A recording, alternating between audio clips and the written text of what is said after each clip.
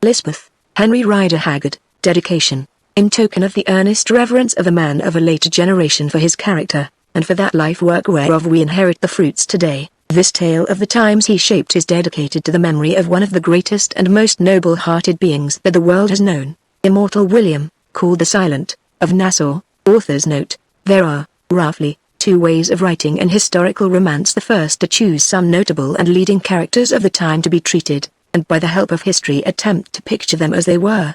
The other, to make a study of that time and history with the country in which it was enacted, and from it to deduce the necessary characters. In the case of Lysbeth, the author has attempted this second method by an example of the trials, adventures, and victories of a burgher family of the generation of Philip II. And William the Silent, he strives to set before readers of today something of the life of those who lived through perhaps the most fearful tyranny that the Western world has known. How did they live, one wonders? How is it that they did not die of very terror, those of them who escaped the scaffold, the famine and the pestilence? This and another why were such things suffered to be ? Seem problems worth consideration, especially by the young, who are so apartment to take everything for granted, including their own religious freedom and personal security. How often, indeed, do any living folk give a grateful thought to the forefathers who won for us these advantages, and many others with them? The writer has sometimes heard travelers in the Netherlands express surprise that even in an age of almost universal decoration its noble churches are suffered to remain smeared with melancholy whitewash. Could they look backward through the centuries and behold with the mind's eye certain scenes that have taken place within these very temples and about their walls, they would marvel no longer. Here we are beginning to forget the smart at the price of which we bought deliverance from the bitter yoke of priest and king, at yonder the sword bit deeper and smote more often. Perhaps that is why in Holland they still love whitewash, which to them may be a symbol, a perpetual protest, and remembering stories that have been handed down as heirlooms to this day, frown at the sight of even the most modest sacerdotal vestment. Those who are acquainted with the facts of their history and deliverance will scarcely wonder at the prejudice. Part 1. The Sowing. Chapter 1. The Wolf and the Badger. The time was in or about the year 1544, when the Emperor Charles V ruled the Netherlands, and are seen the city of Leiden. Anyone who has visited this pleasant town knows that it lies in the midst of wide, flat meadows, and is intersected by many canals filled with Rhine water. But now, as it was winter, near to Christmas indeed, the meadows and the quaint gabled roofs of the city lay buried beneath a dazzling sheet of snow, while, instead of boats and barges, skaters glided up and down the frozen surface of the canals, which were swept for their convenience. Outside the walls of the town, not far from the Marshpoort, or gate, the surface of the broad moat which surrounded them presented a sight as gay as it was charming. Just here one of the branches of the Rhine ran into this moat, and down it came the pleasure-seekers in sledges, on skates, or afoot. They were dressed, most of them, in their best attire, for the day was a holiday set apart for a kind of skating carnival, with sleighing matches, such games as curling, and other amusements. Among these merry folk might have been seen a young lady of 2 or 23 years of age, dressed in a coat of dark green cloth trimmed with fur, and close-fitting at the waist. This coat opened in front, showing a broidered woolen skirt, but over the bust it was tightly buttoned and surmounted by a stiff ruff of Brussels lace. Upon her head she wore a high-crowned beaver hat, to which the nodding ostrich feather was fastened by a jewelled ornament of sufficient value to show that she was a person of some means. In fact, this lady was the only child of a sea captain and shipowner named Carolus van Hout, who, whilst still a middle-aged man, had died about a year before, leaving her heiress to a very considerable fortune. This circumstance, with the added advantages of a very pretty face, in which were set 2 deep and thoughtful grey eyes, and a figure more graceful than was common among the Netherlander women, caused Lysbeth van Hout to be much sought after and admired, especially by the marriageable bachelors of Leiden. On this occasion, however, she was unescorted except by a serving woman somewhat older than herself, a native of Brussels, Greta by name, who in appearance was as attractive as in manner she was suspiciously discreet. As Lysbeth skated down the canal towards the moat, many of the good burghers of Leiden took off their caps to her, especially the young burghers, 1 or 2 of whom had hopes that she would choose them to be her cavalier for this day's fete. Some of the elders, also, asked her if she would care to join their parties, thinking that, as she was an orphan without near male relations, she might be glad of their protection in times when it was wise for beautiful young women to be protected. With this excuse and that, however, she escaped from them all, for Lysbeth had already made her own arrangements. At that date there was living in Leiden a young man of 4 or 25, named Dirk van Goorl, a distant cousin of her own. Dirk was a native of the little town of Alkmaar, and the second son of one of its leading citizens, a brass founder by trade. As in the natural course of events the Alkmaar business would descend to his elder brother, their father appointed him to a Leiden firm, in which, after 8 or 9 years of hard work, he had become a junior partner. While he was still living, Lysbeth's father had taken a liking to the lad, with the result that he grew intimate at the house which, from the first, was open to him as a kinsman. After the death of Carolus van Hout, Dirk had continued to visit there, especially on Sundays, when he was duly and ceremoniously received by Lysbeth's aunt, a childless widow named Clara van Ziel, who acted as her guardian. Thus, by degrees, favored with such ample opportunity, a strong affection had sprung up between these two young people, although as yet they were not affianced, nor indeed had either of them said a word of open love to the other. This abstinence may seem strange. Some explanation of their self-restraint was to be found in Dirk's character. In mind he was patient, very deliberate in forming his purposes, and very sure in carrying them out. He felt impulses like other men, but he did not give way to them. For 2 years or more he had loved Lysbeth, but being somewhat slow at reading the ways of women he was not quite certain that she loved him, and above everything on earth he dreaded a rebuff.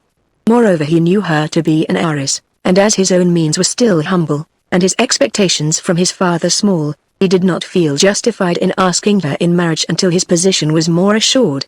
Had the Captain Carolus still been living the case would have been different, for then he could have gone to him. But he was dead, and Dirk's fine and sensitive nature recoiled from the thought that it might be said of him that he had taken advantage of the inexperience of a kinswoman in order to win her fortune. Also deep down in his mind he had a sincerer and quite secret reason for reticence, whereof more in its proper place. Thus matters stood between these two. Today, however, though only with diffidence and after some encouragement from the lady, he had asked leave to be his cousin's cavalier at the ice fete, and when she consented, readily enough, appointed the moat as their place of meeting. This was somewhat less than Lysbeth expected, for she wished his escort through the town.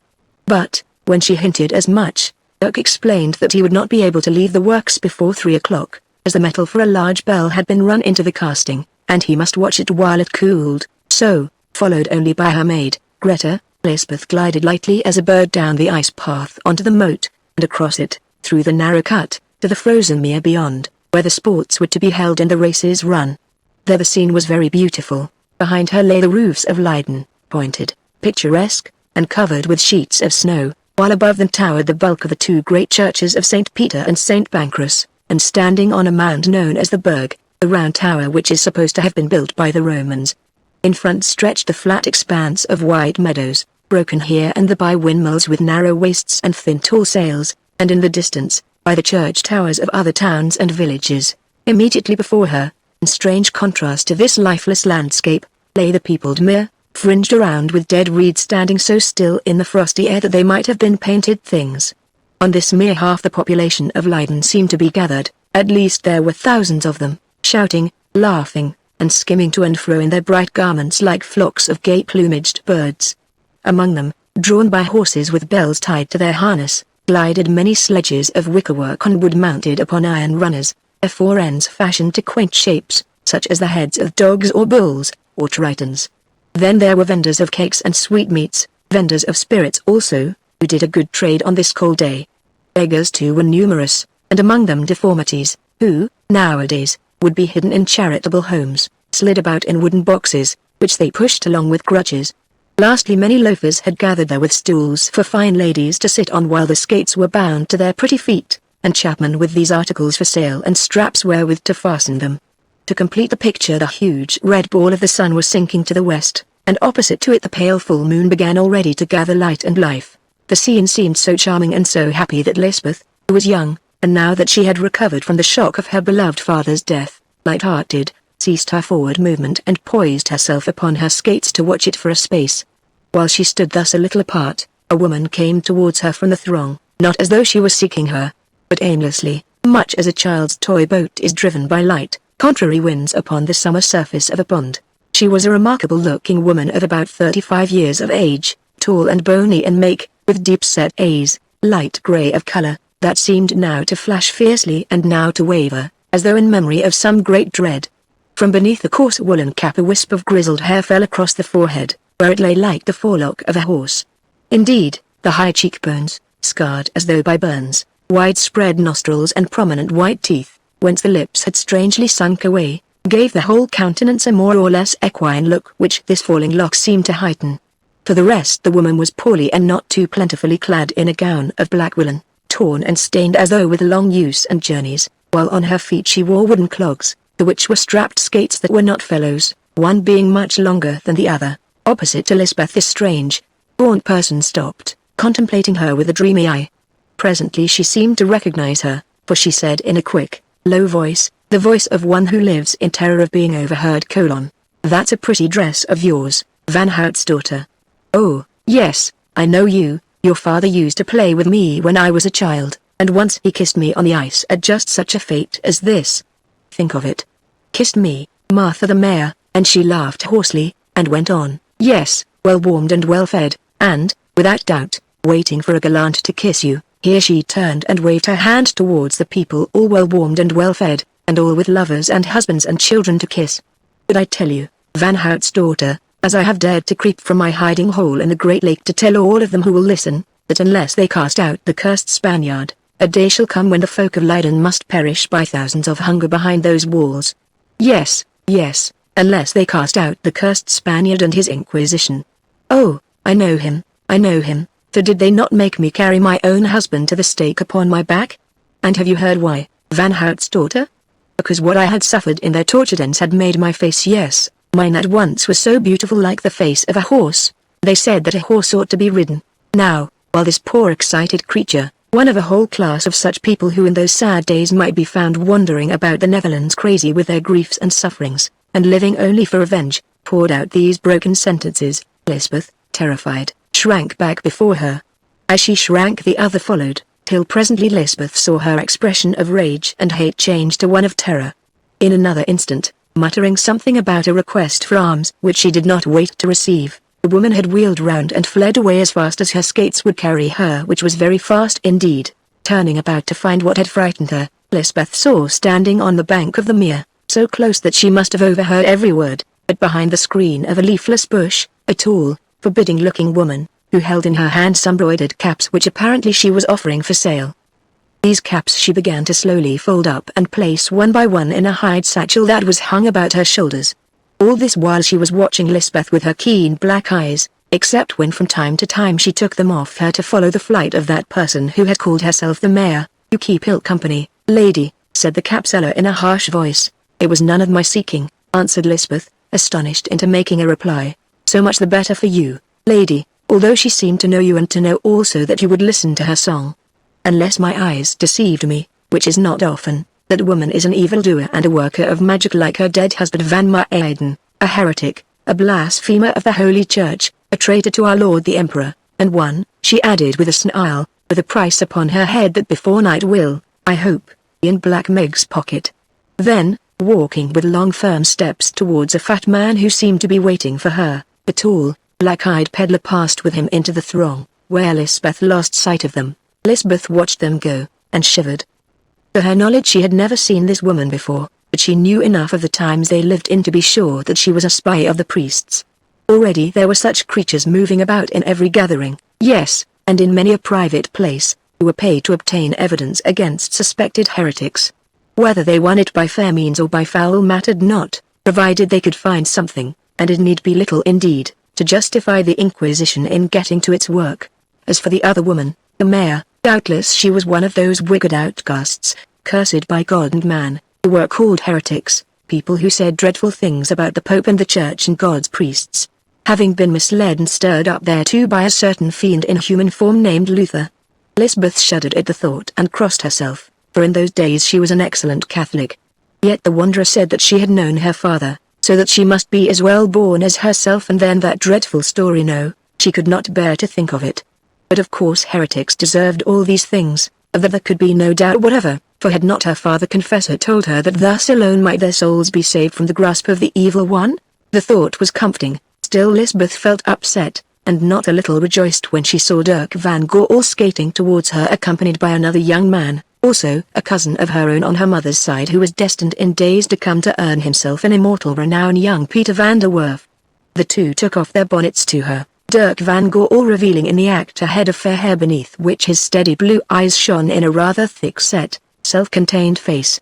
Lysbeth's temper, always somewhat quick, was ruffled, and she showed it in her manner. "I thought, cousins, that we were to meet at 3, and the kirk clock yonder has just chimed past," she said, addressing them both, but looking not too sweetly at Dirk van Goorl. "That's right, cousin," answered Peter, a pleasant-faced and alert young man. "Look at him, scold him, for he is to blame. Ever since 2:15 have I who must drive a sledge in the great race and am back to win been waiting outside that factory in the snow, but, upon my honor, he did not appear until 7 minutes since." "Yes, we have done the whole distance in 7 minutes, and I call that very good skating." "I thought as much," said Lysbeth. "Dirk can only keep an appointment with a church bell or a Stadhuis chandelier." "It was not my fault," broke in Dirk in his slow voice. "I have my business to attend. I promised to wait until the metal had cooled sufficiently, and hot bronze takes no account of ice parties and sledge races, so I suppose that you stopped to blow on it, cousin. Well, the result is that, being quite unescorted, I have been obliged to listen to things which I did not wish to hear." "What do you mean?" asked Dirk, taking fire at once. Then she told them something of what the woman who called herself the mayor had said to her, adding, "Doubtless the poor creature is a heretic and deserves all that has happened to her. But it is dreadfully sad, and I came here to enjoy myself, not to be sad." Between the two young men there passed a glance which was full of meaning. But it was Dirk who spoke. The other, more cautious, remained silent. "Why do you say that, cousin Lysbeth?" he asked in a new voice, a voice thick and eager. "Why do you say that she deserves all that can happen to her? I have heard of this poor creature who is called Mother Martha, or the mayor, although I have never seen her myself. She was noble-born, much better born than any of us three, and very fair. Once they called her the Lily of Brussels when she was the Vrouw van Maeden, and she has suffered dreadfully, for one reason only, because she and hers did not worship God as you worship him, as we worship him," broke in Van der Werf with a cough. "No," answered Dirk sullenly, "as our cousin Lysbeth van Hout worships him. For that reason only they killed her husband and her little son, and drove her mad, so that she lives among the reeds of the Haarlemmermeer like a beast in its den. Yes, the Spaniards and their Spanish priests, as I dare say that they will kill us also. Don't you think that it is getting rather cold standing here?" interrupted Peter van der Werf before she could answer. "Look, the sledge races are just beginning. Come, cousin, give me your hand," and, taking Lysbeth by the arm, he skated off into the throng, followed at a distance by Dirk and the serving maid, Greta. "Cousin," he whispered as he went, "this is not my place, it is Dirk's place, but I pray you as you love him, I beg your pardon as you esteem a worthy relative, do not enter into a religious argument with him here in public, where even the ice and sky are two great ears. It is not safe, little cousin, I swear to you that it is not safe." In the center of the mere the great event of the day, the sledge races, were now in progress. As the competitors were many, these must be run in heats, the winners of each heat standing on one side to compete in the final contest. Now these victors had a pretty prerogative not unlike that accorded to certain dancers in the cotillion of modern days.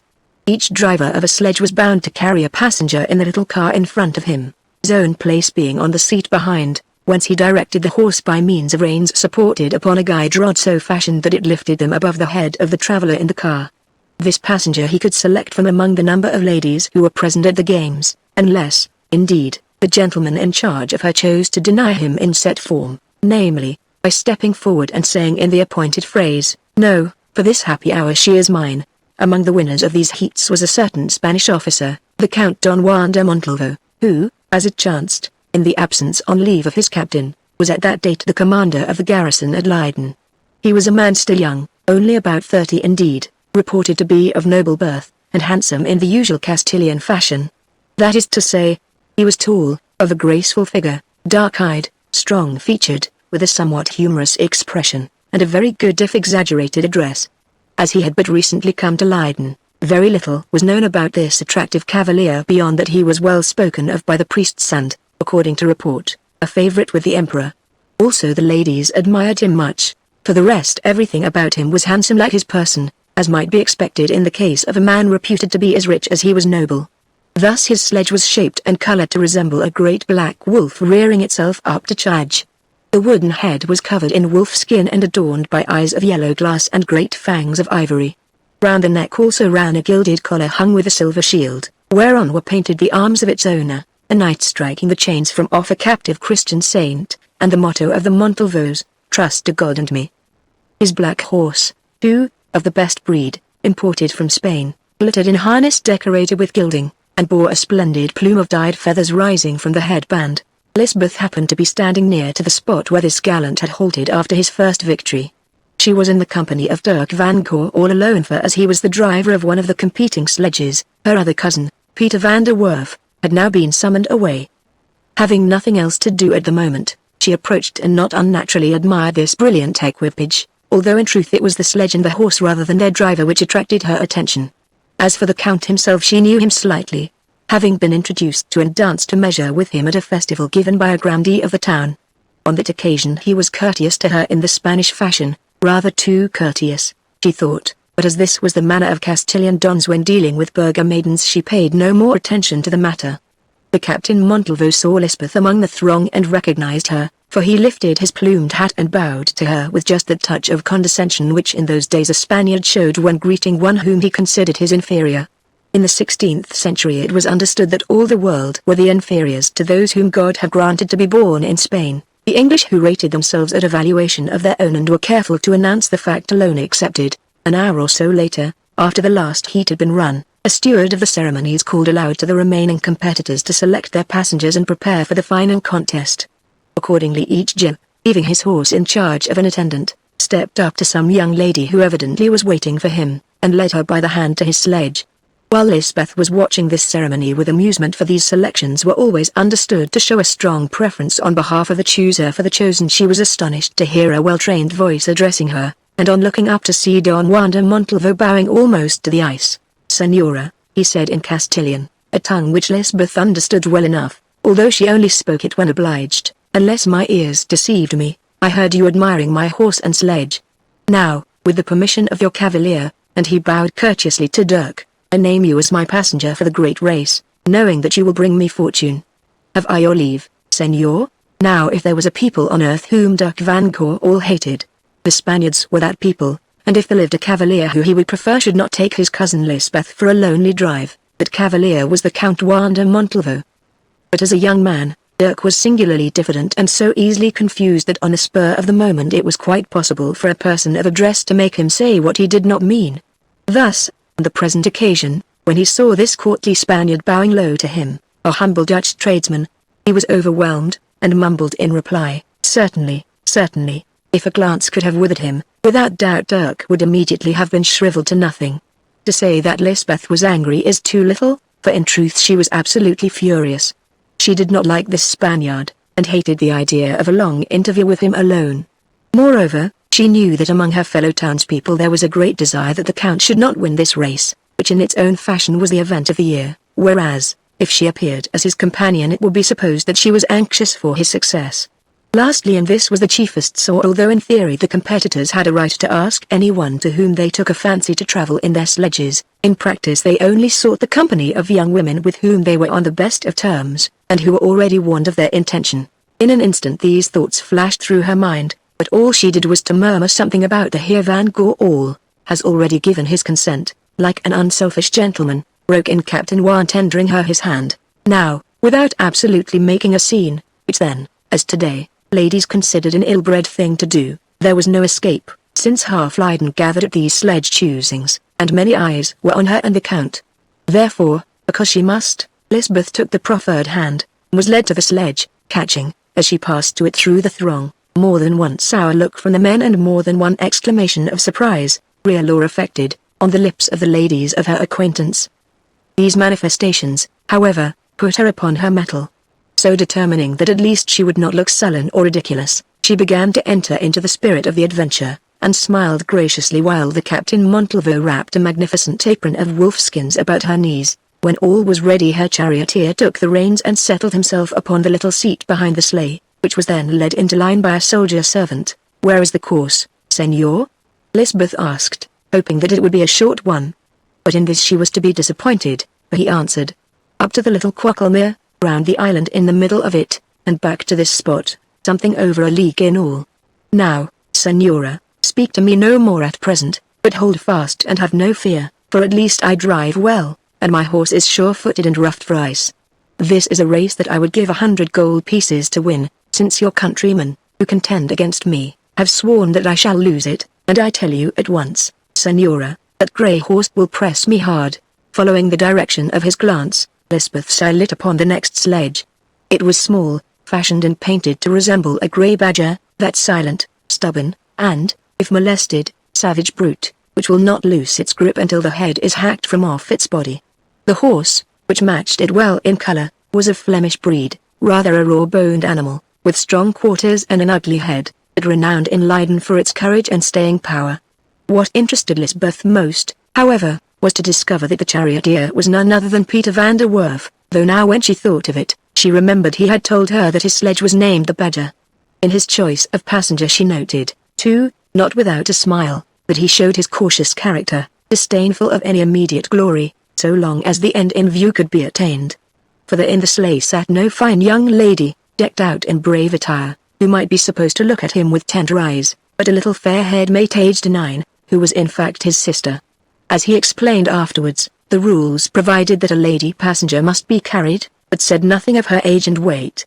Now the competitors, 8 of them, were in a line, and coming forward, the master of the course, in a voice that everyone might hear, called out the conditions of the race and the prize for which it was to be run, a splendid glass goblet engraved with the cross keys, the arms of Leiden. This done, after asking if all were ready, he dropped a little flag, whereon the horses were loosed and away they went. Before a minute had passed, forgetting all her doubts and annoyances, Lysbeth was lost in the glorious excitement of the moment. Like birds in the heavens, cleaving the keen, crisp air, they sped forward over the smooth ice. The gay throng vanished, the dead reeds and stark bushes seemed to fly away from them. The only sounds in their ears were the rushing of the wind, the swish of the iron runners, and the hollow tapping of the hooves of their galloping horses. Certain sledges drew ahead in the first burst, but the wolf and the badger were not among these. The Count de Montalvo was holding in his black stallion, and as yet the grey Flemish gelding looped along with a constrained and awkward stride. When, passing from the little mere, they entered the strait of the canal, these two were respectively 4th and 5th. Up the course they sped, through a deserted snow-clad country, past the church of the village of Alkmuide. Now, half a mile or more away appeared the Kwakkelmeer, and in the centre of it the island which they must turn. They reached it, they were round it, and when their faces were once more set homewards, Lysbeth noted that the wolf and the badger were 3rd and 4th in the race, someone having dropped behind. Half a mile more and they were 2nd and 3rd, another half mile and they were 1st and 2nd with perhaps a mile to go. Then the fight began. Yard by yard the speed increased, and yard by yard the black stallion drew ahead. Now in front of them lay a furlong or more of bad ice encumbered with lumps of frozen snow that had not been cleared away, which caused the sleigh to shake and jump as it struck. Lysbeth looked round. "The badger is coming up," she said. Montalvo heard, and for the first time laid his whip upon the haunches of his horse, which answered gallantly. But still the badger came up. The grey was the stronger beast, and had begun to put out his strength. Presently his ugly head was behind them, for Lysbeth felt the breath from his nostrils blowing on her, and saw their steam. Then it was past, for the steam blew back into her face, yes, and she could see the eager eyes of the child in the grey sledge. Now they were neck and neck, and the rough ice was done with. 600 yards away, not more, lay the goal, and all about them, outside the line of the course, were swift skaters travelling so fast that their heads were bent forward and down to within 3 feet of the ice. Van der Werf called to his horse, and the grey began to gain. Montalvo lashed the stallion, and once more they passed him. But the black was failing, and he saw it, for Lysbeth heard him curse in Spanish. Then of a sudden, after a cunning glance at his adversary, the Count pulled upon the right rein, and a shrill voice rose upon the air, the voice of the little girl in the other sledge. "Take care, brother," it cried, "he will overthrow us." True enough, in another moment the black would have struck the grey sideways. Lysbeth saw Van der Werf rise from his seat and throw his weight backward, dragging the grey onto his haunches. By an inch not more the wolf sleigh missed the gelding. Indeed, one runner of it struck his hoof, and the high woodwork of the side brushed and cut his nostril. "A foul, a foul!" yelled the skaters, and it was over. Once more they were speeding forward, but now the black had a lead of at least 10 yards, for the grey must find his stride again. They were in the straight, the course was lined with hundreds of witnesses, and from the throats of every one of them arose a great cry, Or rather two cries, "The Spaniard! The Spaniard wins!" said the first cry, that was answered by another and a deeper roar. "No, Hollander, the Hollander! The Hollander comes up!" Then in the midst of the fierce excitement bred of the excitement, perhaps some curious spell fell upon the mind of Lysbeth. The race, its details, its objects, its surroundings faded away. These physical things were gone, and in place of them was present a dream, a spiritual interpretation such as the omens and influences of the times she lived in might well inspire. What did she seem to see? She saw the Spaniard and the Hollander striving for victory. But not a victory of horses. She saw the black Spanish wolf, at first triumphant, outmatch the Netherland badger. Still, the badger, dogged Dutch badger, held on. Who would win? The fierce beast or the patient beast? Who would be the master in this fight? There was death in it. Look, the whole snow was red. The roofs of Leiden were red, and red the heavens. In the deep hues of the sunset they seemed bathed in blood, while about her the shouts of the backers and factions transformed themselves into a fierce cry of battling peoples. All voices mingled in that cry, voices of hope, of agony, and of despair, but she could not interpret them. Something told her that the interpretation and the issue were in the mind of God alone. Perhaps she swooned. Perhaps she slept and dreamed this dream. Perhaps the sharp rushing air overcame her. At the least Lysbeth's eyes closed and her mind gave way. When they opened and it returned again, their sledge was rushing past the winning post. But in front of it travelled another sledge, drawn by a gaunt grey horse, which galloped so hard that its belly seemed to lie upon the ice. A horse driven by a young man whose face was set like steel and whose lips were as the lips of a trap. Could that be the face of her cousin Peter van der Werf? And, if so, what passion had stamped that strange seal thereon? She turned herself in her seat and looked at him who drove her. Was this a man, or was it a spirit escaped from doom? Blessed Mother of Christ! What a countenance! The eyeballs starting and upturned, nothing but the white of them to be seen, the lips curled, and, between, two lines of shining fangs, the lifted points of the mustachios touching the high cheekbones. No, it was neither a spirit nor a man. She knew now what it was. It was the very type and incarnation of the Spanish wolf. Once more she seemed to faint, while in her ears there rang the cry, "The Hollander! Outstayed! Outstayed! Conquered is the accursed Spaniard!" Then Lysbeth knew that it was over, and again the faintness overpowered her. Chapter 2 SHEWHO buys pays. When Lysbeth's mind recovered from its confusion, she found herself still in the sledge and beyond the borders of the crowd that was engaged in rapturously congratulating the winner. Drawn up alongside of the wolf was another sleigh of plain make, and harnessed to it a heavy Flemish horse. This vehicle was driven by a Spanish soldier, with whom sat a second soldier apparently of the rank of sergeant. There was no one else near. Already people in the Netherlands had learned to keep their distance from Spanish soldiers. "If your excellency would come now," the sergeant was saying, "this little matter can be settled without any further trouble." "Where is she?" asked Montalvo. "Not more than a mile or so away, near the place called Steenveld. Tie her up in the snow to wait till tomorrow morning." "My horse is tired and it may save us trouble," he began, then added, after glancing back at the crowd behind him and next at Lysbeth, "No, I will come." Perhaps the Count did not wish to listen to condolences on his defeat, or perhaps he desired to prolong the tete-a-tete with his fair passenger. At any rate, without further hesitation, he struck his weary horse with the whip, causing it to amble forward somewhat stiffly but at a good pace. "Where are we going, senor?" asked Lysbeth anxiously. "The race is over and I must seek my friends." "Your friends are engaged in congratulating the victor, lady," he answered in his suave and courteous voice, "and I cannot leave you alone upon the ice. Do not trouble, this is only a little matter of business which will scarcely take a quarter of an hour," and once more he struck the horse, urging it to a better speed. Lysbeth thought of remonstrating, she thought even of springing from the sledge, but in the end she did neither. To seem to continue the drive with her cavalier would, she determined, look more natural and less absurd than to attempt a violent escape from him. She was certain that he would not put her down merely at her request, something in his manner told her so, and though she had no longing for his company, it was better than being made ridiculous before half the inhabitants of Leiden. Moreover, the position was no fault of hers, it was the fault of Dirk van Goorl, who should have been present to take her from the sledge.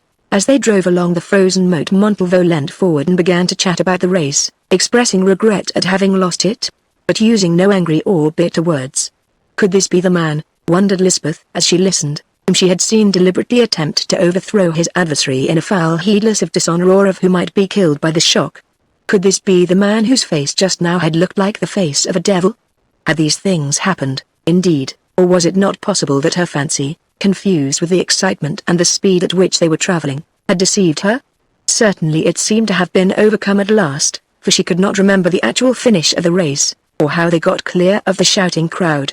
While she was still wondering thus, replying from time to Montalvo in monosyllables, the sledge in front of them turned the corner of one of the eastern bastions and came to a halt.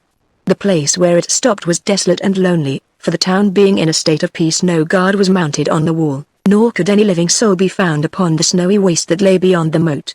At first, indeed, Lysbeth was able to see nobody at all, for by now the sun had gone down and her eyes were not accustomed to the increasing light of the moon.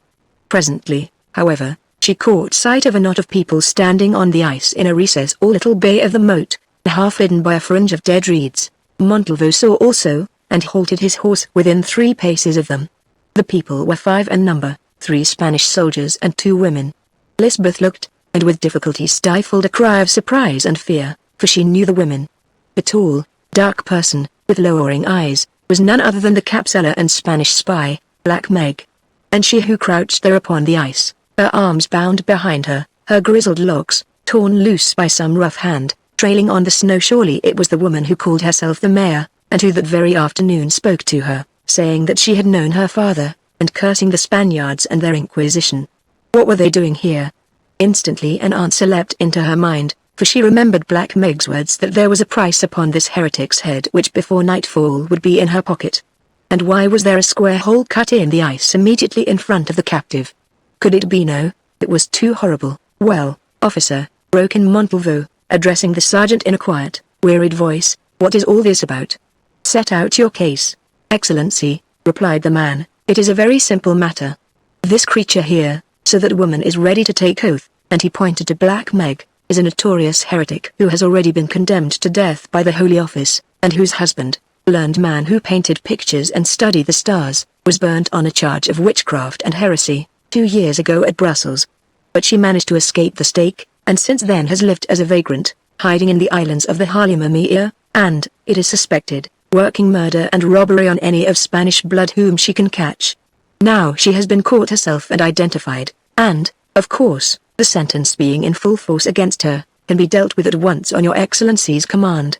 Indeed, it would not have been necessary that you should be troubled about the thing at all had it not been that this worthy woman, and again he pointed to Black Meg, who was the one who waylaid her, pulled her down and held her till we came, requires your certificate in order that she may claim the reward from the treasurer of the Holy Inquisition. Therefore, you will be asked to certify that this is, indeed, a notorious heretic commonly known as Martha the Mayor, but whose other name I forget, after which, if you will please to withdraw, we will see to the rest. You mean that she will be taken to the prison to be dealt with by the Holy Office? Queried Montalvo. Not exactly, Excellency, answered the sergeant with a discreet smile and a cough. The prison, I am told, is quite full, but you may start for the prison, and there seems to be a hole in the ice into which, since Satan leads the footsteps of such people astray, this heretic might chance to fall or throw herself. What is the evidence? Asked Montalvo. Then Black Meg stood forward, and, with the rapidity and unction of a spy, poured out her tale.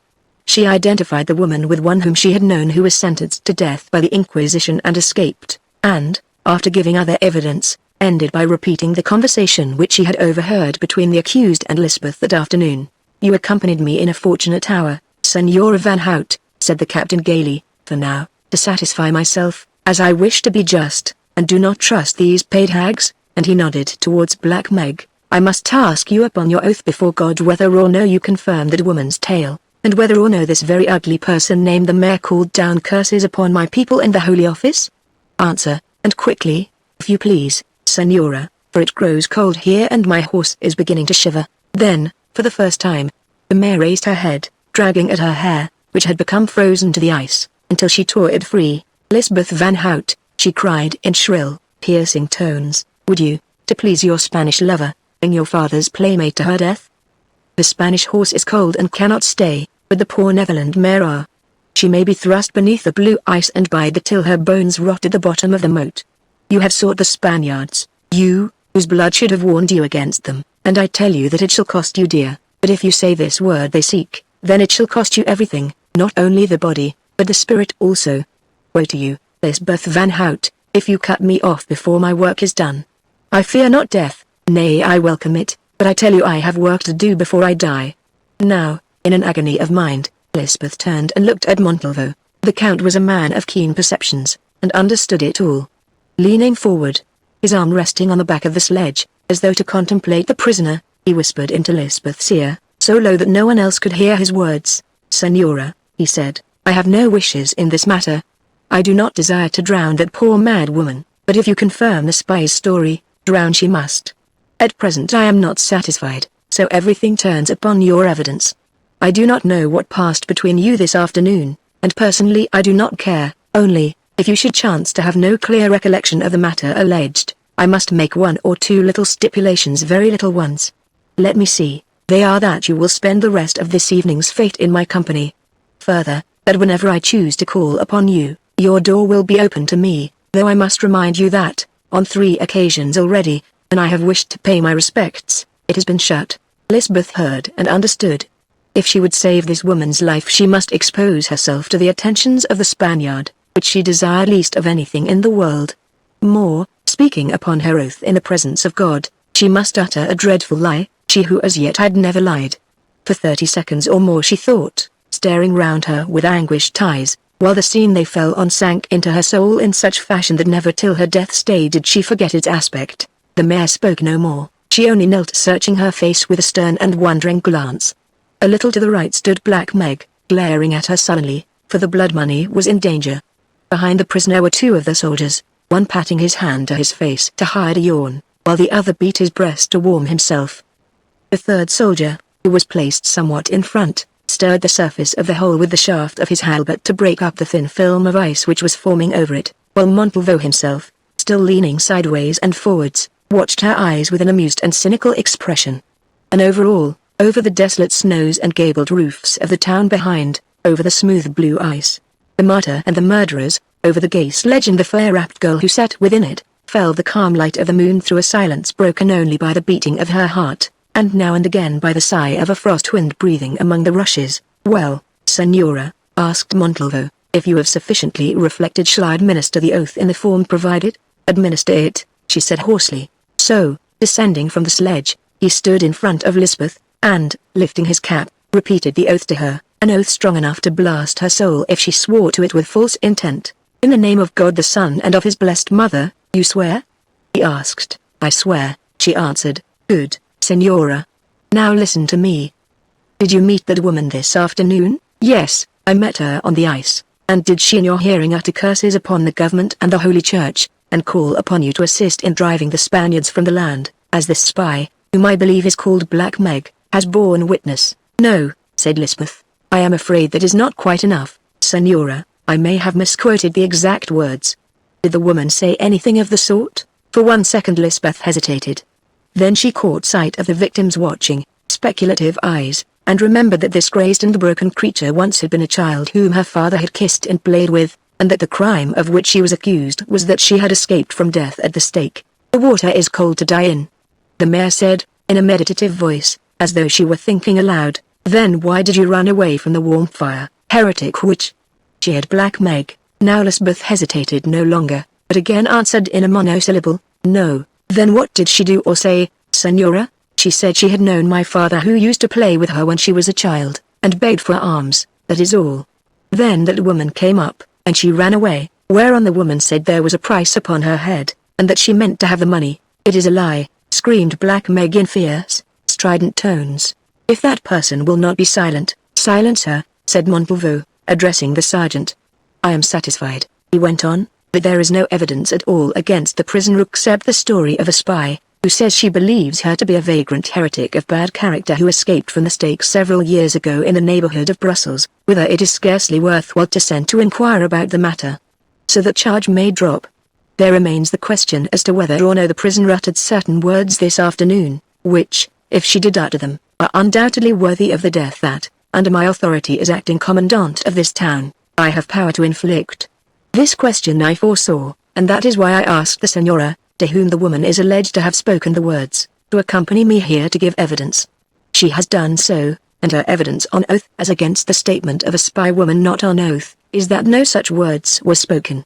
This being so, as the Senora is a good Catholic whom I have no reason to disbelieve, I order the release of the prisoner, whom for my part one take for nothing more than a crazy and harmless wanderer. At least you will detain her till I can prove that she is the heretic who escaped from the stake near Brussels, shouted Black Meg. I will do nothing of the sort, the prison here is overfull already. Untie her arms and let her go. The soldiers obeyed, wondering somewhat, and the mare scrambled to her feet. For a moment she stood looking at her deliverer. Then crying, "We shall meet again, Lysbeth van Hout." Suddenly she turned and sped up a dike at extraordinary speed. In a few seconds there was nothing to be seen of her but a black spot upon the white landscape, and presently she had vanished altogether. "Gallop as you will, mare, I shall catch you yet," screamed Black Meg after her. "And you too, my pretty little liar, who have cheated me out of a dozen florins. Wait till you are up before the Inquisition as a heretic, for that's where you land. No fine Spanish lover will save you then. So you have gone to the Spanish, have you, and thrown over your fat-faced burgher? Well, you will have enough of Spaniards before you have done with them, I can tell you." Twice had Montalvo tried to stop this flood of furious eloquence, which had become personal and might prove prejudicial to his interests, but without avail.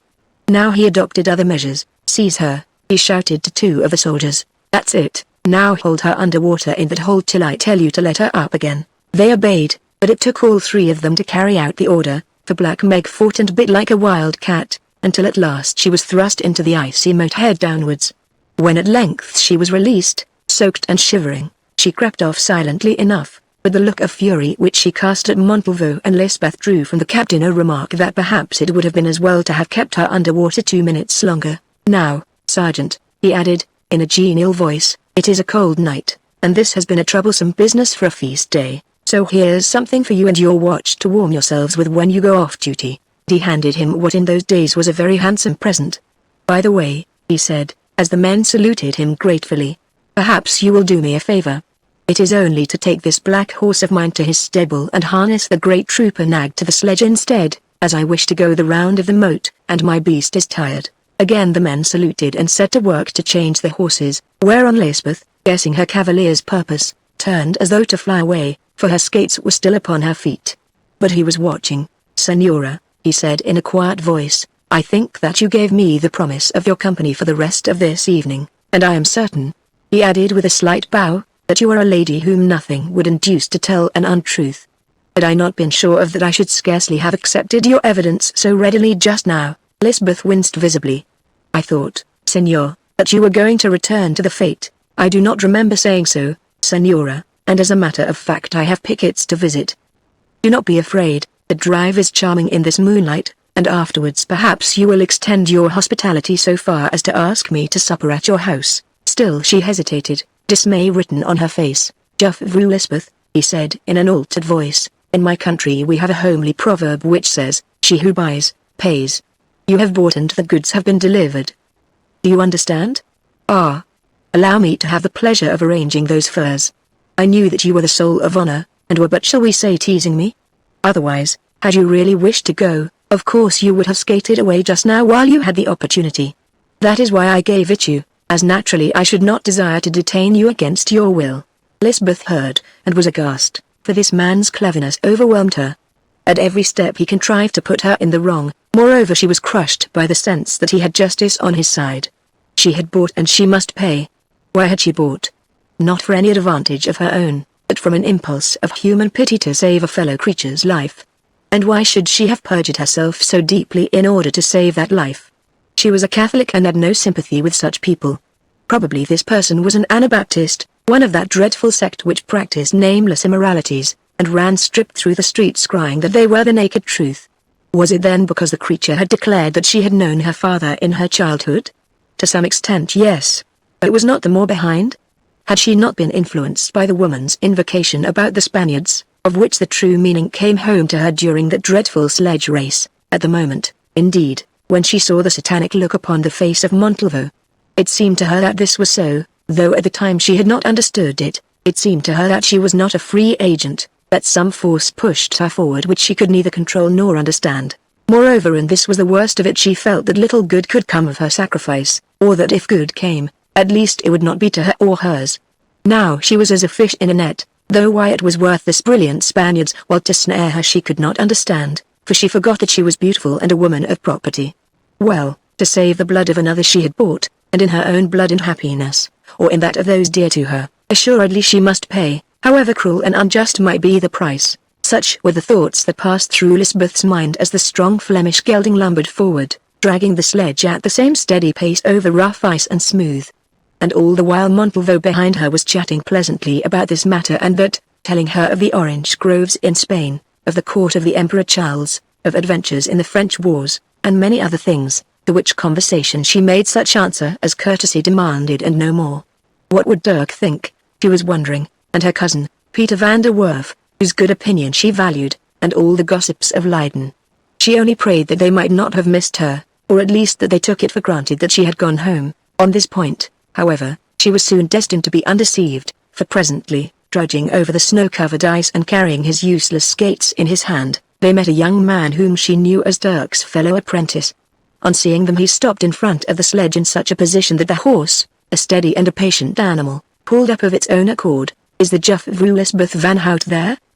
he asked anxiously. "Yes," she replied, but before she could say more Montalvo broke in, inquiring what might be the matter. "Nothing," he answered, "except that she was lost and Dirk van Goorl, my friend, sent me to look for her this way while he took the other." "Indeed.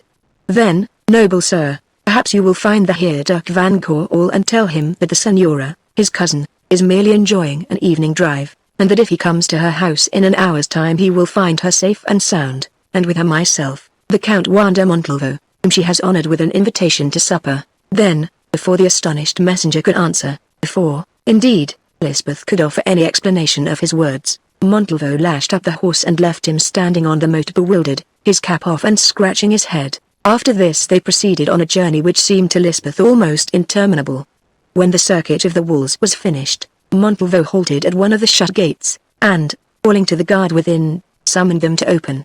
This caused delay and investigation, for at first the sergeant of the guard would not believe that it was his acting commandant who spoke. "Without pardon, Excellency," he said when he had inspected him with a lantern, "but I did not think that you would be going the rounds with a lady in your sledge," and holding up the light the man took a long look at Lysbeth, grinning visibly as he recognized her. He is a gay bird, the captain, a very gay bird, and it's a pretty Dutch dickie he is teaching to pipe now," she heard him call to a comrade as he closed the heavy gates behind their sleigh. Then followed more visits to other military posts in the town, and with each visit a further explanation. All this while the Count Montalvo uttered no word beyond those of ordinary compliment, and ventured on no act of familiarity, his conversation and demeanor indeed remaining perfectly courteous and respectful. So far as it went this was satisfactory. But at length there came a moment when Lysbeth felt that she could bear the position no longer. "Senor," she said briefly, "take me home, I grow faint." "With hunger doubtless," he interrupted. "Well, by heaven, so do I. But, my dear lady, as you are aware, duty must be attended to, and, after all, you may have found some interest in accompanying me on a tour of the pickets at night. I know your people speak roughly of us Spanish soldiers, but I hope that after this you will be able to bear testimony to their discipline. Although it is a fete day you will be my witness that we have not found a man off duty or the worse for drink. Here, you," he called to a soldier who stood up to salute him, "follow me to the house of the Juffrouw Lysbeth van Hout, where I sup, and lead this sledge back to my quarters." Chapter 3 Montalvo wins a trick. Turning up the Breestrat, then as now perhaps the finest in the town of Leiden, Montalvo halted his horse before a substantial house fronted with 3 round-headed gables, of which the largest that over the entrance in the middle was shaped into 2 windows with balconies. This was Lysbeth's house which had been left to her by her father, where, until such time as she should please to marry, she dwelt with her aunt, Clara van Ziel. The soldier whom he had summoned having run to the horse's head, Montalvo leapt from his driver's seat to assist the lady to alight. At the moment Lysbeth was occupied with wild ideas of swift escape.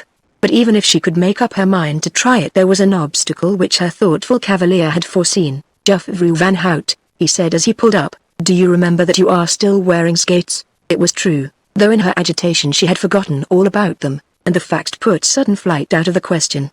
She could not struggle into her own house walking on the sides of her feet like the tame seal which old fisherman Hans had brought from northern seas. It would be too ridiculous, and the servants would certainly tell the story all about the town. Better for a while longer to put up with the company of this odious Spaniard than to become a laughing-stock in an attempt to fly. Besides, even if she found herself on the other side of it, could she shut the door in his face? Would her promise let her, and would he consent? Yes, she answered briefly, I will call my servant. Then for the first time the Count became complimentary in a dignified Spanish manner. Let no base-born menial hold the foot which it is an honor for an hidalgo of Spain to touch.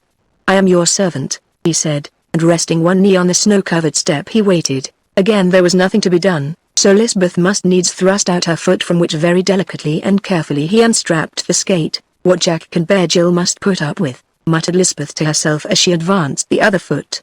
Just at that moment, however, the door behind them began to open. She who buys, murmured Montalvo as he commenced on the second set of straps. Then the door swung wide, and a voice of Dirk van Goorl was heard saying in a tone of relief, Yes, sure enough it is she, Tanti Clara, and someone is taking off her boots. Skates, senor, skates, interrupted Montalvo, glancing backward over his shoulder, then added in a whisper as he bent once more to his task, a hand pays. You will introduce me, is it not so? I think it will be less awkward for you. So, as flight was impossible, for he held her by the foot, and an instinct told her that, especially to the man she loved, the only thing to do was to make light of the affair, Lysbeth said, Dirk, cousin Dirk, I think you know this is the Honorable Captain the Count Wander Montalvo. Ah.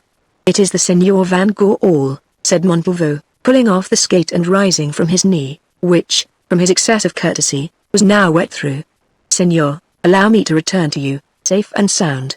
The fair lady of whom I have robbed you for a while, Captain, blurted Dirk. Why, from first to last, she has been gone nearly 4 hours, and a fine state we have been in about her. That will all be explained presently, Senor, at supper, to which the Juffrou has been so courteous as to ask me. Then, aside and below his breath, again the ominous word of reminder pays.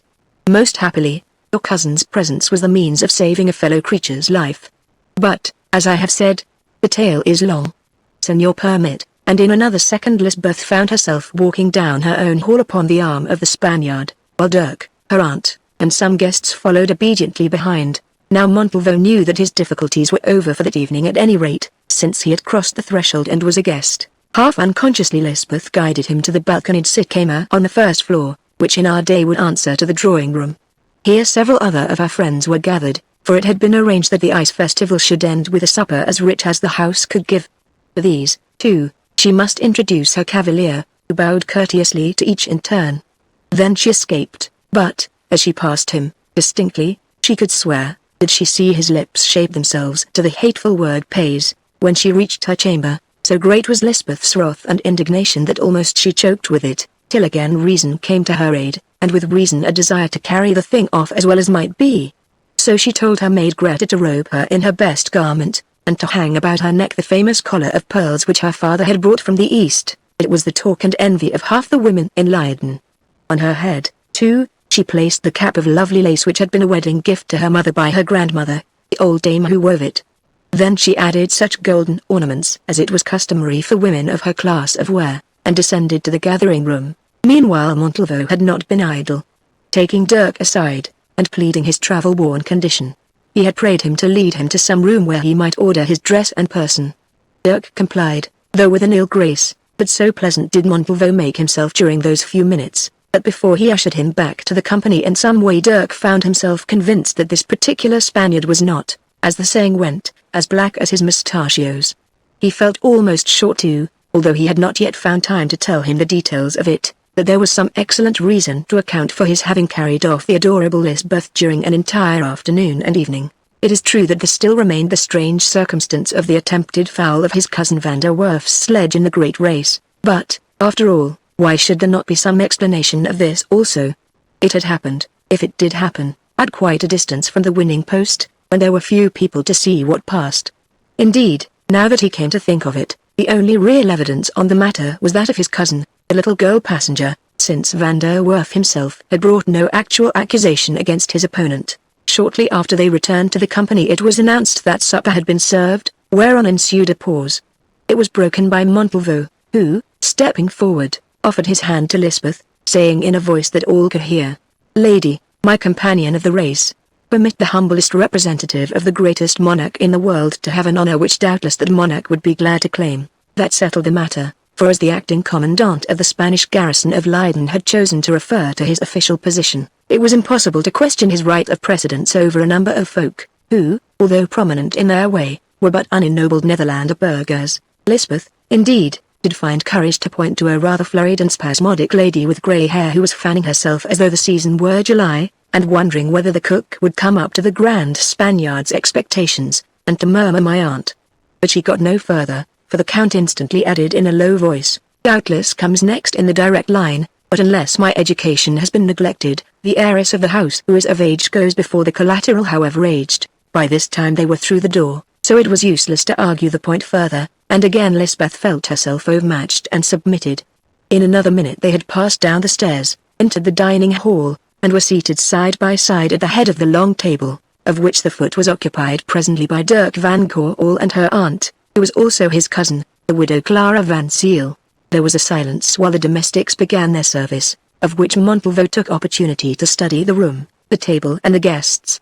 It was a fine room panelled with German oak, and lighted sufficiently, if not brilliantly, by two hanging brass chandeliers of the famous Flemish workmanship, in each of which were fixed 18 of the best candles, while on the sideboards were branch candlesticks, also of worked brass. The light thus provided was supplemented by that from the great fire of peat and old ship's timber which burned in a wide blue-tiled fireplace, halfway down the chamber, throwing its reflections upon many a flagon and bowl of cunningly hammered silver that adorned the table and the sideboards. The company was of the same character as the furniture, handsome and solid, people of means, every man and woman of them, accumulated by themselves or their fathers, in the exercise of the honest and profitable trade whereof at this time the Netherlands had a practical monopoly. "I have made no mistake," thought Montalvo to himself, as he surveyed the room and its occupants.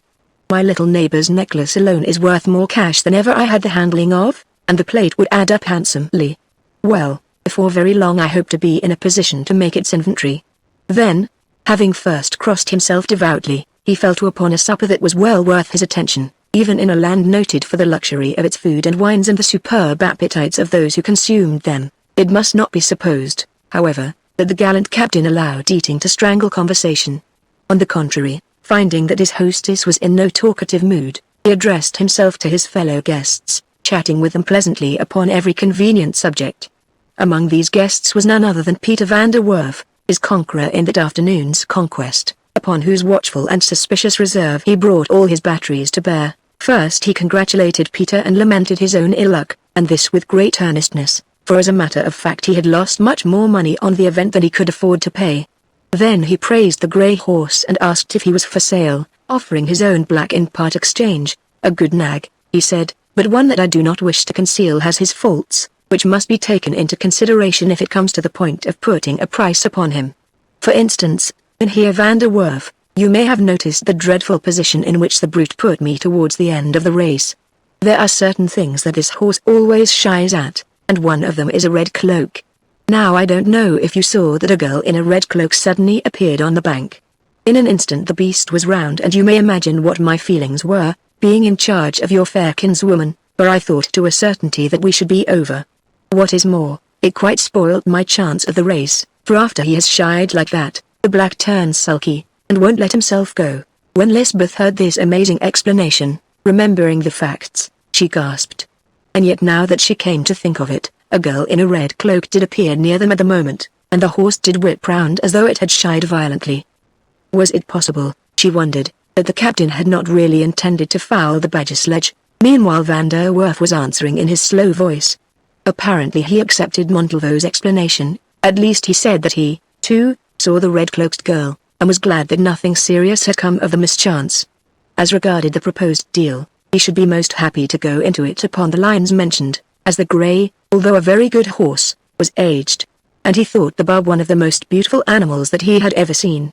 At this point, as he had not the slightest intention of parting with his valuable charger, at any rate on such terms, Montalvo changed the subject. At length, when men, and, for the matter of that, women, too, had well eaten, and the beautiful tall Flemish glasses not for the first time were replenished with the best Rhenish or Spanish wines, Montalvo, taking advantage of a pause in the conversation, rose and said that he wished to claim the privilege of a stranger among them and propose a toast. namely, the health of his late adversary, Peter van der Werf. At this the audience applauded, for they were all very proud of the young man's success, and some of them had won money over him. Still more did they applaud, being great judges of culinary matters, when the Spaniard began his speech by an elegant tribute to the surpassing excellence of the supper.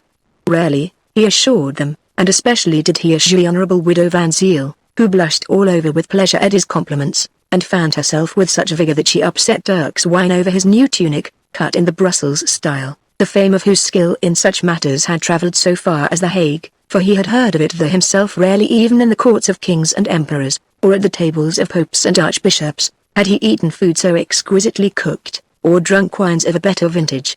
Then, passing on to the subject of his speech, Van der Werf, he toasted him and his horse and his little sister and his sledge, in really well-chosen and appropriate terms, not by any means overdoing it, for he confessed frankly that his defeat was a bitter disappointment to him, especially as every soldier in the camp had expected him to win and he was afraid backed him for more than he could afford. Also, incidentally, so that everyone might be well acquainted with it, he retold the story of the girl with the red cloak.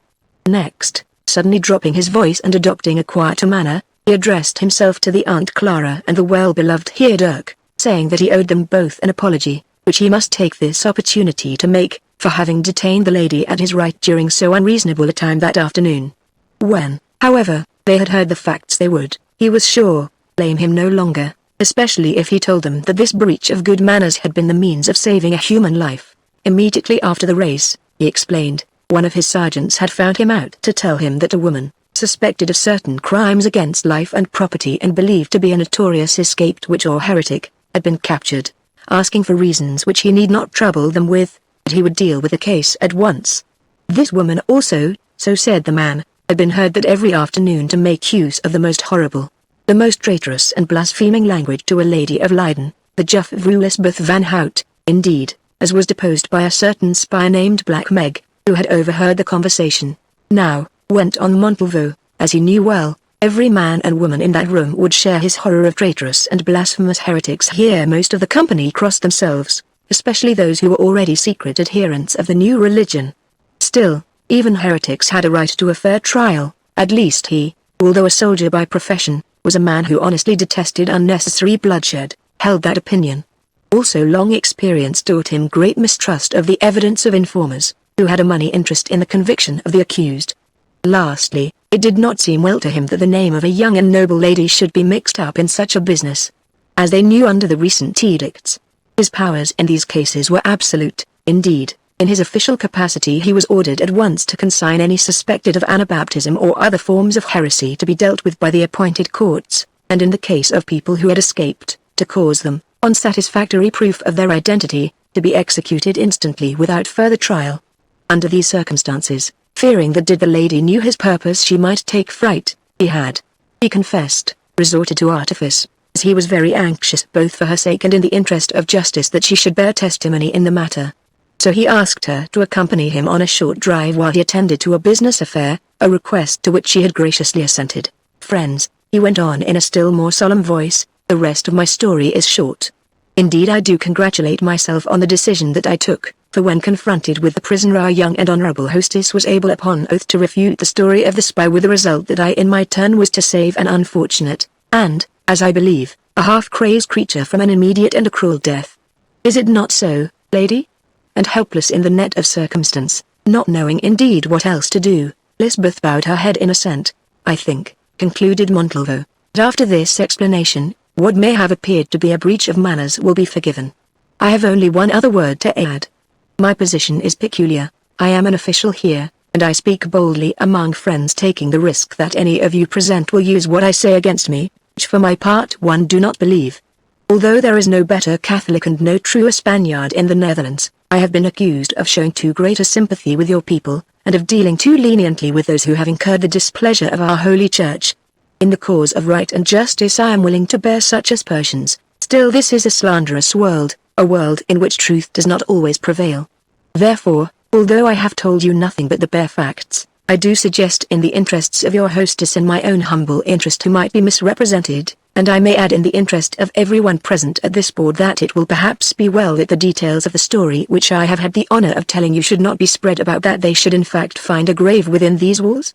Friends, do you agree? Then moved by a common impulse, and by a common if a secret fear, with the single exception of Lysbeth, every person present, yes, even the cautious and far-seeing young Van der Werf, echoed we agree. Friends, said Montalvo. Those simple words carried to my mind conviction deep as any vow, however solemn, deep, if that were possible, as did the oath of your hostess, upon the faith of which I felt myself justified in acquitting the poor creature who was alleged to be an escaped heretic.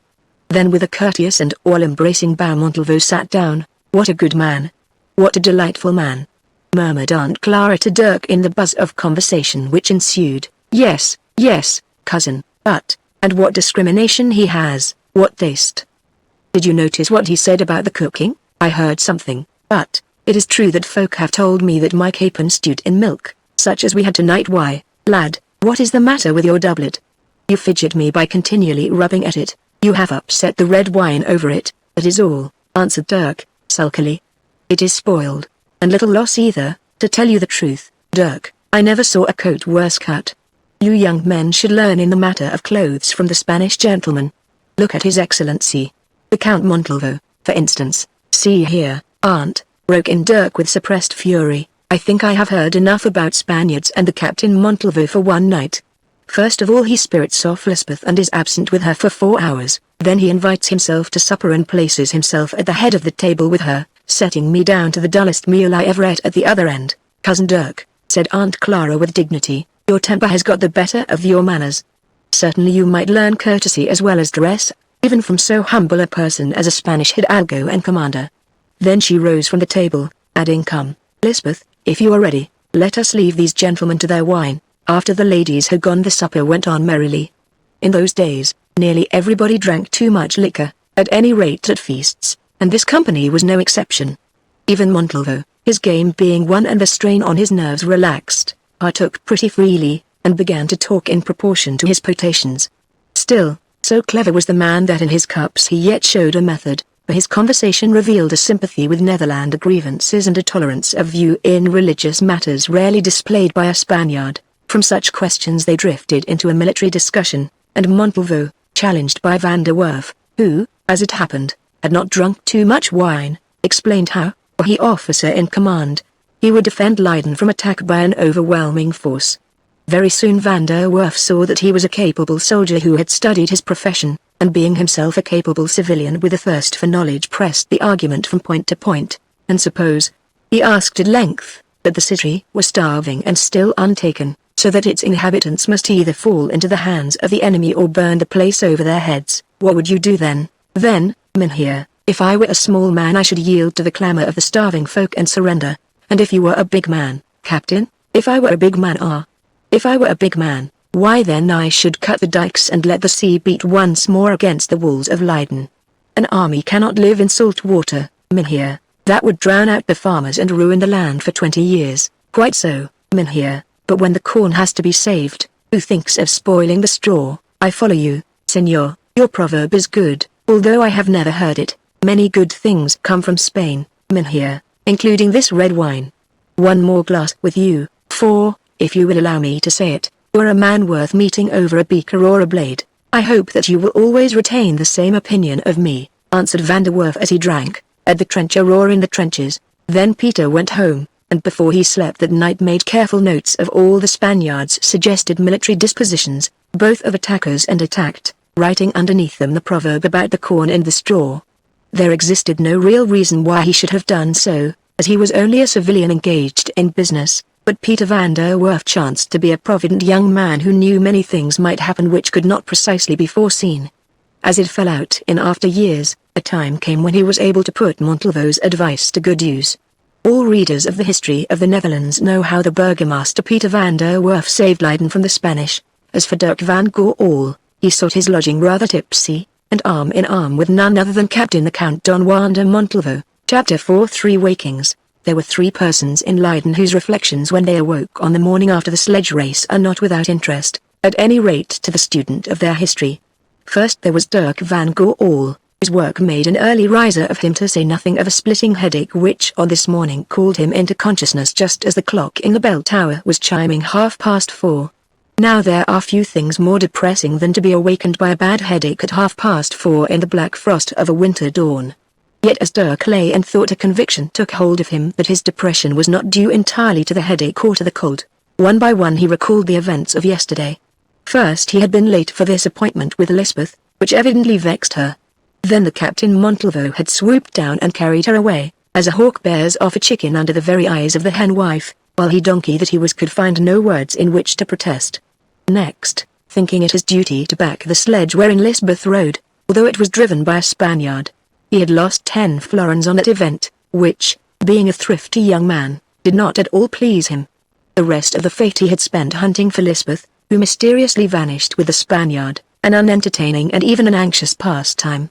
Then came the supper, when once more the Count swooped down on Lysbeth, leaving him to escort his cousin Clara, whom he considered an old fool and disliked, and who, having spoilt his new jacket by spilling wine over it, ended by abusing his taste in dress. Nor was that all. He had drunk a great deal more strong wine than was wise, for to this his head certified. Lastly, he had walked home arm in arm with his lady-snatching Spaniard, and by heaven, yes, he had sworn eternal friendship with him on the doorstep. Well, there was no doubt that the Count was an uncommonly good fellow for a Spaniard. As for that story of the fowl, he had explained it quite satisfactorily, and he had taken his beating like a gentleman. Could anything be nicer or in better feeling than his allusions to Cousin Peter in his after-supper speech? Also, and this was a grave matter, the man had shown that he was tolerant and kindly by the way in which he dealt with a poor creature called the Mayor, a woman whose history Dirk knew well, one whose sufferings had made of her a crazy and rash-tongued wanderer, who, so it was rumored, could use a knife. In fact, for the truth may as well be told at once, Dirk was a Lutheran, having been admitted to that community 2 years before. To be a Lutheran in those days, that is in the Netherlands, meant, it need scarcely be explained, that you walked the world with a halter around your neck and a vision of the rack and the stake before your eyes, circumstances under which religion became a more earnest and serious thing than most people find it in this century. Still, even at that date, the dreadful penalties attaching to the crime did not prevent many of the burgher and lower classes from worshipping God in their own fashion. Indeed, if the truth had been known, of those who were present at Lysbeth's supper on the previous night, more than half, including Peter van der Werf, were adherents of the new faith.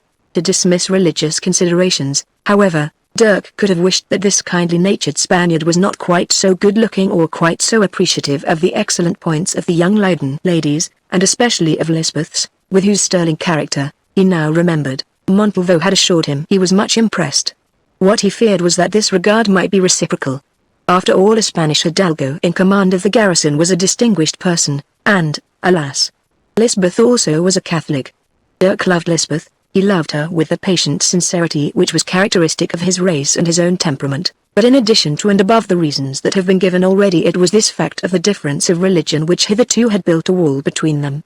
Of course she was unaware of anything of the sort.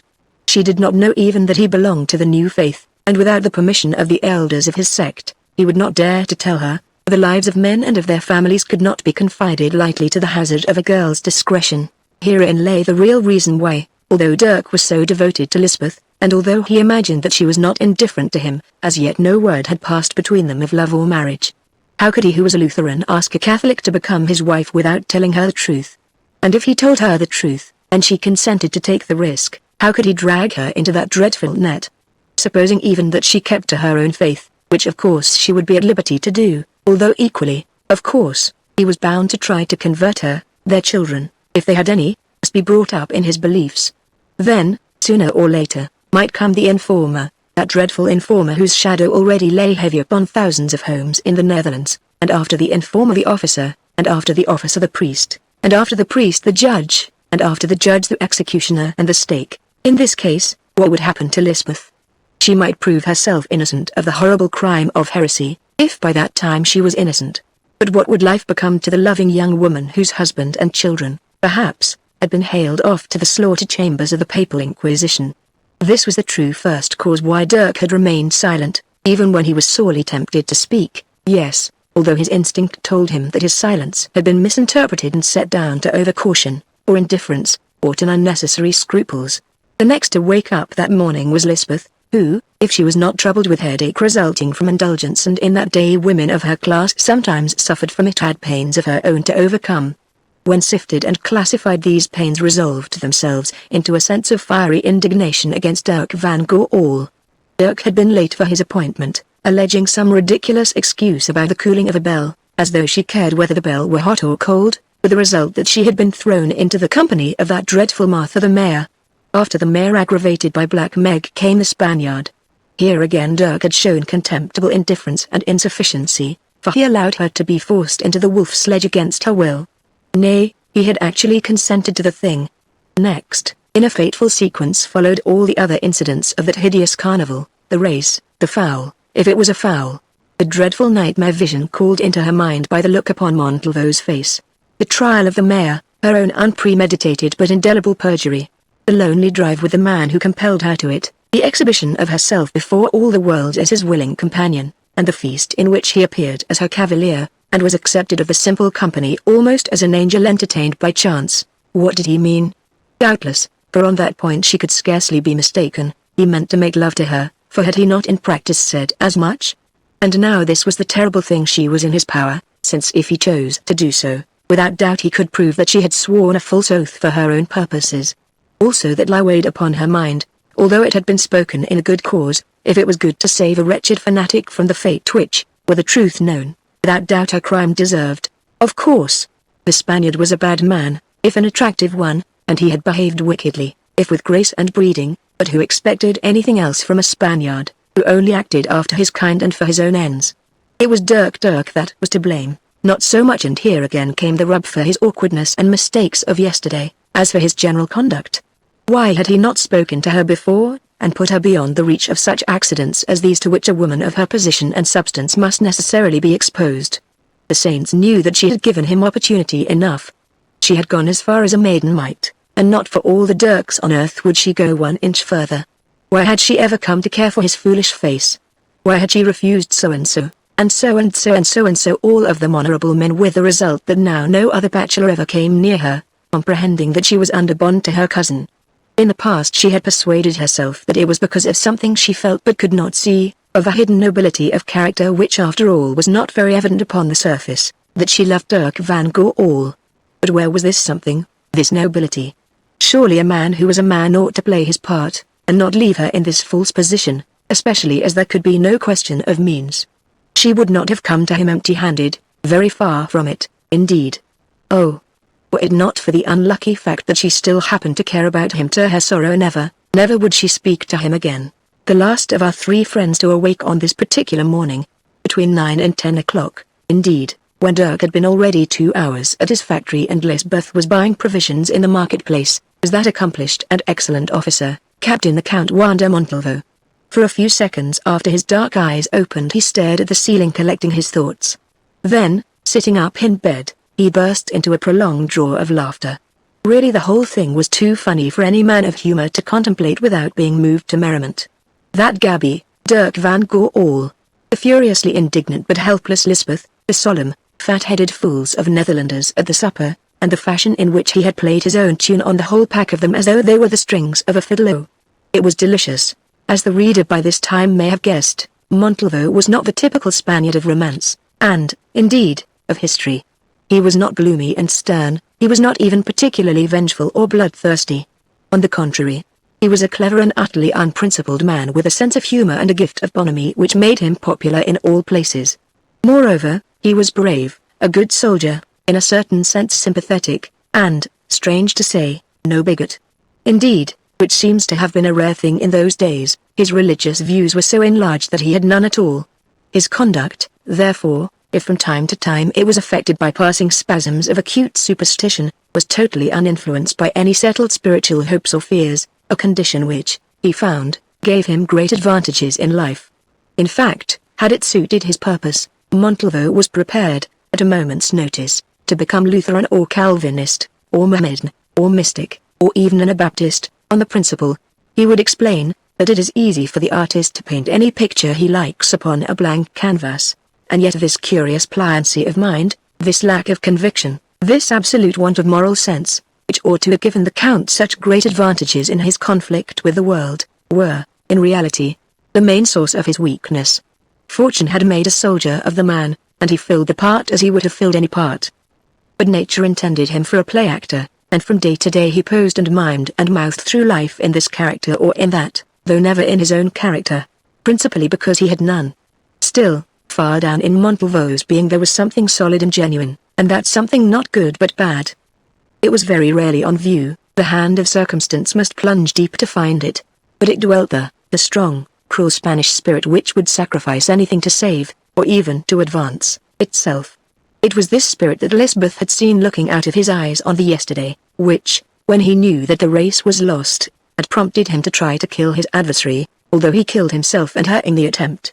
Nor did she see it then for the last time, for twice more at least in her life she was destined to meet and tremble at its power. In short, although Montalvo was a man who really disliked cruelty, he could upon occasion be cruel to the last degree. Although he appreciated friends, and desired to have them, he could be the foulest of traitors. Although without a cause he would do no hurt to a living thing, yet if that cause was sufficient he would cheerfully consign a whole city full to death. No, not cheerfully, he would have regretted their end very much, and often afterwards might have thought of it with sympathy and even sorrow. This was where he differed from the majority of his countrymen in that age, who would have done the same thing, and more brutally, from honest principle, and for the rest of their lives rejoiced at the memory of the deed. Montalvo had his ruling passion. It was not war, it was not women, it was money. But here again he did not care about the money for itself, since he was no miser, and being the most inveterate of gamblers never saved a single stiver. He wanted it to spend and to stake upon the dice. Thus again, in variance to the taste of most of his countrymen, he cared little for the other sex, he did not even like their society, and as for their passion and the rest he thought it something of a bore. But he did care intensely for their admiration. So much so that if no better game were at hand, he would take enormous trouble to fascinate even a serving maid or a fish girl. Wherever he went it was his ambition to be reported the man the most admired of the fair in that city, and to attain this end he offered himself upon the altar of numerous love affairs which did not amuse him in the least. Of course, the indulgence of this vanity meant expense, since the fair require money and presents, and he who pursues them should be well dressed and horsed and able to do things in the very finest style. Also their relatives must be entertained, and when they were entertained impressed with the sense that they had the honor to be guests of a grandee of Spain. Now that of a grandee has never been a cheap profession, indeed, as many a pauper peer knows today, rank without resources is a terrific burden. Montalvo had the rank, for he was a well-born man, whose sole heritage was an ancient tower built by some warlike ancestor in a position admirably suited to the purpose of the said ancestor, namely, pillage of travelers through a neighboring mountain pass. When, however, travelers ceased to use that pass, or for other reasons robbery became no longer productive, the revenues of the Montalvo family declined till at the present date they were practically nil. Thus it came about that the status of the last representative of this ancient stock was that of a soldier of fortune of the common type, endowed, unfortunately for himself, with grand ideas, a gambler's fatal fire, expensive tastes, and more than the usual pride of race, although, perhaps, he had never defined them very clearly, even to himself. Wanda Montalvo had two aims in life, first to indulge his every freak and fancy to the full, and next, but this was secondary and somewhat nebulous, to re-establish the fortunes of his family. In themselves they were quite legitimate aims, and in those times, when fishers of troubled waters generally caught something, and when men of ability and character might force their way to splendid positions, there was no reason why they should not have led him to success. Yet so far, at any rate, in spite of many opportunities, he had not succeeded, although he was now a man of more than 30. The causes of his failures were various, but at the bottom of them lay his lack of stability and genuineness. A man who is always playing a part amuses everyone but convinces nobody. Montalvo convinced nobody. When he discoursed on the mysteries of religion with priests, even priests who in those days for the most part were stupid, felt that they assisted in a mere intellectual exercise. When his theme was war his audience guessed that his object was probably love. When love was his song an inconvenient instinct was apartment to a sure lady immediately concerned that it was love of self and not of her. They were all more or less mistaken, but, as usual, the women went nearest to the mark. Montalvo's real aim was self, but he spelt it, money. Money in large sums was what he wanted, and what in this way or that he meant to win. Now even in the 16th century fortunes did not lie to the hand of every adventurer. Military pay was small, and not easily recoverable. Loot was hard to come by, and quickly spent. Even the ransom of a rich prisoner or two soon disappeared in the payment of such debts of honor as could not be avoided. Of course there remained the possibility of wealthy marriage, which in a country like the Netherlands, that was full of rich heiresses, was not difficult to a high-born, handsome, and agreeable man of the ruling Spanish caste. Indeed, after many chances and changes, the time had come at length when Montalvo must either marry or be ruined. For his station, his debts, especially his gaming debts, were enormous, and creditors met him at every turn. Unfortunately for him, also, some of these creditors were persons who had the ear of people in authority. So at last it came about that an intimation reached him that this scandal must be abated, or he must go back to Spain, a country which, as it happened, he did not in the least wish to visit. In short, the sorry hour of reckoning, that hour which overtakes all procrastinators, arrived, and marriage, wealthy marriage, was the only way wherewith it could be defied. It was a sad alternative to a man who for his own very excellent reasons did not wish to marry, but this had to be faced. Thus it came about that, as the only suitable party in Leiden, the Count Montalvo had sought out the well-favored and well-endowed Juffrouw Lysbeth van Hout to be his companion in the great sledge race, and taken so much trouble to ensure to himself a friendly reception at her house. So far, things went well, and, what was more, the opening of the chase had proved distinctly entertaining. Also, the society of the place, after his appropriation of her at a public festival and their long moonlight tete-a-tete, which by now must be common gossip's talk, would be quite prepared for any amount of attention which he might see fit to pay to Lysbeth. Indeed, why should he not pay attention to an unaffianced woman whose rank was lower if her means were greater than his own? Of course, he knew that her name had been coupled with that of Dirk van Goorl. He was perfectly aware also that these two young people were attached to each other, for as they walked home together on the previous night, Dirk, possibly for motives of his own, had favored him with a semi-intoxicated confidence to that effect. But as they were not affianced, what did that matter? Indeed, had they been affianced, what would it matter? Still, Dirk van Goorl was an obstacle, and, therefore, although he seemed to be a good fellow, and he was sorry for him, Dirk van Goorl must be got out of the way, since he was convinced that Lysbeth was one of those stubborn-natured creatures who would probably decline to marry himself until this young Leiden lout had vanished. And yet he did not wish to be mixed up with duels, if for no other reason because in a duel the unexpected may always happen, and that would be a poor end. Certainly also he did not wish to be mixed up with murder, first, because he intensely disliked the idea of killing anybody, unless he was driven to it, and secondly, because murder has a nasty way of coming out. One could never be quite sure in what light the dispatching of a young Netherlander of respectable family and fortune would be looked at by those in authority. Also, there was another thing to be considered. If this young man died, it was impossible to know exactly how Lysbeth would take his death. Thus she might elect to refuse to marry or decide to mourn him for 4 or 5 years, which for all practical purposes would be just as bad. And yet while Dirk lived, how could he possibly persuade her to transfer her affections to himself? It seemed, therefore, that Dirk ought to decease. For quite a quarter of an hour Montalvo thought the matter over, and then, just as he had given it up and determined to leave things to chance, for a while at least, inspiration came, a splendid, a heaven-sent inspiration. Dirk must not die, Dirk must live, but his continued existence must be the price of the hand of Lysbeth van Hout. If she was half as fond of the man as he believed, it was probable that she would be delighted to marry anybody else in order to save his precious neck, but that was just the kind of sentimental idiocy of which 9 women out of 10 really enjoyed the indulgence. Moreover, this scheme had other merits, it did everyone a good turn. Dirk would be saved from extinction, for which he should be grateful. Lysbeth, besides earning the honor of an alliance, perhaps only temporary, with himself, would be able to go through life wrapped in a heavenly glow of virtue rising from the impression that she had really done something very fine and tragic, while he, Montalvo, under Providence, the humble purveyor of these blessings, would also benefit to some small extent. The difficulty was, how could the situation be created? How could the interesting Dirk be brought to a pass that would give the lady an opportunity of exercising her finer feelings on his behalf? If only he were a heretic now. Well, by the Pope, why shouldn't he be a heretic? If ever a fellow had the heretical cut this fellow had, flat-faced, sanctimonious-looking, and with a fancy for dark-colored stockings. He had observed that all heretics, male and female, wore dark-colored stockings, perhaps by way of mortifying the flesh. He could think of only one thing against it: the young man had drunk too much last night. But there were certain breeds of heretics who did not mind drinking too much. Also the best could slip sometimes, for, as he had learned from the old Castilian priest who taught him Latin, humanist, etc., this, then, was the summary of his reflections. 1. That to save the situation, within 3 months or so he must be united in holy matrimony with Lysbeth van Hout.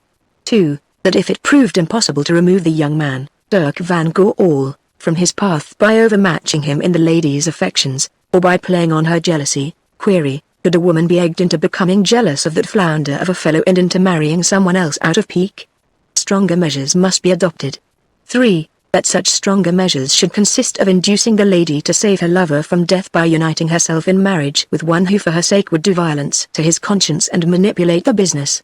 4. That this plan would be best put into execution by proving the lover to be a heretic, but if unhappily this could not be proved because he was not, still he must figure in that capacity for this occasion only.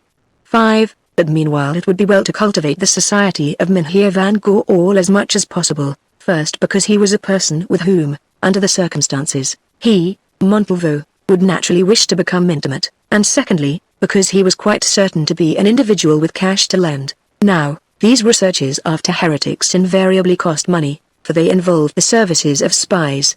Obviously, therefore, friend Dirk, the Dutch flounder, was a man to provide the butter in which he was going to be fried. Why, if any Hollander had a spark of humor he would see the joke of it himself, and Montalvo ended his reflections as he had begun them, with a merry peal of laughter, after which he rose and ate a most excellent breakfast. It was about 5:30 o'clock that afternoon before the captain and acting commandant Montalvo returned from some duty to which he had been attending, for it may be explained that he was a zealous officer and a master of detail. As he entered his lodgings the soldier who acted as his servant, a man selected for silence and discretion, saluted and stood at attention. "Is the woman here?" he asked. "Excellency, she is here, though I had difficulty enough in persuading her to come, for I found her in bed and out of humor." "Peace to your difficulties. Where is she?" "In the small inner room, Excellency." "Good, then see that no one disturbs us, and stay. When she goes out follow her and note her movements till you trace her home." The man saluted, and Montalvo passed upstairs into the inner room, carefully shutting both doors behind him. The place was unlighted, but through the large stone mullioned window the rays of the full moon poured brightly, and by them, seated in a straight-backed chair, Montalvo saw a draped form. There was something forbidding, something almost unnatural, in the aspect of this somber form perched thus upon a chair in expectant silence. It reminded him, for he had a touch of inconvenient imagination, of an evil bird squatted upon the bough of a dead tree awaiting the dawn that it might go forth to devour some appointed prey. "Is that you, Mother Meg?" he asked in tones from which most of the jocosity had vanished. "Quite like old times at the Hague, isn't it?" The moonlit figure turned its head, for he could see the light shine upon the whites of the eyes. "Who else, Excellency?" said a voice hoarse and thick with rheum, a voice like the croak of a crow, "though it is little thanks to your Excellency. Those must be strong who can bathe in Rhine water through a hole in the ice and take no hurt." "Don't scold, woman," he answered, "I have no time for it. If you were ducked yesterday, it served you right for losing your cursed temper. Could you not see that I had my own game to play, and you were spoiling it?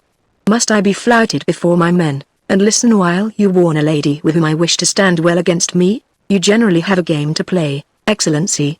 But when it ends in my being first robbed and then nearly drowned beneath the ice, well, that is a game which Black Meg does not forget." "Hush, Mother, you are not the only person with a memory. What was the reward?" 12 florins. "Well, you shall have them, and 5 more, that's good pay for a lick of cold water. Are you satisfied?" "No, Excellency. I wanted the life, that heretic's life. I wanted to baste her while she burned, or to tread her down while she was buried. I have a grudge against the woman because I know, yes, because I know," she repeated fiercely, "that if I do not kill her she will try to kill me. Her husband and her young son were burnt, upon my evidence mostly, but this is the 3rd time she has escaped me. Patience, Mother, patience, and I dare say that everything will come right in the end. You have bagged 2 of the family, Papa Heretic and young Hopeful. Really you should not grumble if the 3rd takes a little hunting, or wonder that in the meanwhile you are not popular with Mama. Now, listen. You know the young woman whom it was necessary that I should humor yesterday. She is rich, is she not?" "Yes, I know her, and I knew her father. He left her house, furniture, jewelry, and 30,000 crowns, which are placed out at good interest. A nice fortune for a gallant who wants money. It will be Dirk van Goorl's, not yours." "Ah, that is just the point. Now what do you know about Dirk van Goorl? A respectable, hard-working burgher, son of well-to-do parents, brass workers who live at Alkmaar. Honest, but not very clever, the kind of man who grows rich, becomes a burgomaster, founds a hospital for the poor, and has a fine monument put up to his memory. Mother, the cold water has dulled your wits. When I ask you about a man, I want to learn what you know against him. Naturally, Excellency, naturally, but against this one I can tell you nothing. He has no lovers, he does not gamble, he does not drink except a glass after dinner. He works in his factory all day, goes to bed early, rises early, and calls on the Juffrou van Hout on Sundays, that is all. Where does he attend Mass? At the Groot Kerk once a week, but he does not take the sacrament or go to confession. That sounds bad, Mother, very bad. You don't mean to say that he is a heretic? Probably he is, Excellency, most of them are about here. Dear me, how very shocking. Do you know, I should not like that excellent young woman, a good Catholic too, like you and me, Mother, to become mixed up with one of these dreadful heretics, who might expose her to all sorts of dangers. For, Mother, who can touch pitch and not be defiled? You waste time, Excellency, replied his visitor with a snort. What do you want? Well, in the interests of this young lady, I want to prove that this man is a heretic, and it has struck me that as one accustomed to this sort of thing you might be able to find the evidence. Indeed, Excellency, and has it struck you what my face would look like after I had thrust my head into a wasp's nest for your amusement? Do you know what it means to me if I go peering about among the heretics of Leiden? Well, I will tell you, it means that I should be killed. They are a strong lot, and a determined lot, and so long as you leave them alone they will leave you alone, but if you interfere with them, why then it is good night. Oh. Yes, I know all about the law and the priests and the edicts and the emperor. But the emperor cannot burn a whole people. And though I hate them, I tell you, she added, standing up suddenly and speaking in a fierce, convinced voice, that in the end the law and the edicts and the priests will get the worst of this fight. Yes, these Hollanders will beat them all and cut the throats of you Spaniards, and thrust those of you who are left alive out of their country, and spit upon your memories and worship God in their own fashion, and be proud and free, when you are dogs gnawing the bones of your greatness, dogs kicked back into your kennels to rot there. Those are not my own words, said Meg in a changed voice as she sat down again. They are the words of that devil, Martha the Mayor, which she spoke in my hearing when we had her on the rack. But somehow I think that they will come true, and that is why I always remember them. Indeed, her ladyship the Mayor is a more interesting person than I thought, though if she can talk like that, perhaps, after all, it would have been as well to drown her. And now, dropping prophecy and leaving posterity to arrange for itself, let us come to business. How much? For evidence which would suffice to procure his conviction, mind, 500 florins, not a stiver less. So, Excellency, you need not waste your time trying to beat me down.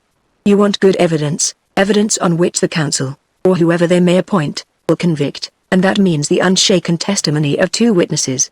Well, I tell you, it isn't easy to come by. There is great danger to the honest folk who seek it, for these heretics are desperate people, and if they find a spy while they are engaged in devil worship at one of their conventicles, why they kill him. I know all that, Mother. What are you trying to cover up that you are so talkative? It isn't your usual way of doing business. Well, it is a bargain. You shall have your money when you produce the evidence. And now really if we stop here much longer people will begin to make remarks, for who shall escape aspersion in this censorious world? So good night, Mother, good night, and he turned to leave the room. No, Excellency, she croaked with a snort of indignation, no pay, no play, I don't work on the faith of your Excellency's word alone. How much? He asked again. 100 florins down. Then for a while they wrangled hideously, their heads held close together in the patch of moonlight, and so loathsome did their faces look, so plainly was the wicked purpose of their hearts written upon them, that in that faint luminous glow they might have been mistaken for emissaries from the underworld chaffering over the price of a human soul. At last a bargain was struck for 50 florins, and having received it into her hand Black Meg departed. 67 in all, she muttered to herself as she regained the street. Well, it was no use holding out for any more, for he hasn't got the cash. The man's as poor as Lazarus, but he wants to live like Dives, and, what is more, he gambles, as I learned at The Hague. Also, there's something queer about his past, I have heard as much as that. It must be looked into, and perhaps the bundle of papers which I helped myself to out of his desk while I was waiting and she touched the bosom of her dress to make sure that they were safe may tell me a thing or two, though likely enough they are only unpaid bills. Ah! Most noble cheat and captain, before you have done with her you may find that Black Meg knows how to pay back hot water for cold. Chapter 5 The Dream of Dirk. On the day following Montalvo's interview with Black Meg, Dirk received a message from that gentleman, sent to his lodging by an orderly, which reminded him that he had promised to dine with him this very night. Now he had no recollection of any such engagement. Remembering with shame, however, that there were various incidents of the evening of the supper whereof his memory was most imperfect, he concluded that this must be one of them. So much against his own wishes, Dirk sent back an answer to say that he would appear at the time and place appointed. This was the third thing that had happened to annoy him that day. First he had met Peter van der Werf, who informed him that all Leiden was talking about Lysbeth and the Captain Montalvo, to whom she was said to have taken a great fancy. Next, when he went to call at the house in the Breestraat, he was told that both Lysbeth and his cousin Clara had gone out sleighing, which he did not believe, for as a thaw had set in, the snow was no longer in a condition suitable to that amusement. Moreover, he could almost have sworn that, as he crossed the street, he caught sight of cousin Clara's red face peeping at him from between the curtains of the upstairs sitting room. Indeed, he said as much to Greta, who, contrary to custom, had opened the door to him. "I am sorry if Mynheer sees visions," answered that young woman imperturbably. "I told Mynheer that the ladies had gone out sleighing." "I know you did, Greta, but why should they go out sleighing in a wet thaw?" "I don't know, Mynheer. Ladies do those things that please them. It is not my place to ask their reasons." Dirk looked at Greta, and was convinced that she was lying. He put his hand in his pocket, to find to his disgust that he had forgotten his purse.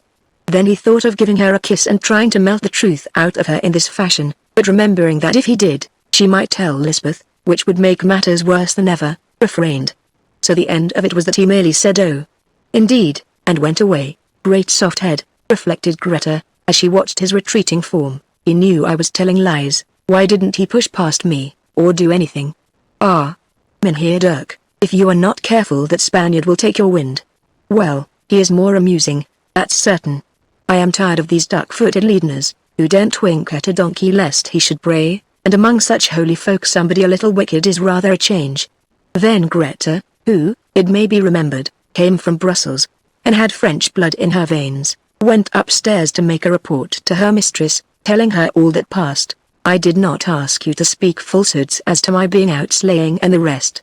I told you to answer that I was not at home, and mind you say the same to the Captain Montalvo if he calls," said Lysbeth with some acerbity as she dismissed her. In truth she was very sore and angry, and yet ashamed of herself because it was so. But things had gone so horribly wrong, and as for Dirk, he was the most exasperating person in the world. It was owing to his bad management and lack of readiness that her name was coupled with Montalvo's at every table in Leiden. And now what did she hear in a note from the captain himself, sent to make excuses for not having called upon her after the supper party, but that Dirk was going to dine with him that night? Very well, let him do it. She would know how to pay him back, and if necessary was ready to act up to any situation which he had chosen to create. Thus thought Lysbeth, stamping her foot with vexation, but all the time her heart was sore. All the time she knew well enough that she loved Dirk, and, however strange might be his backwardness in speaking out his mind, that he loved her. And yet she felt as though a river was running between them. In the beginning it had been a streamlet, but now it was growing to a torrent. Worse still, the Spaniard was upon her bank of the river. After he had to some extent conquered his shyness and irritation, Dirk became aware that he was really enjoying his dinner at Montalvo's quarters. There were 3 guests besides himself, 2 Spanish officers and a young Netherlander of his own class and age, Brandt by name. He was the only son of a noted and very wealthy goldsmith at The Hague, who had sent him to study certain mysteries of the metalworker's art under a Leiden jeweler famous for the exquisite beauty of his designs. The dinner and the service were both of them perfect in style, but better than either proved the conversation, which was of a character that Dirk had never heard at the tables of his own class and people. Not that there was anything even broad about it, as might perhaps have been expected. No, it was the talk of highly accomplished and travelled men of the world, who had seen much and been actors in many moving events, men who were not over-trammelled by prejudices, religious or other, and who were above all things desirous of making themselves agreeable and instructive to the stranger within their gates. The Heer Brandt also, who had but just arrived in Leiden, showed himself an able and polished man, one that had been educated more thoroughly than was usual among his class, and who, at the table of his father, the opulent burgomaster of The Hague, from his youth had associated with all classes and conditions of men. Indeed, it was there that he made the acquaintance of Montalvo, who recognizing him in the street had asked him to dinner. After the dishes were cleared, one of the Spanish officers rose and begged to be excused, pleading some military duty. When he had saluted his commandant and gone, Montalvo suggested that they should play a game of cards. This was an invitation which Dirk would have liked to decline, but when it came to the point he did not, for fear of seeming peculiar in the eyes of these brilliant men of the world. So they began to play, and as the game was simple very soon he picked up the points of it, and what is more, found them amusing. At first the stakes were not high, but they doubled themselves in some automatic fashion, till Dirk was astonished to find that he was gambling for considerable sums and winning them. Towards the last his luck changed a little, but when the game came to an end he found himself the richer by about 350 florins. "What am I due to with this?" he asked, colouring up, as with sighs, which in one instance were genuine enough. The losers pushed the money across to him. "Do with it?" laughed Montalvo. "Did anybody ever hear such an innocent? Why, buy your lady love, or somebody else's lady love, a present. No, I'll tell you a better use than this. You give us tomorrow night at your lodging the best dinner that Leiden can produce, and a chance of winning some of this coin back again. Is it agreed?" "If the other gentlemen wish it," said Dirk, modestly, "though my apartment is but a poor place for such company." "Of course we wish it," replied the three as with one voice, and the hour for meeting having been fixed they parted, the Heerbrand walking with Dirk to the door of his lodging. "I was going to call on you tomorrow," he said, "to bring to you a letter of introduction from my father, though that should scarcely be needed as, in fact, we are cousins, second cousins only, our mothers having been first cousins." "Oh, yes, Brand of the Hague, of whom my mother used to speak, saying that they were kinsmen to be proud of, although she had met them but little." "Well, welcome, cousin, I trust that we shall be friends." "I am sure of it," answered Brandt, and putting his arm through Dirk's he pressed it in a peculiar fashion that caused him to start and look round. "Hush!" muttered Brandt, "not here," and they began to talk of their late companions and the game of cards which they had played, an amusement as to the propriety of which Dirk intimated that he had doubts. Young Brandt shrugged his shoulders. "Cousin," he said, "we live in the world, so it is as well to understand the world. If the risking of a few pieces at play, which it will not ruin us to lose, helps us to understand it, well, for my part I'm ready to risk them, especially as it puts us on good terms with those who, as things are, it is wise we should cultivate. Only, cousin, if I may venture to say it, be careful not to take more wine than you can carry with discretion. Better lose 1,000 florins than let drop one word that you cannot remember." I know," answered Dirk, thinking of Lysbeth's supper, and at the door of his lodgings they parted. Like most Netherlanders, when Dirk made up his mind to do anything he did it thoroughly. Thus, having undertaken to give a dinner party, he determined to give a good dinner. In ordinary circumstances his first idea would have been to consult his cousins, Clara and Lysbeth. After that monstrous story about the slaying, however, which by inquiry from the coachman of the house, whom he happened to meet, he ascertained to be perfectly false, this, for the young man had some pride, he did not feel inclined to do. So in place of it he talked first to his landlady, a worthy dame, and by her advice afterwards with the first innkeeper of Leiden, a man of resource and experience. The innkeeper, well knowing that this customer would pay for anything which he ordered, threw himself into the affair heartily, with the result that by 5 o'clock relays of cooks and other attendants were to be seen streaming up Dirk's staircase, carrying every variety of dish that could be supposed to tempt the appetite of high-class cavaliers. Dirk's apartment consisted of 2 rooms situated upon the first floor of an old house in a street that had ceased to be fashionable. Once, however, it had been a fine house, and, according to the ideas of the time, the rooms themselves were fine, especially the sitting chamber, which was oak-panelled, low, and spacious, with a handsome fireplace carrying the arms of its builder. Out of it opened his sleeping room, which had no other doorway, likewise oak-panelled, with tall cupboards, not unlike the canopy of a tomb in shape and general appearance. The hour came, and with it the guests.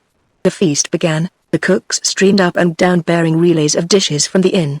Above the table hung a 6-armed brass chandelier, and in each of its sockets guttered a tallow candle furnishing light to the company beneath, although outside of its bright ring there was shadow more or less dense. Towards the end of dinner a portion of the rush wick of one of these candles fell into the brass saucer beneath, causing the molten grease to burn up fiercely. As it chanced, by the light of this sudden flare, Montalvo, who was sitting opposite to the door, thought that he caught sight of a tall, dark figure gliding along the wall towards the bedroom. For one instant he saw it, then it was gone. "Caramba, my friend," he said, addressing Dirk, whose back was turned towards the figure, "have you any ghosts in this gloomy old room of yours?" "Because, if so, I think I have just seen one." "Ghosts?" answered Dirk. "No, I never heard of any. I do not believe in ghosts. Take some more of that pasty. Montalvo took some more pasty, and washed it down with a glass of wine. But he said no more about ghosts. Perhaps an explanation of the phenomenon had occurred to him. At any rate, he decided to leave the subject alone. After the dinner they gambled, and this evening the stakes began where those of the previous night left off. For the first hour Dirk lost, then the luck turned and he won heavily, but always from Montalvo. "My friend," said the captain at last, throwing down his cards, "certainly you are fated to be unfortunate in your matrimonial adventures, for the devil lives in your dice box, and his highness does not give everything. I pass," and he rose from the table. "I pass also," said Dirk, following him into the window place, for he wished to take no more money.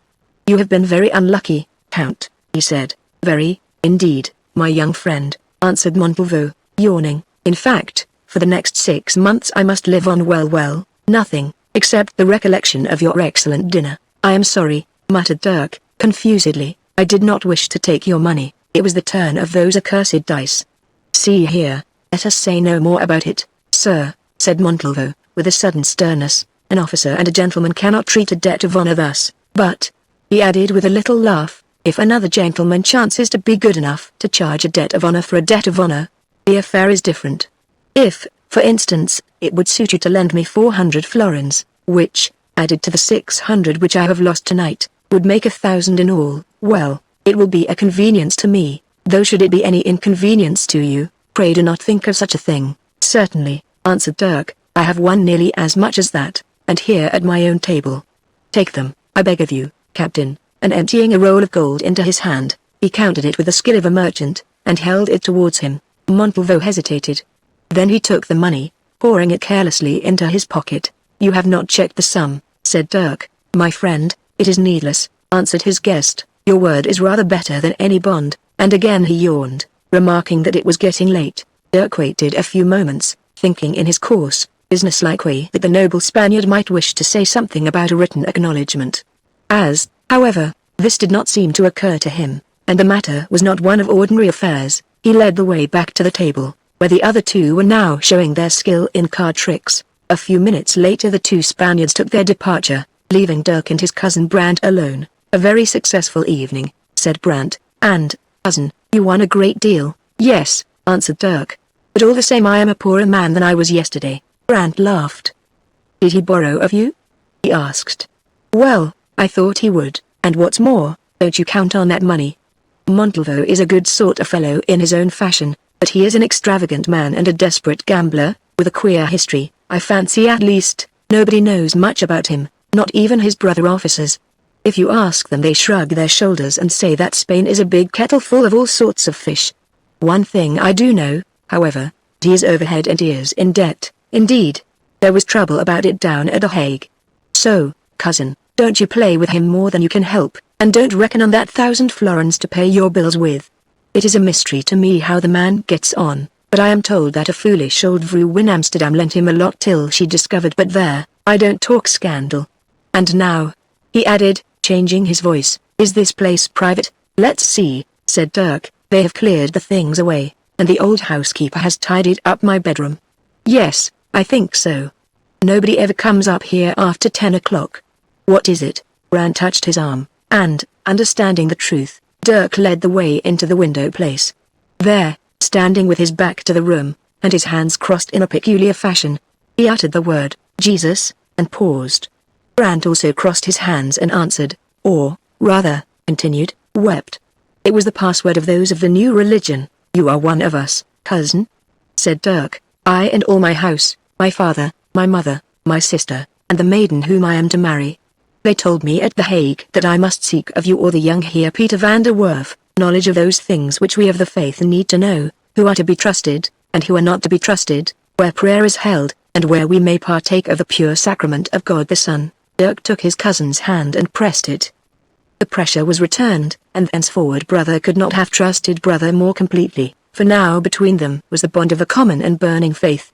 Such bonds, the reader may say, tie 90 out of every 100 people to each other in the present year of grace, but it is not to be observed that a like mutual confidence results.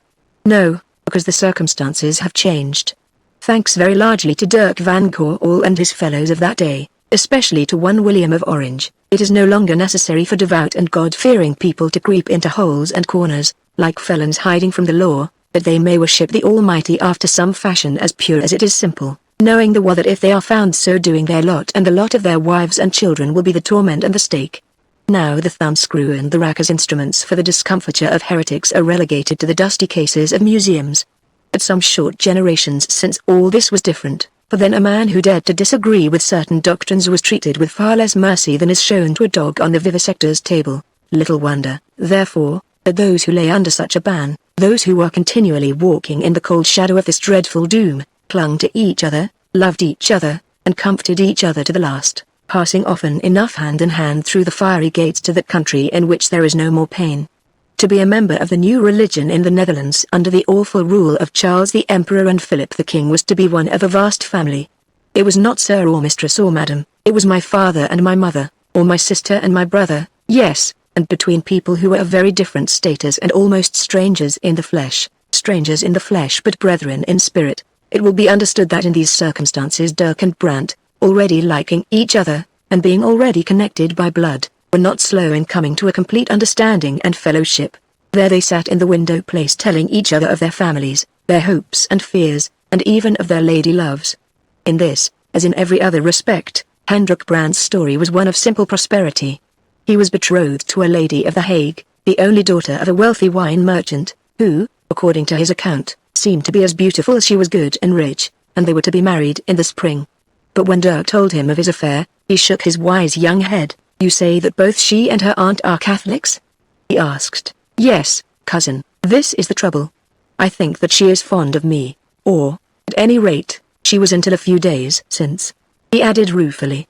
"But how can I, being a heretic, ask her to plight her troth to me unless I tell her? And that, you know, is against the rule. Indeed, I scarcely dare to do so. Had you not best consult with some godly elder who by prayer and words may move your lady's heart till the light shines on her?" asked Brandt. "Cousin, it has been done, but always there is the other in the way, that red-nosed Aunt Clara, who is a mad idolater. Also there is the serving woman, Greta, whom I take for little better than a spy. Therefore, between the two of them I see little chance that Lysbeth will ever hear the truth this side of marriage. And yet how dare I marry her? Is it right that I should marry her and therefore, perhaps, bring her too to some dreadful fate such as may wait for you or me? Moreover, now since this man Montalvo has crossed my path, all things seem to have gone wrong between me and Lysbeth. Indeed, but yesterday her door was shut on me." "Women have their fancies," answered Brandt, slowly. "Perhaps he has taken hers. She would not be the first who walked that plank. Or, perhaps, she is vexed with you for not speaking out ere this, for, man, not knowing what you are, how can she read your mind?" Perhaps, said Dirk, "but I know not what to do," and in his perplexity he struck his forehead with his hand. "Then, brother, in that case what hinders that we should ask him who can tell you?" said Brandt, calmly. Dirk understood what he meant at once. "It is a wise thought, and a good one, cousin. I have the holy book. First let us pray, and then we can seek wisdom there." "You are rich, indeed," answered Brandt. "Sometime you must tell me how and where you came by it." "Here in Leiden, if one can afford to pay for them. Such goods are not hard to get," said Dirk. "What is hard is to keep them safely, for to be found with a Bible in your pocket is to carry your own death warrant." Brandt nodded. "Is it safe to show it here?" he asked. "As safe as anywhere, cousin. The window is shuttered, the door is, or will be, locked, but who can say that he is safe this side of the stake in a land where the rats and mice carry news and the wind bears witness? Come, I will show you where I keep it." And going to the mantelpiece he took down a candlestick, a quaint brass, ornamented on its massive oblong base with 2 copper snails, and lit the candle. "Do you like the piece?" he asked. "It is my own design, which I cast and filed out in my spare hours," and he gazed at the holder with the affection of an artist. Then, without waiting for an answer, he led the way to the door of his sitting room and paused. "What is it?" asked Brandt. "I thought I heard a sound, that is all, but doubtless the old vrouw moves upon the stairs." "Turn the key, cousin. So, now come on." They entered the sleeping chamber, and having glanced round and made sure that it was empty, and the window shut, Dirk went to the head of the bed, which was formed of oak panels, central one carved with a magnificent coat of arms, fellow to that in the fireplace of the sitting room. At this panel Dirks began to work, till presently it slid aside, revealing a hollow, out of which he took a book bound in boards covered with leather. Then, having closed the panel, the two young men returned to the sitting room, and placed the volume upon the oak table beneath the chandelier. "First let us pray," said Brandt. "It seems curious, does it not, that two young men as a finale to a dinner party, and a gambling match at which the stakes had not been low, young men who like others had their weaknesses, for one of them, at any rate, could drink too much wine at times, and both being human doubtless had further sins to bear, should suggest kneeling side by side to offer prayers to their Maker before they studied the scriptures? But then in those strange days prayer, now so common, and so neglected, an exercise, was an actual luxury. To these poor hunted men and women it was a joy to be able to kneel and offer thanks and petitions to God, believing themselves to be safe from the sword of those who worshipped otherwise. Thus it came about that, religion being forbidden, was to them a very real and earnest thing, a thing to be indulged in at every opportunity with solemn and grateful hearts. So beneath the light of the guttering candles, they knelt side by side while Brandt, speaking for both of them, offered up a prayer, a sight touching enough and in its way beautiful. The words of his petition do not matter. He prayed for their church. He prayed for their country that it might be made strong and free. He even prayed for the emperor, the carnal, hair-lipped, guzzling, Abel Habsburg self-seeker. Then he prayed for themselves and all who were dear to them, and lastly, that light might be vouchsafed to Dirk in his present difficulty. No, not quite lastly, but he ended with a petition that their enemies might be forgiven, yes, even those who tortured them and burnt them at the stake, since they knew not what they did. It may be wondered whether any human aspirations could have been more thoroughly steeped in the true spirit of Christianity. When at length he had finished they rose from their knees. "Shall I open the book at a hazard?" asked Dirk, "and read what my eye falls on?" "No," answered Brandt, "for it savours of superstition. Thus did the ancients with the writings of the poet Virgilius, and it is not fitting that we who hold the light should follow the example of those blind heathen." "What work of the book, brother, are you studying now?" "The first letter of Paul to the Corinthians, which I have never read before," he answered. "Then begin where you left off, brother, and read your chapter. Perhaps we may find instruction in it, if not, no answer is vouchsafed to us tonight." So from the black letter volume before him Dirk began to read the 7th chapter, in which, as it chances, the great apostle deals with the marriage state. And he read, in a quiet even voice, till he came to the 12th and 4 following verses, of which the last 3 run, "For the unbelieving husband is sanctified by the wife, and the unbelieving wife is sanctified by the husband, else were your children unclean. But now they are holy. But if the unbelieving depart, let him depart. A brother or a sister is not under bondage in such cases, but God has called us to peace. For what knowest thou, O wife, whether thou shalt save thy husband? Or how knowest thou, O man, whether thou shalt save thy wife?" Dirk's voice trembled, and he paused. "Continue to the end of the chapter," said Brandt, so the reader went on. "There is a sound. They do not hear it. The door of the bedchamber behind them opens ever so little. They do not see it. But between door and lintel something white thrusts itself, a woman's white face crowned with black hair, and set in it 2 evil, staring eyes. Surely, when first he raised his head in Eden, Satan might have worn such a countenance as this. It cranes itself forward till the long, thin neck seems to stretch, then suddenly a stir or a movement alarms it, and back the face draws like the crest of a startled snake. Back it draws, the door closes again. The chapter is read, the prayer is prayed, and strange may seem the answer to that prayer, an answer to shake out faith from the hearts of men who are impatient, do not know that as the light takes long in traveling from a distant star, so the answer from the throne to the supplication of trust may be long in coming. It may not come today or tomorrow. It may not come in this generation or this century. The prayer of today may receive its crown when the children's children of the lips that uttered it have in their turn vanished in the dust. And yet that divine reply may in no wise be delayed, even as our liberty of this hour may be the fruit of those who died when Dirk van Goorl and Hendrik Brandt walked upon the earth, even as the vengeance that but now is falling on the Spaniard may be the reward of the deeds of shame that he worked upon them and upon their kin long generations gone. For the throne is still the throne, and the star is still the star, from the one flows justice and from the other light, and to them time and space are naught. Dirk finished the chapter and closed the book. "It seems that you have your answer, brother," said Brandt quietly. "Yes," replied Dirk, "it is written large enough: the unbelieving wife is sanctified by the husband. How knowest thou, O man, whether thou shalt save thy wife?" Had the apostle foreseen my case he could not have set the matter forth more clearly. He, or the Spirit in him, knew all cases, and wrote for every man that ever shall be born, answered Brant. "This is a lesson to us. Had you looked sooner you would have learned sooner, and mayhap much trouble might have been spared. As it is, without doubt you must make haste and speak to her at once, leaving the rest with God." "Yes," said Dirk, "as soon as may be, but there is one thing more. Ought I tell her all the truth? I should not be careful to hide it, friend, and now, good night." "No, do not come to the door with me. Who can tell, there may be watchers without, and it is not wise that we should be seen together so late." When his cousin and new-found friend had gone, Dirk sat for a while, till the guttering tallow lights overhead burned to the sockets indeed. Then, taking the candle from the snail-adorned holder, he lit it, and, having extinguished those in the chandeliers, went into his bedroom and undressed himself. The Bible he returned to its hiding place and closed the panel, after which he blew out the light and climbed into the tall bed.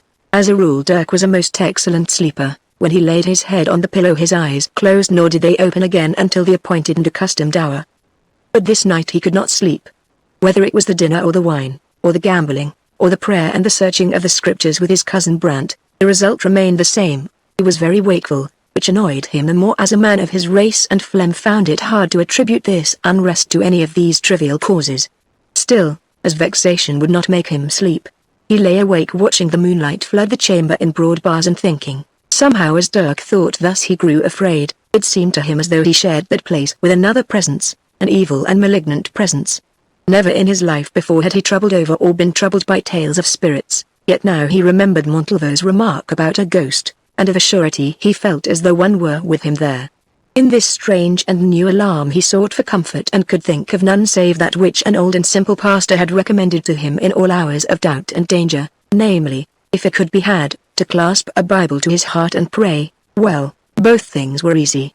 Raising himself in bed, in a moment he had taken the book from its hiding place and closed the panel. Then pressing it against his breast between himself and the mattress he lay down again, and it would seem that the charm worked, for presently he was asleep. Yet Dirk dreamed a very evil dream. He dreamed that a tall black figure leaned over him, and that a long white hand was stretched out to his bed head where it wandered to and fro, till at last he heard the panel slide home with a rattling noise. Then it seemed to him that he woke, and that his eyes met two eyes bent down over him, eyes which searched him as though they would read the very secrets of his heart. He did not stir, he could not, but lo! In this dream of his the figure straightened itself and glided away, appearing and disappearing as it crossed the bars of moonlight until it vanished by the door. A while later and Dirk woke up in truth, find that although the night was cold enough the sweat ran in big drops from his brow and body. But now strangely enough his fear was gone, and, knowing that he had but dreamed a dream, he turned over, touched the Bible on his breast, and fell sleeping like a child, to be awakened only by the light of the rising winter sun pouring on his face. Then Dirk remembered that dream of the bygone night, and his heart grew heavy, for it seemed to him that this vision of a dark woman searching his face with those dreadful eyes was a portent of evil not far away. Chapter 6 The Betrothal of Lysbeth. On the following morning when Montalvo entered his private room after breakfast, he found a lady awaiting him, in whom, notwithstanding the long cloak and veil she wore, he had little difficulty in recognizing Black Meg. In fact Black Meg had been waiting some while, and being a person of industrious habits she had not neglected to use her time to the best advantage. The reader may remember that when Meg visited the gallant Captain Montalvo upon a previous occasion, she had taken the liberty of helping herself to certain papers which she found lying just inside an unlocked desk. These papers on examination, as she feared might be the case, for the most part proved to be quite unimportant unpaid accounts, military reports, a billet or two from ladies, and so forth. But in thinking the matter over Black Meg remembered that this desk had another part to it, which seemed to be locked, and, therefore, just in case they should prove useful, she took with her a few skeleton keys and one or two little instruments of steel and attended the pleasure of her noble patron at an hour when she believed that he would be at breakfast in another room. Things went well, he was at breakfast and she was left alone in the chamber with the desk. The rest may be guessed. Replacing the worthless bundle in the unlocked part, by the aid of her keys and instruments she opened the inner half. The sure enough were letters hidden, and in a little drawer 2 miniatures framed in gold, one of a lady, young and pretty with dark eyes, and the other of 2 children, a boy and a girl of 5 or 6 years of age. Also there was a curling lock of hair labelled in Montalvo's writing Juanita's hair, which she gave me as a keepsake. Here was treasure indeed whereof Black Meg did not fail to possess herself. Thrusting the letters and other articles into the bosom of her dress to be examined at leisure, she was clever enough, before closing and relocking the desk, to replace them with a dummy bundle, hastily made up from some papers that lay about. When everything had been satisfactorily arranged, she went outside and chatted for a while with the soldier on guard, only re-entering the room by one door as Montalvo appeared in it through the other. "Well, my friend," he said, "have you the evidence?" "I have some evidence, Excellency," she answered. "I was present at the dinner that you ate last night, although none of it came my way, and I was present afterwards. Indeed, I thought I saw you slip in, and allow me to congratulate you on that. It was very well thought out and done, just as folk were moving up and down the stairs. Also, when I went home, I believe that I recognized a gentleman in the street whom I have been given to understand you honor with your friendship, a short, stout person with a bald head. Let me see. He was called the Butcher at the Hague, was he not?" "No, do not pout. I have no wish to pry into the secrets of ladies. Still, in my position here it is my business to know a thing or two." "Well, what did you see, Excellency?" "I saw the young man I was sent to watch and Hendrik Brandt, the son of the rich goldsmith at the Hague, praying side by side upon their knees." "That is bad, very bad," said Montalvo, shaking his head. "But, I saw," she went on in her hoarse voice, "the pair of them read the Bible." "How shocking," replied Montalvo with a simulated shudder. "Think of it, my orthodox friend, if you are to be believed, these two persons, hitherto supposed to be respectable, have been discovered in the crime of consulting that work upon which our faith is founded. Well, those who could read anything so dull must, indeed, as the edicts tell us, be monsters unworthy to live. But, if you please, your proofs.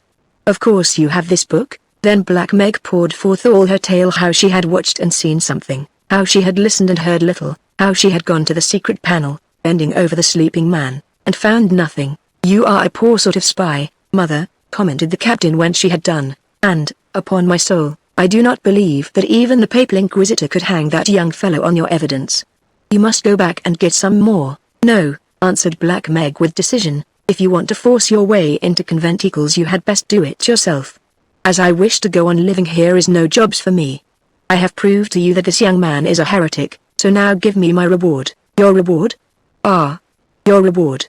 "No, I think not at present, for a reward presupposes services and I see none." Black Meg began to storm. "Be silent," said Montalvo, dropping his bantering tone. "Look, I will be frank with you. I do not want to burn anybody.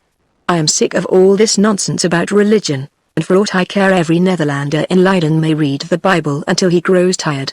I seek to marry the Juffrouw Lysbeth van Hout, and to do this I desire to prove that the man whom she loves, Dirk van Goorl, is a heretic.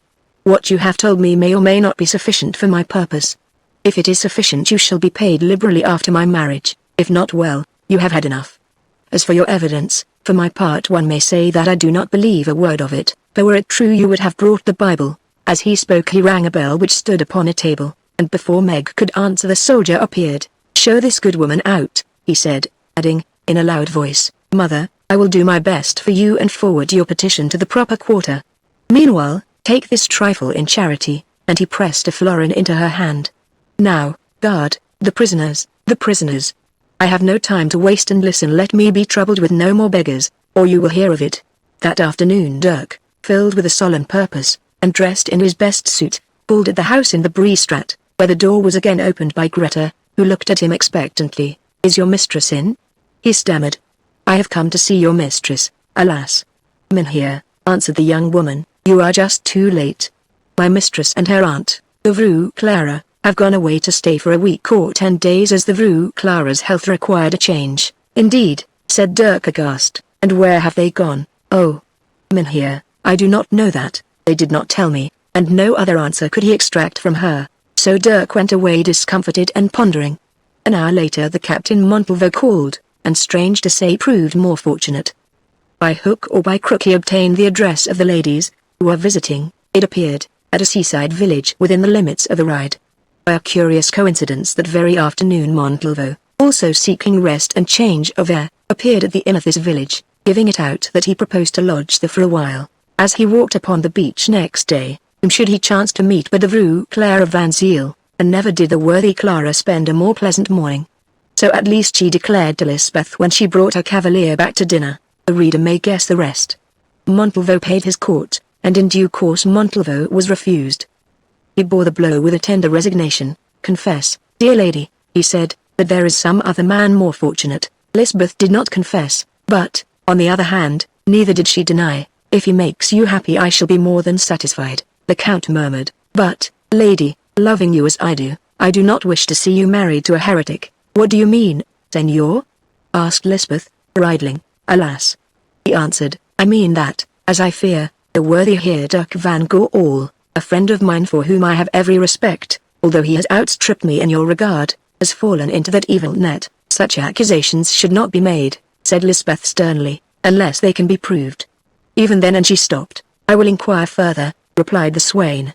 For myself I accept the position, that is until you learn to love me, if such should be my fortune. Meanwhile I beg of you at least to look upon me as a friend, a true friend who would lay down his life to serve you. Then, with many a sigh, Montalvo departed home to Leiden upon his beautiful black horse, not before he had enjoyed a few minutes' earnest conversation with the worthy Tanti Clara. Now, if only this old lady were concerned, he reflected as he rode away, the matter might be easy enough, and the saints know it would be one to me, but unhappily that obstinate pig of a Hollander girl has all the money in her own right. In what labours do not the necessities of rank and station involve a man who by disposition requires only ease and quiet? Well, my young friend Lysbeth, if I do not make you pay for these exertions before you are 2 months older, my name is not Wanda Montalvo. 3 days later the ladies returned to Leiden. Within an hour of their arrival the Count called, was admitted. Stay with me, said Lysbeth to her Aunt Clara as the visitor was announced, and for a while she stayed. Then, making an excuse, she vanished from the room, and Lysbeth was left face to face with her tormentor. Why do you come here? She asked. I have given you my answer. I come for your own sake, he replied, to give you my reasons for conduct which you may think strange. You remember a certain conversation? Perfectly, broke in Lysbeth. A slight mistake, I think. I mean a conversation about an excellent friend of yours, whose spiritual affairs seem to interest you. What of it, senor? Only this, I have made inquiries and... Lysbeth looked up unable to conceal her anxiety. Oh. Let me beg of you to learn to control your expression. The open face of childhood is so dangerous in these days. He is my cousin, I know, were he anything more, I should be so grieved, but we can most of us spare a cousin or two. If you would cease amusing yourself, senor, and come to the point? Of course I will. Well, the result of my inquiries has been to find out that this worthy person is a heretic of the most pernicious sort. I said inquiries, but there was no need for me to make any. He has been, not denounced, broke in Lysbeth. Oh. My dear lady, again that telltale emotion from which all sorts of things might be concluded. Yes, denounced, but fortunately to myself as a person appointed under the edict. It will, I fear, be my duty to have him arrested this evening. You wish to sit down, allow me to hand you a chair, but I shall not deal with the case myself. Indeed, I propose to pass him over to the worthy Raad Tapper, the Papal Inquisitor. You know everyone has heard of the unpleasant Tapper who is to visit Leiden next week, and who, no doubt, will make short work of him. What has he done? Asked Lysbeth in a low voice, and bending down her head to hide the working of her features. Done? My dear lady, it is almost too dreadful to tell you. This misguided and unfortunate young man, with another person whom the witnesses have not been able to identify, was seen at midnight reading the Bible. The Bible? Why should that be wrong? Hush. Are you also a heretic? Do you not know that all this heresy springs from the reading of the Bible? You see, the Bible is a very strange book. It seems that there are many things in it which, when read by an ordinary layman, appear to mean this or that. When read by a consecrated priest, however, they mean something quite different. In the same way, there are many doctrines which the layman cannot find in the Bible that to the consecrated eye are plain as the sun and the moon. The difference between heresy and orthodoxy is, in short, the difference between what can actually be found in the letter of this remarkable work, and what is really there according to their holinesses. Almost thou persuadest me, began Lysbeth bitterly. Hush. Lady-to-be, what you are, an angel. There came a pause. What will happen to him? Asked Lysbeth. After the usual painful preliminaries to discover accomplices, I presume the stake, but possibly, as he has the freedom of Leiden, he might get off with hanging. Is there no escape? Montalvo walked to the window, and looking out of it remarked that he thought it was going to snow. Then suddenly he wheeled round, and staring hard at Lysbeth asked, Are you really interested in this heretic, and do you desire to save him? Lysbeth heard and knew at once that the buttons were off the foils. The bantering, whimsical tone was gone. Now her tormentor's voice was stern and cold, the voice of a man who was playing for great stakes and meant to win them. She also gave up fencing. I am and I do, she answered. Then it can be done at a price. What price? Yourself in marriage within 3 weeks. Lysbeth quivered slightly, then sat still. Would not my fortune do instead? She asked. Oh, what a poor substitute you are for me, Montalvo said, with a return to his hateful banter. Then he added, that offer might be considered were it not for the abominable laws which you have here. In practice it would be almost impossible for you to hand over any large sum, much of which is represented by real estate, to a man who is not your husband. Therefore I am afraid I must stipulate that you and your possessions shall not be separated. Again Lysbeth sat silent. Montalvo, watching her with genuine interest, saw signs of rebellion, perchance of despair. He saw the woman's mental and physical loathing of himself conquering her fears for Dirk. Unless he was much mistaken, she was about to defy him, which, as a matter of fact, would have proved exceedingly awkward, as his pecuniary resources were exhausted. Also on the very insufficient evidence which he possessed he would not have dared to touch Dirk, and thus to make himself 1,000 powerful enemies. It is strange, he said, that the irony of circumstances should reduce me to pleading for a rival.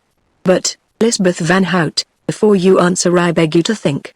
Upon the next movements of your lips it depends whether that body you love shall be stretched upon the rack, whether those eyes which you find pleasant shall grow blind with agony in the darkness of a dungeon, and whether that flesh which you think desirable shall scorch and wither in the furnace. Or, on the other hand, whether none of these things shall happen, whether this young man shall go free, to be for a month or two a little piqued, a little bitter about the inconstancy of women, and then to marry some opulent and respected heretic. Surely you could scarcely hesitate. Oh, where is the self-sacrificing spirit of the sex of which we hear so much? Choose. Still there was no answer. Montalvo, playing his trump card, drew from his vest an official-looking document, sealed and signed. This, he said, is the information to be given to the incorruptible rod trapper. Look, here written on it is your cousin's name. My servant waits for me in your kitchen. If you hesitate any longer, I call him and in your presence charge him to hand that paper to the messenger who starts this afternoon for Brussels. Once given it cannot be recalled and the pious Dirk's doom is sealed. Lysbeth's spirit began to break. How can I? She asked. It is true that we are not affianced, perhaps for this very reason which I now learn. But he cares for me and knows that I care for him. Must I then, in addition to the loss of him, be remembered all his life as little better than the light of love caught by the tricks and glitter of such a man as you? I tell you that first I will kill myself. Again Montalvo went to the window, for this hint of suicide was most disconcerting. No one can marry a dead woman, and Lysbeth was scarcely likely to leave a will in his favor. It seemed that what troubled her particularly was the fear lest the young man should think her conduct light. Well, why should she not give him a reason which he would be the first to acknowledge as excellent for breaking with him? Could she, a Catholic, be expected to wed a heretic, and could he not be made to tell her that he was a heretic? Behold an answer to his question. The saints themselves, desiring that this pearl of price should continue to rest in the bosom of the true church, had interfered in his behalf, for there in the street below was Dirk van Goorl approaching Lysbeth's door. Yes, there he was dressed in his best burgher's suit, his brow knit with thought, his step hesitating, a very picture of the timid, doubtful lover. Lysbeth van Hout, said the Count, turning to her, as it chances the Heer Dirk van Goorl is at your door. You will admit him, and this matter can be settled one way or the other. I wish to point out to you how needless it is that the young man should be left believing that you have treated him ill. All which is necessary is that you should ask whether or no he is of your faith. If I know him, he will not lie to you. Then it remains only for you to say, for doubtless the man comes here to seek your hand, that however much it may grieve you to give such an answer, you can take no heretic to husband. Do you understand? Lysbeth bowed her head. Then listen. You will admit your suitor, you will allow him to make his offer to you now if he is so inclined, you will, before giving any answer, ask him of his faith. If he replies that he is a heretic, you will dismiss him as kindly as you wish. If he replies that he is a true servant of the church, you will say that you have heard a different tale and must have time to make inquiries. Remember also that if by one jot you do otherwise than I have bid you, and Dirk van Goorl leaves the room, you see him for the last time, unless it pleases you to attend his execution. Whereas if you obey and dismiss him finally, as the door shuts behind him, I put this information in the fire and satisfy you that the evidence upon which it is based is forever deprived of weight and done with. Lysbeth looked a question, I see you are wondering how I should know what you do or do not do. It is simple. I shall be the harmless but observant witness of your interview. Over this doorway hangs a tapestry. You will grant me the privilege, not a great one for a future husband, of stepping behind it. Never, never, said Lysbeth. I cannot be put to such a shame. I defy you. As she spoke came the sound of knocking at the street door. Glancing up at Montalvo, for the second time she saw that look which he had worn at the crisis of the sledge race. All its urbanity, its careless bonhomie, had vanished. Instead of these appeared a reflection of the last and innermost nature of the man, the rock foundation, as it were, upon which was built the false and decorated superstructure that he showed to the world. There were the glowering eyes, there the grinning teeth of a Spanish wolf, a ravening brute ready to rend and tear, if so he might satisfy himself with the meat his soul desired. Don't play tricks with me, he muttered, and don't argue, there is no time. Do as I bid you, girl, or on your head will be this psalm-singing fellow's blood. And, look you, don't try setting him on me, for I have my sword and he is unarmed. If need be a heretic may be killed at sight, you know, that is by one clothed with authority. When the servant announces him, go to the door and order that he is to be admitted, and picking up his plumed hat, which might have betrayed him, Montalvo stepped behind the arras. For a moment Lysbeth stood thinking. Alas! She could see no possible escape. She was in the toils, the rope was about her throat. Either she must obey or, so she thought, she must give the man she loved to a dreadful death. For his sake she would do it, for his sake, and might God forgive her. Might God avenge her and him. Another instant and there came a knock upon the door. She opened it. The Heer Van Goorl stands below, said the voice of Greta, wishing to see you. Madame, admit him, answered Lysbeth, and going to a chair almost in the center of the room, she seated herself. Presently Dirk's step sounded on the stair, that known, beloved step for which so often she had listened eagerly. Again the door opened and Greta announced the Heer Van Goorl. That she could not see the Captain Montalvo evidently surprised the woman. Her eyes roamed round the room wonderingly, but she was too well trained, or too well bribed, to show her astonishment. Gentlemen of this kidney, as Greta had from time to time remarked, have a faculty for vanishing upon occasion. So Dirk walked into the fateful chamber as some innocent and unsuspecting creature walks into a bitter snare, little knowing that the lady whom he loved and whom he came to win was set as a bait to ruin him. Be seated, cousin, said Lysbeth, in a voice so forced and strained that it caused him to look up. But he saw nothing, for her head was turned away from him, and for the rest his mind was too preoccupied to be observant. By nature simple and open, it would have taken much to wake Dirk into suspicion in the home and presence of his love and cousin. Lysbeth, good day to you, Lysbeth, he said awkwardly. Why, how cold your hand is. I have been trying to find you for some time, but you have always been out or away, leaving no address. I have been to the sea with my Aunt Clara, she answered. Then for a while 5 minutes or more there followed a strained and stilted conversation. Will the booby never come to the point? Reflected Montalvo, surveying him through a join in the tapestry. By the saints, what a fool he looks. Lysbeth, said Dirk at last, I want to speak to you. Speak on, cousin, she answered. Lysbeth, I have loved you for a long while, and I have come to ask you to marry me.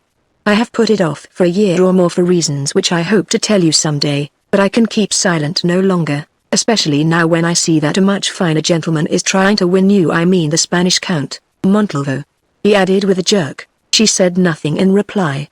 So Dirk went on pouring out all his honest passion in words that momentarily gathered weight and strength, till at length they were eloquent enough. He told her how since first they met he had loved her and only her, and how his one desire in life was to make her happy and be happy with her. Pausing at length he began to speak of his prospects. Then she stopped him. Your pardon, Dirk, she said, but I have a question to ask of you, and her voice died away in a kind of sob. I have heard rumors about you, she went on presently, which must be cleared up. I have heard, Dirk, that by faith you are what is called a heretic. Is it true? He hesitated before answering, feeling that much depended on that answer. But it was only for an instant, since Dirk was far too honest a man to lie. Lysbeth, he said, I will tell to you what I could not tell to any other living creature, not being one of my own brotherhood, for whether you accept me or reject me, I know well that I am as safe in speaking to you as when upon my knees I speak to the God I serve. I am what you call a heretic. I am a member of that true faith to which I hope to draw you, but which if you do not wish it I should never press upon you.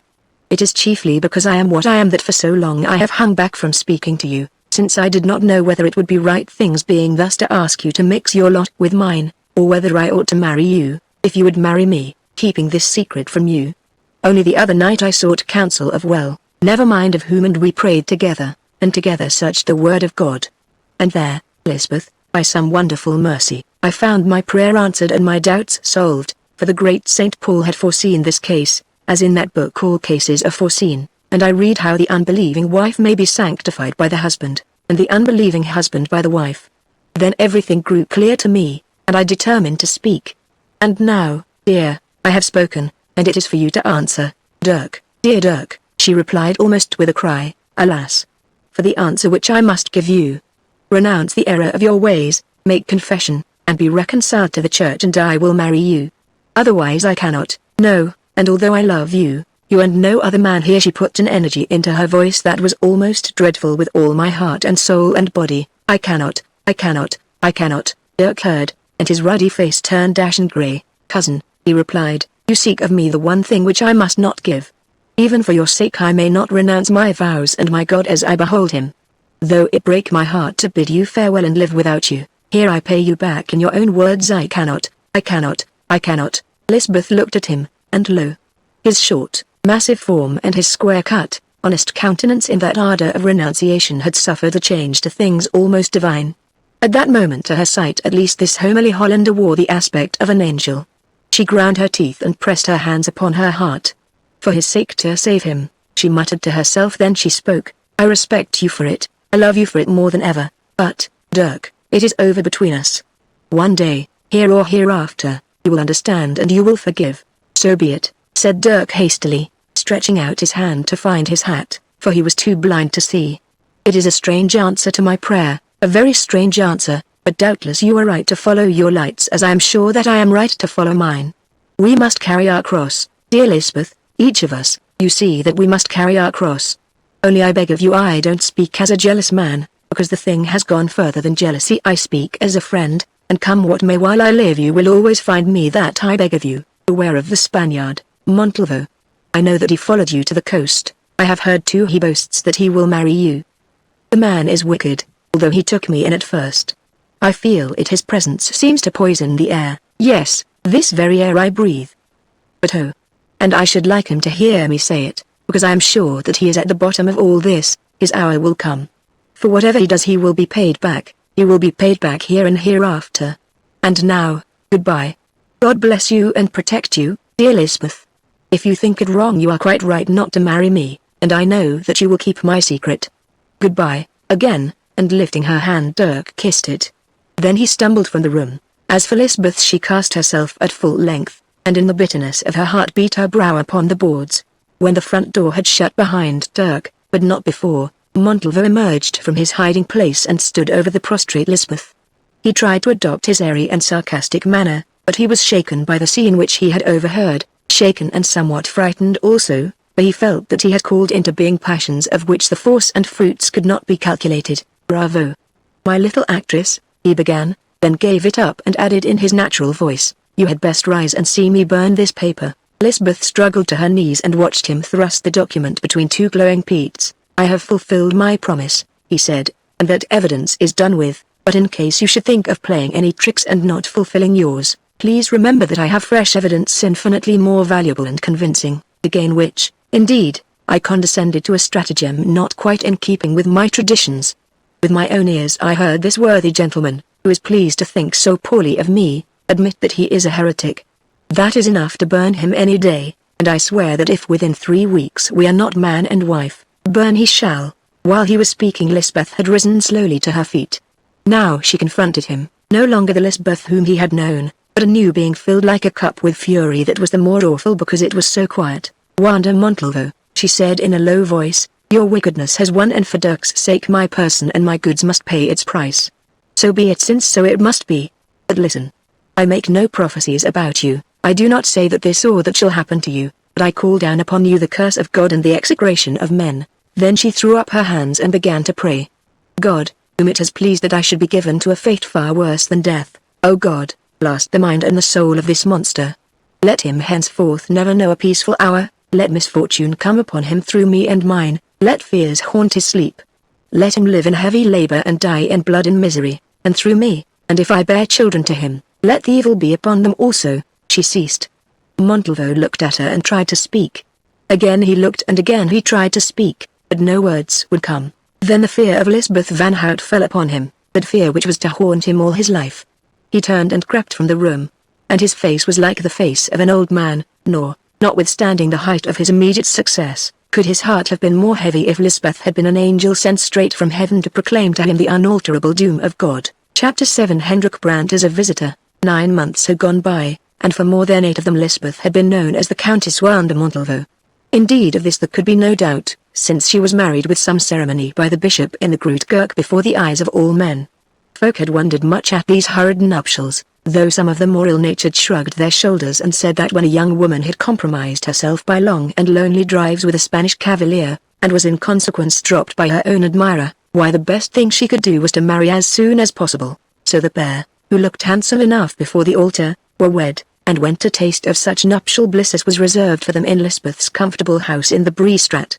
Here they lived almost alone, for Lysbeth's countrymen and women showed their disapproval of her conduct by avoiding her company, and, for reasons of his own, Montalvo did not encourage the visiting of Spaniards at his house. Moreover, the servants were changed, while Tante Clara and the girl Greta had also disappeared.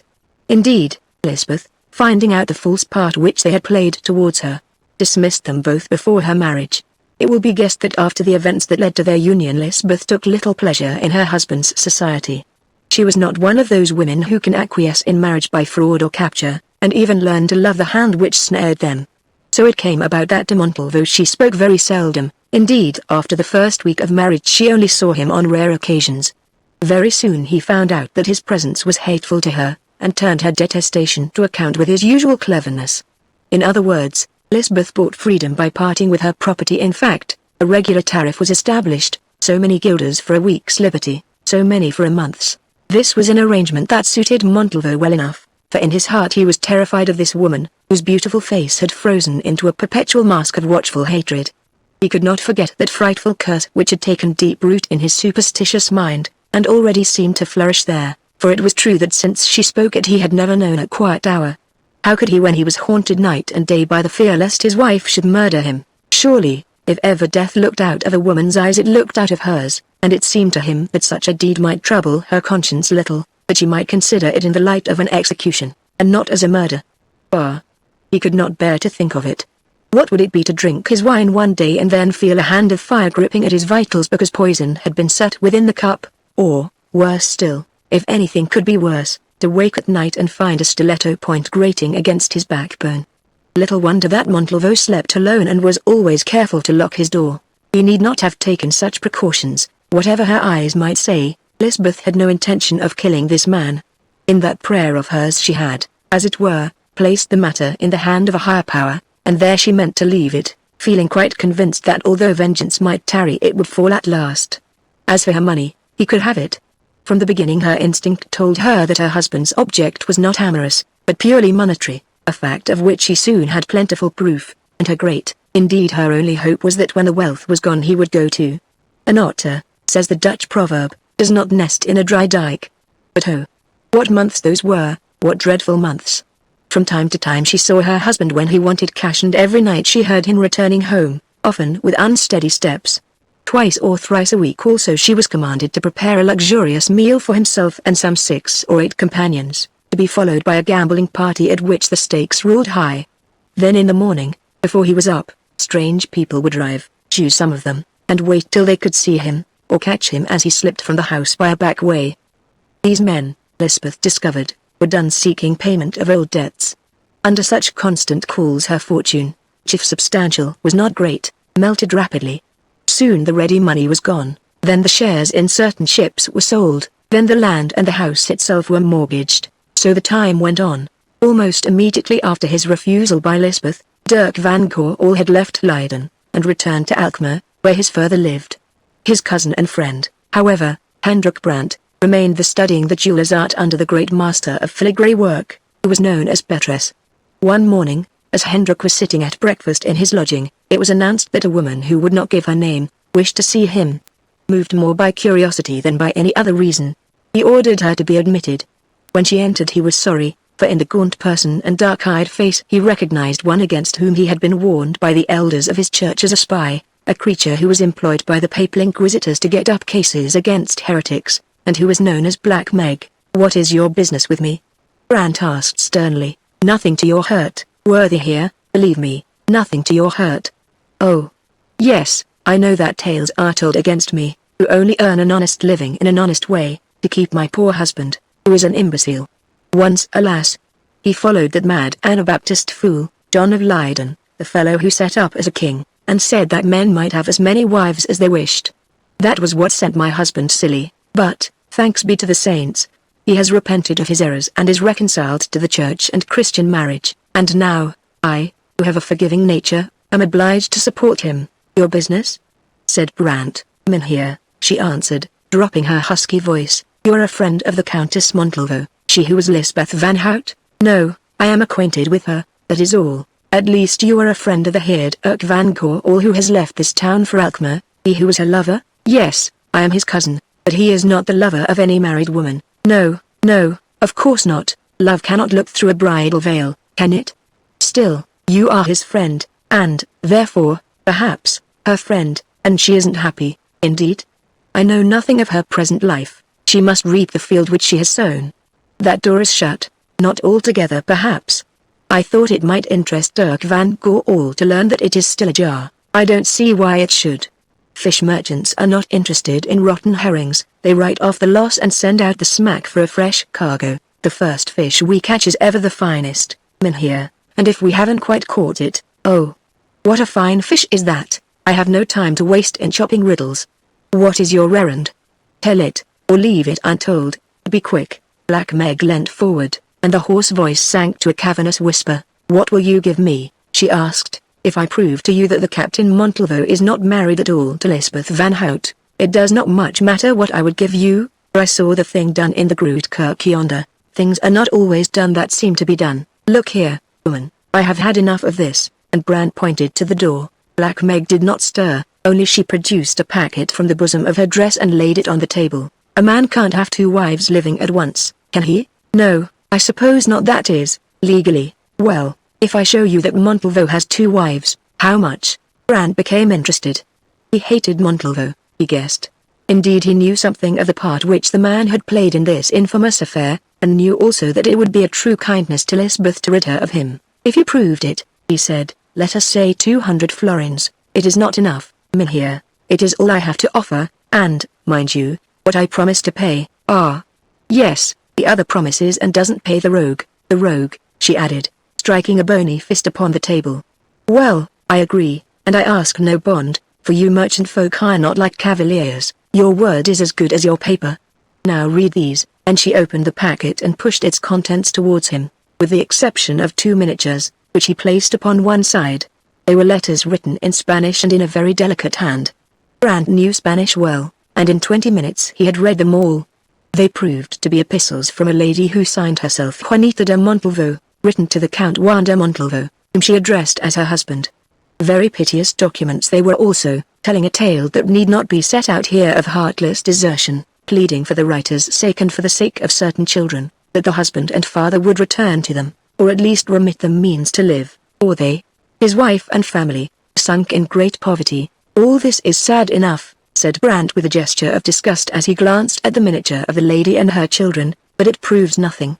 How are we to know that she is the man's wife? Black Meg put her hand into the bosom of her dress and produced another letter dated not more than 3 months ago.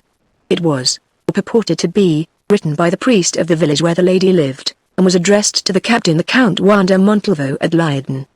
In substance this epistle was an earnest appeal to the noble count from one who had a right to speak, as the man who had christened him, taught him, and married him to his wife, either to return to her or to forward her the means to join him.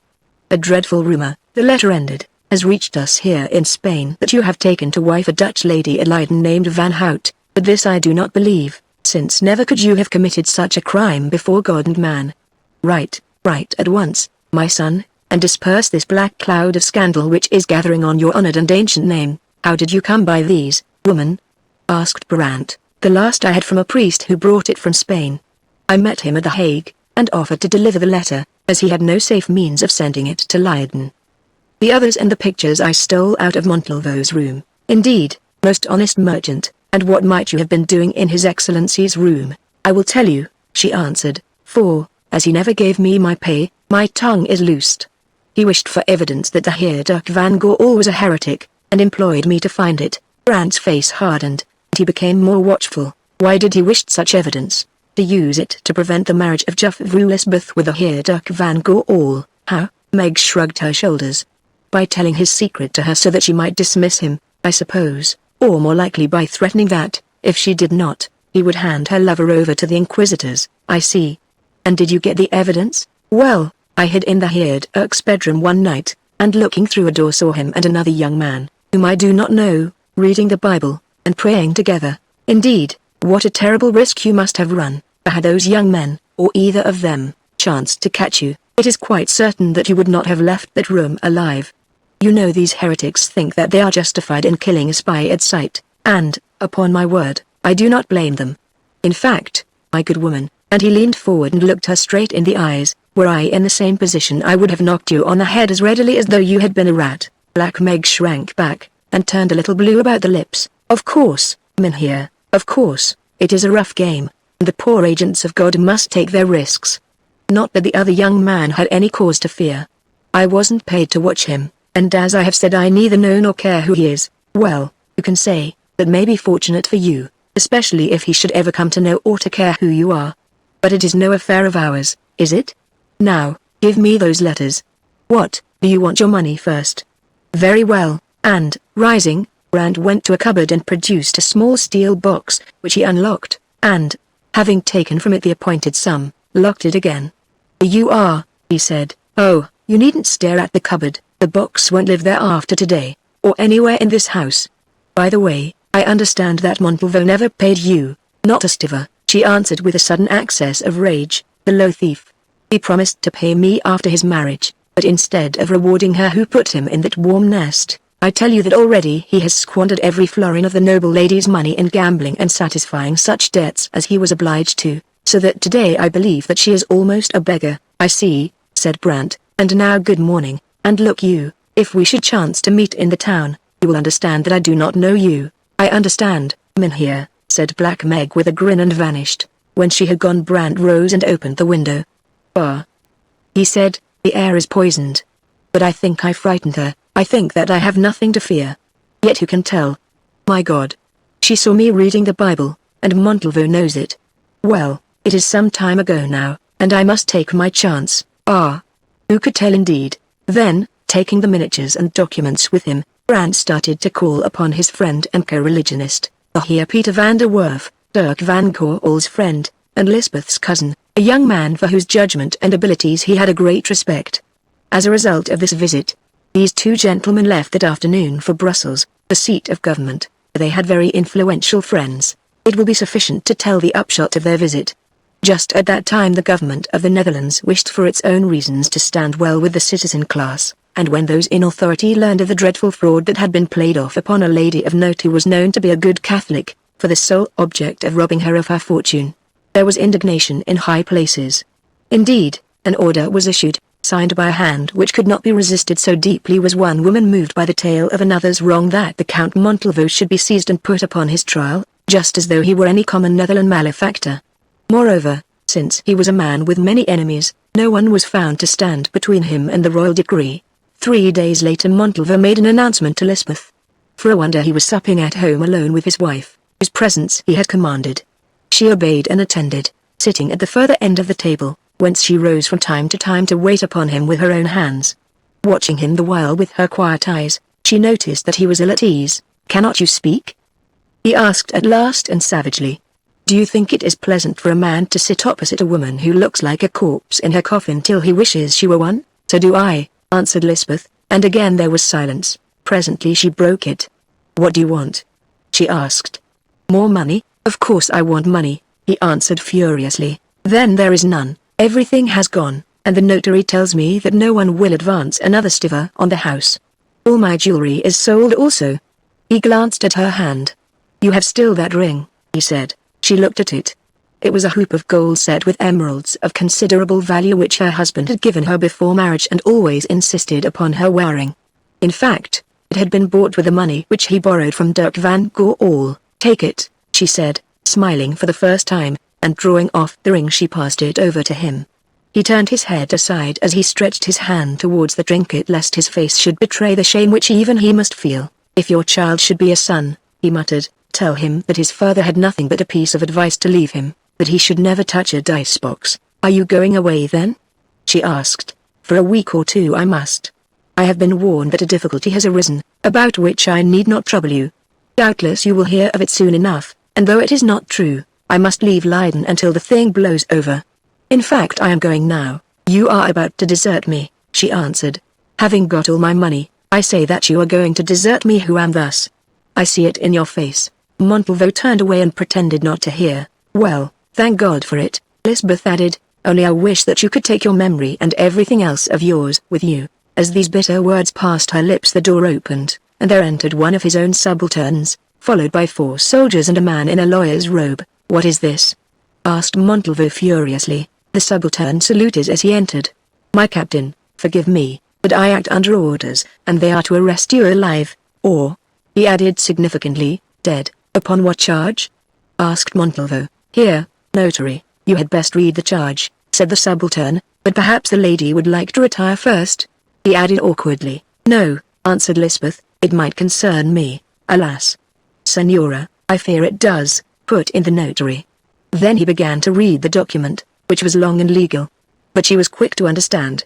Before ever it was done Lysbeth knew that she was not the lawful wife of Count Wanda Montalvo, and that he was to be put upon his trial for his betrayal of her and the trick he had played the church. So she was free, and overcome by that thought she staggered, fell, and swooned away. When her eyes opened again, Montalvo, officer, notary, and soldiers, all had vanished. Chapter 8 The Mayor's Stable. When Lysbeth's reason returned to her in that empty room, her first sense was one of wild exultation. She was free, she was not Montalvo's wife, never again could she be obliged to see him, never again could she be forced to endure the contamination of his touch. That was her thought. She was sure that the story was true. Were it not true, who could have moved the authorities to take action against him?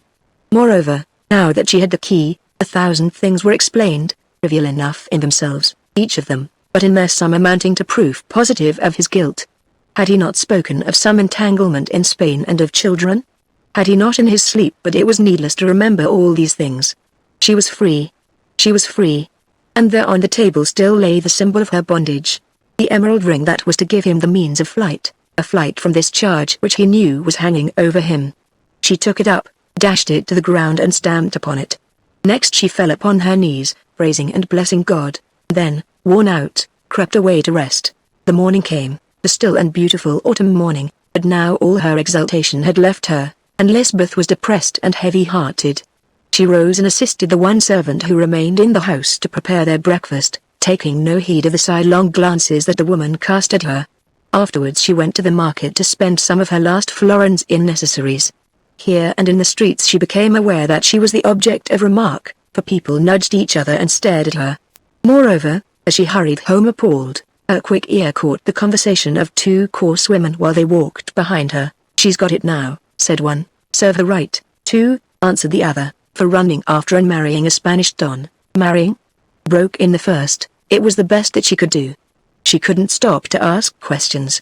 Some corpses must be buried quickly. Glancing behind her, Lysbeth saw the creature nip her nostrils with her fingers, as though to shut out an evil smell. Then she could bear it no longer, and turned upon them. "You are evil slanderers," she said, and walked away swiftly, pursued by the sound of their loud, insulting laughter. At the house she was told that 2 men were waiting to see her. They proved to be creditors clamoring for large sums of money, which she could not pay. Lysbeth told them that she knew nothing of the matter. Thereupon they showed her her own writing at the foot of deeds, and she remembered that she had signed more things than she chose to keep count of, everything indeed that the man who called himself her husband put before her, if only to win an hour of blessed freedom from his presence. At length the duns went away vowing that they would have their money if they dragged the bed from under her. After that came loneliness and silence. No friend appeared to cheer her. Indeed, she had no friends left, for by her husband's command she had broken off her acquaintance with all who after the strange circumstances connected with her marriage were still inclined to know her.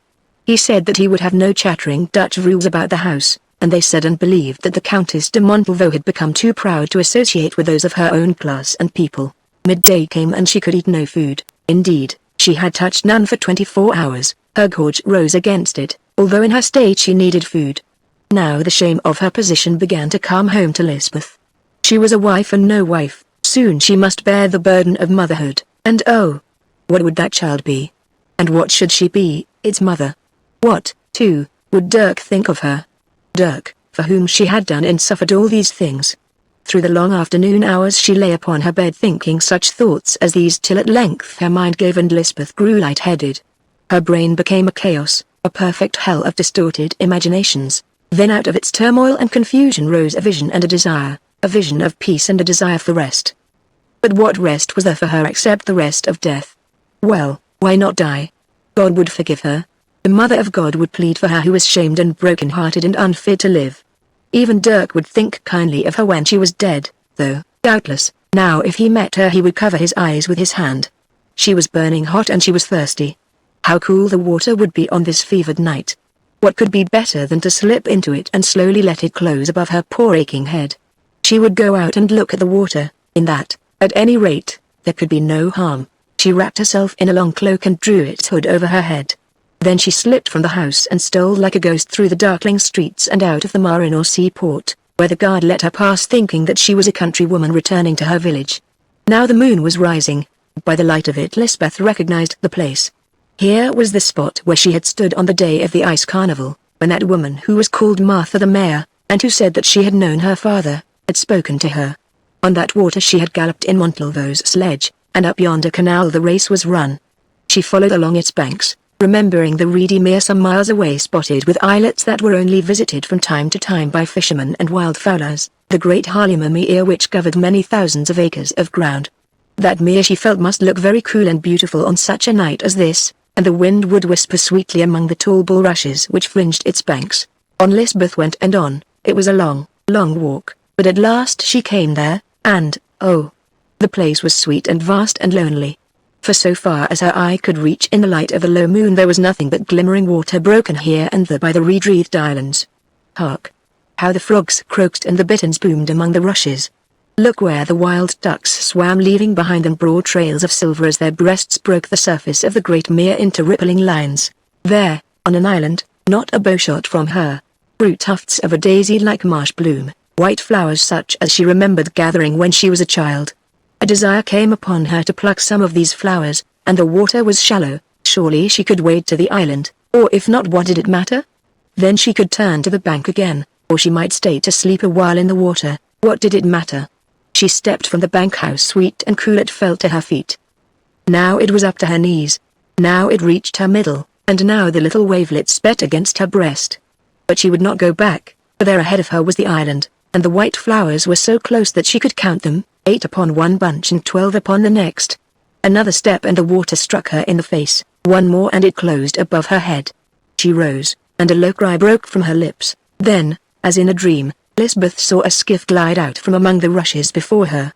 She saw also a strange mutilated face, which she remembered dimly, bending over the edge of the boat, a long, brown hand stretched out to clasp her, while a hoarse voice bade her keep still and fear nothing. After this came a sound of singing in her ears and darkness.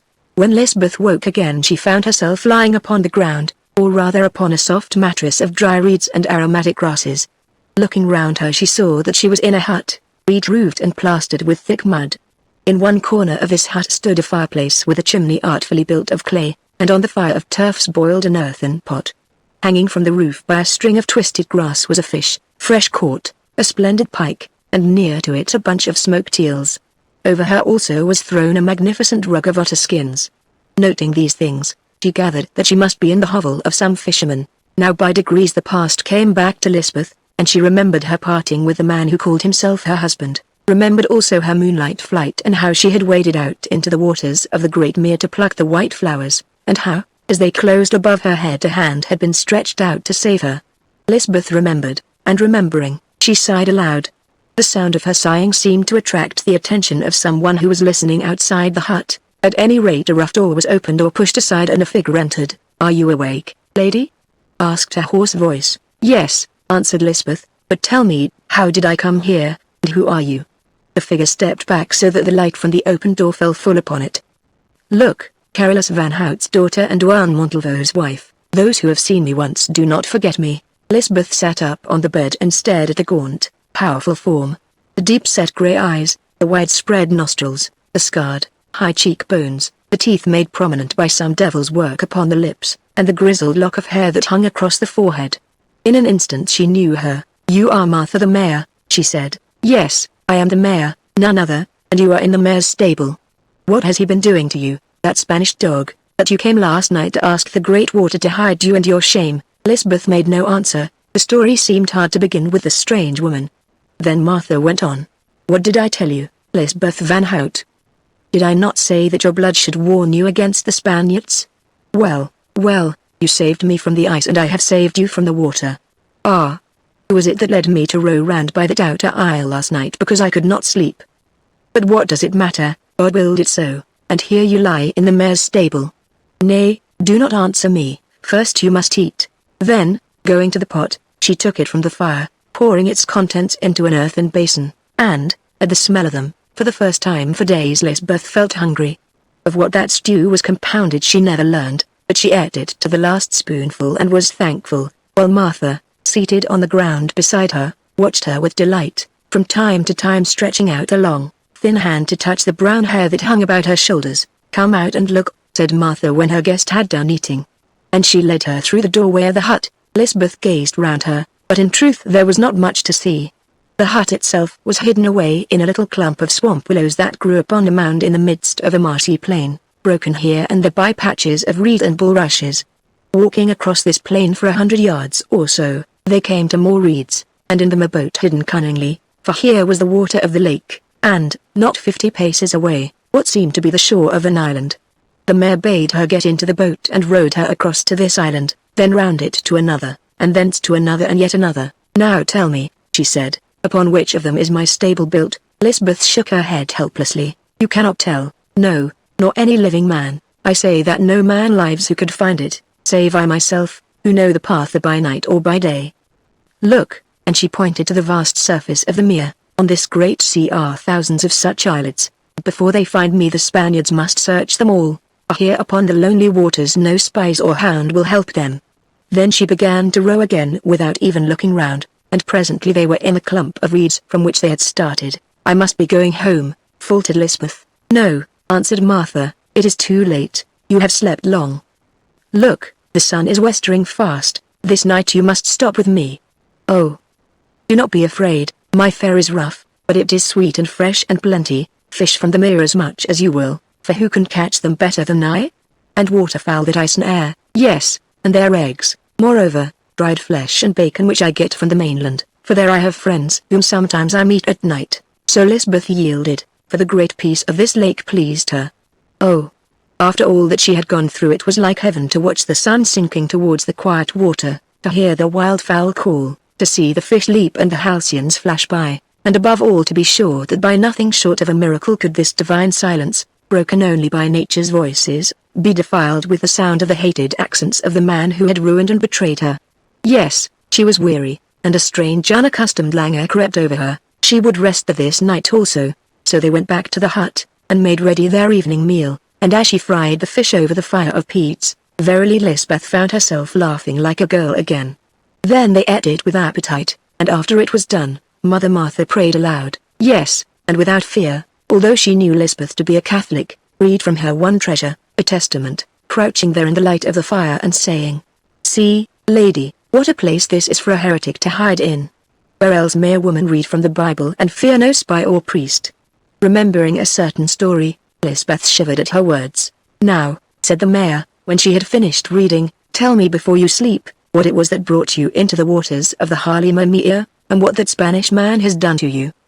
Do not be afraid, for though I am mad, or so they say, I can keep counsel, and between you and me are many bonds, Carolus van Hout's daughter, some of which you know and see, and some that you can neither know nor see, but which God will weave in his own season." Lysbeth looked at the weird countenance, distorted and made unhuman by long torment of body and mind, and found in it something to trust, yes, even signs of that sympathy which she so sorely needed. So she told her all the tale from the first word of it to the last. The mayor listened in silence, for no story of evil perpetrated by a Spaniard seemed to move or astonish her, Only when Lysbeth had done, she said, "Ah, child, had you but known of me, and where to find me, you should have asked my aid." "Why, mother, what could you have done?" answered Lysbeth. "Done? I would have followed him by night until I found my chance in some lonely place, and there I would have." Then she stretched out her bony hand to the red light of the fire, and Lysbeth saw that in it was a knife. She sank back aghast. "Why are you frightened, my pretty lady?" asked the mayor. "I tell you that I live on for only one thing: to kill Spaniards. Yes, priests first and then the others. Oh, I have a long count to pay, for every time that he was tortured a life, for every groan he uttered at the stake a life, yes, so many for the father and half as many for the son. Well, I shall live to be old, I know that I shall live to be old, and the count will be discharged, to the last stiver." As she spoke, the outlawed water wife had risen, and the flare of the fire struck full upon her. It was an awful face that Lysbeth beheld by the light of it, full of fierceness and energy, the face of an inspired Avendir, dread and unnatural, yet not altogether repulsive. Indeed, that countenance was such as an imaginative artist might give to one of the beasts in the Book of Revelation.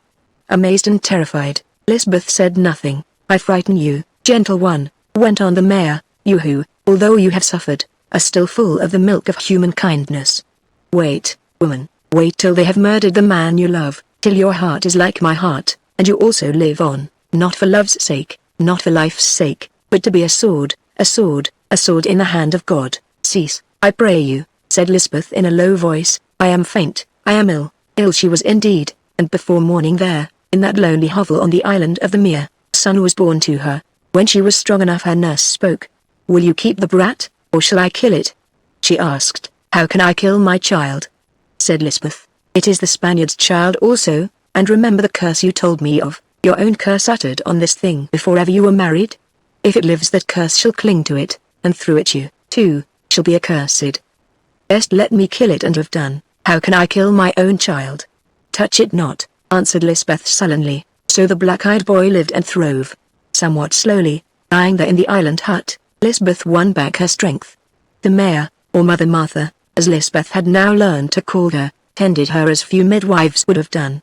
Food, too, she had in plenty, for Martha snared the fowl and caught the fish, or she made visits to the mainland, and thence brought eggs and milk and flesh, which, so she said, the boors of that country gave her as much as she wanted of them. Also, to while away the hours, she would read to her out of the Testament, and from that reading Lysbeth learnt many things which until then she had not known. Indeed, before it was done with Catholic though she began to wonder in what lay the wickedness of these heretics, and how it came about that they were worthy of death and torment, since, sooth to say, in this book she could find no law to which their lives and doctrine seemed to give offence. Thus it happened that Martha, the fierce, half-crazy water dweller, sowed the seed in Lysbeth's heart that was to bear fruit in due season. When 3 weeks had gone by and Lysbeth was on her feet again, though as yet scarcely strong enough to travel, Martha told her that she had business which would keep her from home a night, but what the business was she refused to say. Accordingly on a certain afternoon, having left good store of all things to Lysbeth's hand, the mayor departed in her skiff, nor did she return till after midday on the morrow. Now Lysbeth talked of leaving the island, but Martha would not suffer it, saying that if she desired to go she must swim, and indeed when Lysbeth went to look she found that the boat had been hidden elsewhere. So, nothing loath, she stayed on, and in the crisp autumn air her health and beauty came back to her, till she was once more much as she had been before the day when she went sledging with Wanda Montalvo, on a November morning, leaving her infant in the hut with Martha, who had sworn to her on the Bible that she would not harm it. Lysbeth walked to the extremity of the island. During the night the first sharp frost of late autumn had fallen, making a thin film of ice upon the surface of the lake, which melted rapidly as the sun grew high. The air too was very clear and calm, and among the reeds, now turning golden at their tips, the finches flew and chirped, forgetful that winter was at hand. So sweet and peaceful was the scene that Lysbeth, also forgetful of many things, surveyed it with a kind of rapture. She knew not why, but her heart was happy that morning. It was as though a dark cloud had passed from her life, as though the blue skies of peace and joy were spread about her. Doubtless other clouds might appear upon the horizon, doubtless in their season they would appear, but she felt that this horizon was as yet a long way off, and meanwhile above her bent the tender sky, serene and sweet and happy. Upon the crisp grass behind her suddenly she heard a footfall, a new footfall, not that of the long, stealthy stride of Martha, who was called the mare, and swung round upon her heel to meet it. Oh, God! Who was this? Oh, God. The before her stood Dirk van Goorl. Dirk, and no other than Dirk, unless she dreamed. Dirk with his kind face wreathed in a happy smile. Dirk with his arms outstretched towards her. Lysbeth said nothing. She could not speak, only she stood still gazing, gazing, gazing, and always he came on, till now his arms were round her. Then she sprang back. "Do not touch me," she cried. "Remember what I am and why I stay here." "I know well what you are, Lysbeth," he answered slowly. "You are the holiest and purest woman who ever walked this earth. You are an angel upon this earth. You are the woman who gave her honor to save the man she loved." "Oh. Be silent, be silent. I have heard the story, I know it every word, and here I kneel before you, and, next to my God, I worship you, Lysbeth. I worship you, but the child," she murmured, "it lives, it is mine and the man's." Dirk's face hardened a little, but he only answered, "We must bear our burdens. You have borne yours, I must bear mine." And he seized her hands and kissed them, yes, and the hem of her garment and kissed it also, so these two plighted their troth. Afterwards Lysbeth heard all the story. Montalvo had been put upon his trial, and, as it chanced, things went hard with him. Among his judges one was a great Netherlander lord, who desired to uphold the rights of his countrymen. One was a high ecclesiastic, who was furious because of the fraud that had been played upon the church, which had been trapped into celebrating a bigamous marriage, and a third was a Spanish grandee, who, as it happened, knew the family of the first wife who had been deserted. Therefore, for the luckless Montalvo, when the case had been proved to the hilt against him by the evidence of the priest who brought the letter, of the wife's letters, and of the truculent Black Meg, who now found an opportunity of paying back hot water for cold, there was little mercy. His character was bad, and it was said, moreover, that because of his cruelties and the shame she had suffered at his hands, Lysbeth van Hout had committed suicide. At least, this was certain, that she was seen running at night towards the Haarlemmermeer, and that after this, search as her friends would, nothing more could be heard of her.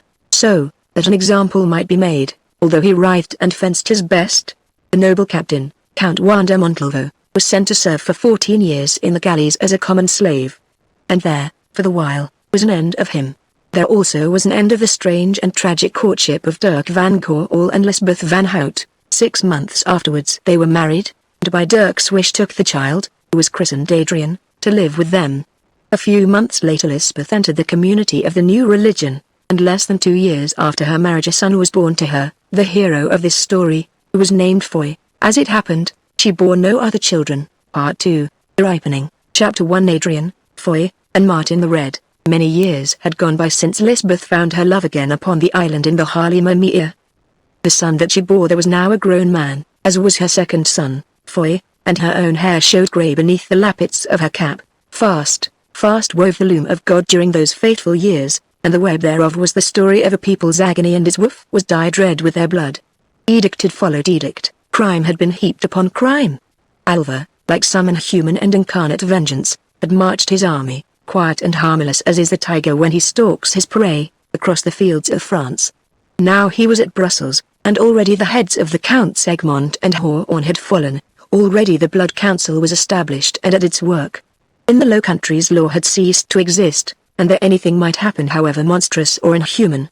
Indeed, with one decree of the Holy Office, confirmed by a proclamation of Philip of Spain, all the inhabitants of the Netherlands, 3 millions of them, had been condemned to death. Men's minds were full of terror, for on every side were burnings and hangings and torturings. Without were fightings, within were fears, and none knew whom they could trust, since the friend of today might be the informer or judge of tomorrow. All this because they chose to worship God in their own fashion unaided by images and priests. Although so long a time had passed, as it chanced those personages with whom we have already made acquaintance in this history were still alive. Let us begin with 2 of them, one of whom we know and one of whom, although we have heard of him before, will require some introduction. Dirk van Goorl and his son Foy. Seen an upper room above a warehouse overlooking the marketplace of Leiden, a room with small windows and approached by 2 staircases. Time, a summer twilight. The faint light which penetrated into this chamber through the unshuttered windows, for to curtain them would have been to excite suspicion, showed that about 20 people were gathered there, among whom were 1 or 2 women. For the most part they were men of the better class, middle-aged burghers of sober mien, some of whom stood about in knots, while others were seated upon stools and benches. At the end of the room addressing them was a man well on in middle life, with grizzled hair and beard, small and somewhat mean of stature, yet one through whose poor exterior goodness seemed to flow like light through some rough casement of horn.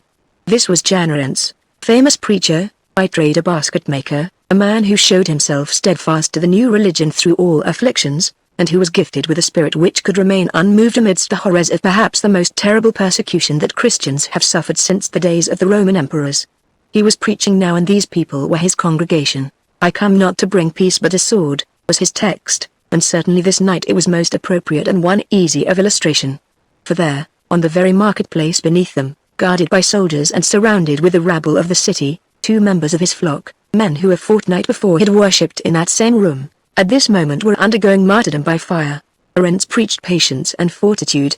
He went back into recent history and told his hearers how he himself had passed 100 dangers, how he had been hunted like a wolf, how he had been tried, how he had escaped from prisons and from the swords of soldiers, even as St. Paul had done before him, and how yet he lived to minister to them this night.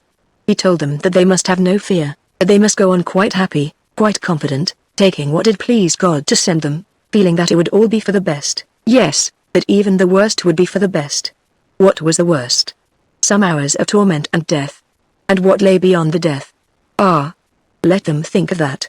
The whole world was but a brief and varying shadow. What did it matter how or when they walked out of that shadow into the perfect light? The sky was very black, but behind it the sun shone. They must look forward with the eye of faith. Perhaps the sufferings of the present generation were part of the scheme of things. Perhaps from the earth which they watered with their blood would spring the flower of freedom, that glorious freedom in whose day all men would be able to worship their Creator responsible only to the Bible law and their own conscience, not to the dogmas or doctrines of other men.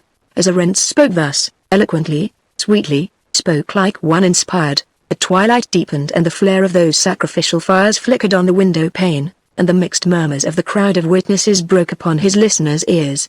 The preacher paused and looked down upon the dreadful scene below, for from where he stood he could behold it all. "Mark is dead," he said, "and our dear brother, Andreas Jansen, is dying." The executioners heaped the faggots round him. "You think it cruel, you think it piteous. I say to you, no. I say that it is a holy and a glorious sight, for we witness the passing of souls to bliss. Brethren, let us pray for him who leaves us, and for ourselves who stay behind. Yes, and let us pray for those who slay him that know not what they do. We watch his sufferings, but I tell you that Christ his Lord watches also, Christ who hung upon the cross, the victim of such men as these. He stands with him in the fire, his hand compasses him, his voice supports him. Brethren, let us pray." Then at his bidding every member of that little congregation knelt in prayer for the passing spirit of Andreas Jansen. Again Arendt looked through the window. "He dies," he cried. "A soldier has thrust him through with a pike in mercy. His head falls forward. Oh, God, if it be thy will, grant to us a sign." Some strange breath passed through that upper chamber, a cold breath which blew upon the brows of the worshippers and stirred their hair, bringing with it a sense of the presence of Andreas Jansen, the martyr. Then, there upon the wall opposite to the window, at the very spot where their brother and companion, Andreas, saint and martyr, was wont to kneel, appeared the sign, or what they took to be a sign. Yes, there upon the whitewashed wall, reflected, mayhap, from the fires below, and showing clearly in the darkened room, shone the vision of a fiery cross. For a second it was seen. Then it was gone, but to every soul in this room the vision of that cross had brought its message, to each a separate message, an individual inspiration, for in the light of it they read strange lessons of life and death. The cross vanished and there was silence. "Brethren," said the voice of Arendt, speaking in the darkness, "you have seen. Through the fire and through the shadow, follow the cross and fear not." The service was over, and below in the emptied marketplace the executioners collected the poor calcined fragments of the martyrs to cast them with contumely and filthy jests into the darkling waters of the river.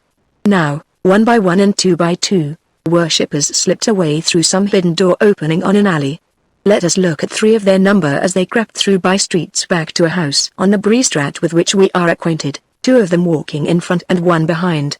The pair were Dirk van Goorl and his son Foy. There was no mistaking their relationship, save that he had grown somewhat portly and thoughtful. Dirk was the Dirk of 25 years ago, thick-set, grey-eyed, bearded, a handsome man according to the Dutch standard, whose massive, kindly countenance betrayed the massive, kindly mind within. Very like him was his son Foy, only his eyes were blue instead of grey, and his hair was yellow. Though they seemed sad enough just now, these were merry and pleasant days, and the round, the somewhat childlike face was merry also, the face of a person who looked upon the bright side of things. There was nothing remarkable or distinguished about Foy's appearance, but from it the observer, who met him for the first time, received an impression of energy, honesty, and good nature. In truth, such were apartment to set him down as a sailorman, who had just returned from a long journey, in the course of which he had come to the conclusion that this world was a pleasant place, and one well worth exploring. As Foy walked down the street with his quick and nautical gait, it was evident that even the solemn and dreadful scene which he had just experienced had not altogether quenched his cheery and hopeful spirit. Yet of all those who listened to the exhortation of the saint-like occurrence, none had laid its burden of faith and carelessness for the future to heart more entirely than Foy van Goorl. But of this power of looking on the bright side of things the credit must be given to his nature and not to his piety, for Foy could not be sad for long. Spero would have been his motto had he known Latin, and he did not mean to grow sorrowful over the prospect of being burnt, for instance, until he found himself fast to the stake. It was this quality of good spirits in a depressing and melancholy age that made a Foy so extraordinarily popular a character. Behind these two followed a much more remarkable-looking personage, the Frisian, Martin Roos, or Red Martin, so named from his hair, which was red to the verge of flame color, and his beard of a like hue that hung almost to his breast. There was no other such beard in Leyden. Indeed the boys, taking advantage of his good nature, would call to him as he passed, asking him if it was true that the storks nested in it every spring. This strange-looking man, who was now perhaps a person of 40 years of age, for 10 years or more had been the faithful servant of Dirk van Goorl, whose house he had entered under circumstances which shall be told of in their place. Anyone glancing at Martin casually would not have said that he was a giant, and yet his height was considerable, to be accurate, when he stood upright, something over 6 feet 3 inches. The reason why he did not appear to be tall was that in truth his great bulk shortened him to the eye, and also because he carried himself ill, more from a desire to conceal his size than for any other reason. It was in girth of chest and limb that Martin was really remarkable, so much so that a short-armed man standing before him could not make his fingers touch behind his back. His face was fair as a girl's, and almost as flat as a full moon, for of nose he had little. Nature, indeed, had furnished him with one of ordinary, if not excessive size, but certain incidents in Martin's early career, which in our day would be designated as that of a prize fighter, had caused it to spread about his countenance in an interesting and curious fashion. His eyebrows, however, remained prominent. Beneath them appeared a pair of very large, round, and rather mild blue eyes, covered with thick white lids absolutely devoid of lashes, which eyes had a most unholy trick of occasionally taking fire when their owner was irritated. Then they could burn and blaze like lamps tied to a barge on a dark night, with an effect that was all the more alarming because the rest of his countenance remained absolutely impassive. Suddenly while this little company went homewards a sound arose in the quiet street as of people running. Instantly all three of them pressed themselves into the doorway of a house and crouched down. Martin lifted his ear and listened. 3 people, he whispered, a woman who flies and 2 men who follow. At that moment a casement was thrown open 40 paces or so away, and a hand, bearing a torch, thrust out of it. By its light they saw the pale face of a lady speeding towards them, and after her 2 Spanish soldiers. The Vrouw Andreas Jansen, whispered Martin again, flying from 2 of the guard who burned her husband. The torch was withdrawn and the casement shut with a snap. In those days quiet burghers could not afford to be mixed up in street troubles, especially if soldiers had to do with them. Once more the place was empty and quiet, except for the sound of running feet. Opposite to the doorway the lady was overtaken. "Oh, let me go," she sobbed. "Oh, let me go. Is it not enough that you have killed my husband? Why must I be hunted from my house thus? Because you are so pretty, my dear," answered one of the brutes. "Also you are rich. Catch hold of her, friend. Lord, how she kicks." Foy made a motion as though to start out of the doorway, but Martin pressed him back with the flat of his hand, without apparent effort, and yet so strongly that the young man could not move. "My business, masters," he muttered. He would make a noise, and they heard his breath come thick. Now, moving with curious stealthiness for one of so great a bulk, Martin was out of the porch. By the summer starlight the watchers could see that, before they had caught sight of, or even heard, him, he gripped the 2 soldiers, small men, like most Spaniards, by the napes of their necks, one in either hand, and was grinding their faces together. This, indeed, was evident, for his great shoulders worked visibly and their breastplates clicked as they touched. But the men themselves made no sound at all. Then Martin seemed to catch them round the middle, and behold, In another second the pair of them had gone headlong into the canal, which ran down the center of the street. "My God! He has killed them," muttered Dirk. "And a good job, too, father," said Foy, "only I wish that I had shared in it." Martin's great form loomed in the doorway. "The Fru Jansen has fled away," he said, "and the street is quite quiet now, so I think that we had better be moving before any see us, my masters." Some days later the bodies of these Spanish soldiers were found with their faces smashed flat. It was suggested in explanation of this plight, that they had got drunk and while fighting together had fallen from the bridge onto the stonework of a pier. This version of their end found a ready acceptance, as it consorted well with the reputations of the men. So there was no search or inquiry. "I had to finish the dogs," Martin explained apologetically. "May the Lord Jesus forgive me, because I was afraid that they might know me again by my beard. Alas! Alas!" groaned Dirk. "What times are these? Say nothing of this dreadful matter to your mother, son, or to Adrian either." But Foy nudged Martin in the ribs and muttered, "Well done, old fellow, well done." After this experience, which the reader must remember was nothing extraordinary in those dark and dreadful days when neither the lives of men nor the safety of women, especially Protestant men and women, were things of much account, the three of them reached home without further incident, and quite unobserved. Arriving at the house, they entered it near the watergate by a back door that led into the stableyard. It was opened by a woman whom they followed into a little room where a light burned. Here she turned and kissed two of them, Dirk first and then Foy. "Thank God that I see you safe," she said. "Whenever you go to the meeting place I tremble until I hear your footsteps at the door." "What's the use of that, mother?" said Foy. "Your fretting yourself won't make things better or worse." "Ah, dear, how can I help it?"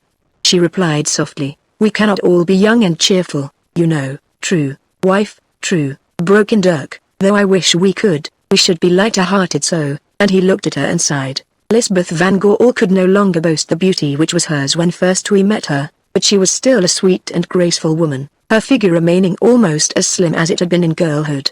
The grey eyes also retained their depth and fire, only the face was worn, though more by care and the burden of memories than with years. The lot of the loving wife and mother was hard indeed when Philip the King ruled in Spain and Alva was his prophet in the Netherlands. "Is it done?" she asked. "Yes, wife, our brethren are now saints in paradise, therefore rejoice." "It is very wrong," she answered with a sob, "but I cannot. Oh," she added with a sudden blaze of indignation, "if he is just and good, why does God suffer his servants to be killed thus?" "Perhaps our grandchildren will be able to answer that question," replied Dirk. "That poor Fru Jansen," broke in Lysbeth, "just married, and so young and pretty. I wonder what will become of her." Dirk and Foy looked at each other, and Martin, who was hovering about near the door, slunk back guiltily into the passage as though he had attempted to injure the Fru Jansen. "Tomorrow we will look to it, wife. And now let us eat, for we are faint with hunger." 10 minutes later they were seated at their meal. The reader may remember the room. It was that wherein Montalvo, ex-count and captain, made the speech which charmed all hearers on the night when he had lost the race at the ice carnival. The same chandelier hung above them, some portion of the same plate, even, repurchased by Dirk, was on the table, but how different were the company and the feast.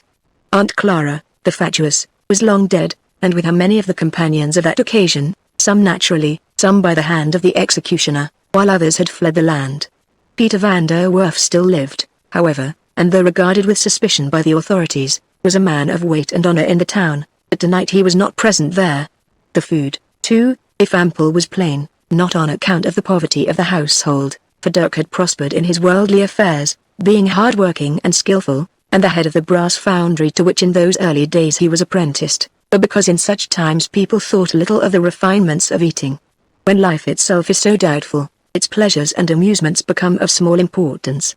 The ample waiting service of the maid Greta, who long ago had vanished none knew where, and her fellow domestics was now carried on by the man, Martin, and one old woman, since, as every menial might be a spy, even the richest employed few of them. In short, all the lighter and more cheerful parts of life were in abeyance. "Where is Adrian?" asked Dirk. "I do not know," answered Lysbeth. "I thought that perhaps—" "No," replied her husband hastily, "he did not accompany us." "He rarely does. Brother Adrian likes to look underneath the spoon before he licks it," said Foy with his mouth full. The remark was enigmatic, but his parents seemed to understand what Foy meant. At least it was followed by an uncomfortable and acquiescent silence. Just then Adrian came in, and as we have not seen him since, some 24 years ago, he made his entry into the world on the secret island in the Halimamia. Here it may be as well to describe his appearance. He was a handsome young man, but of quite a different stamp from his half-brother, Foy, being tall, slight, very graceful in figure, advantages which he had inherited from his mother Lysbeth. In countenance, however, he differed from her so much that none would have guessed him to be her son. Indeed, Adrian's face was pure Spanish. There was nothing of a Netherlander about his dark beauty. Spanish were the eyes of velvet black, set rather close together. Spanish also the finely chiseled features and the thin, spreading nostrils. Spanish the cold, yet somewhat sensual mouth, more apartment to sneer than smile. The straight, black hair, the clear, olive skin, and that indifferent, halfway red mien which became its wearer well enough, but in a man of his years of northern blood would have seemed unnatural or affected. He took his seat without speaking, nor did the others speak to him till his stepfather Dirk said, "You were not at the works today, Adrian, although we should have been glad of your help in founding the culverin." "No, further he called him father," answered the young man in a measured and rather melodious voice.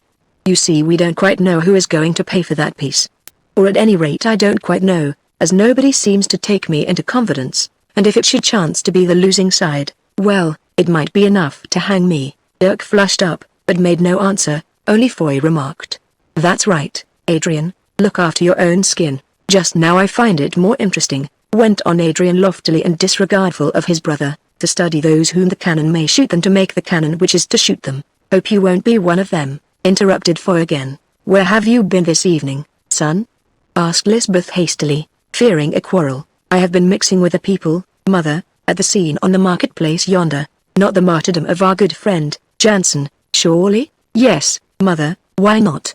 It is terrible, it is a crime, no doubt, but the observer of life should study these things. There is nothing more fascinating to the philosopher than the play of human passions. The emotions of the brutal crowd, the stolid indifference of the guard, the grief of the sympathizers, the stoical endurance of the victims animated by religious exultation, and the beautiful logic of the philosopher, with his nose in the air, while he watches his friend and brother in the faith being slowly burnt to death," broke out Foy with passion. "Hush! Hush!" said Dirk, striking his fist upon the table with a blow that caused the glasses to ring. "This is no subject for word chopping. Adrian, you would have been better with us than down below at that butchery, even though you were less safe," he added, with meaning. "But I wish to run none into danger, and you are of an age to judge for yourself. I beg you, however, to spare us your light talk about scenes that we think dreadful, however interesting you may have found them." Adrian shrugged his shoulders and called to Martin to bring him some more meat. As the great man approached him he spread out his fine-drawn nostrils and sniffed. "You smell, Martin," he said, "and no wonder. Look, there is blood upon your jerkin. Have you been killing pigs and forgotten to change it?" Martin's round blue eyes flashed, then went pale and dead again. "Yes, master," he answered, in his thick voice, "I have been killing pigs. But your dress also smells of blood and fire. Perhaps you went too near the stake." At that moment, to put an end to the conversation, Dirk rose and said grace. Then he went out of the room accompanied by his wife and Foy, leaving Adrian to finish his meal alone, which he did reflectively and at leisure. When he left the eating chamber Foy followed Martin across the courtyard to the walled-in stables, and up a ladder to the room where the serving man slept.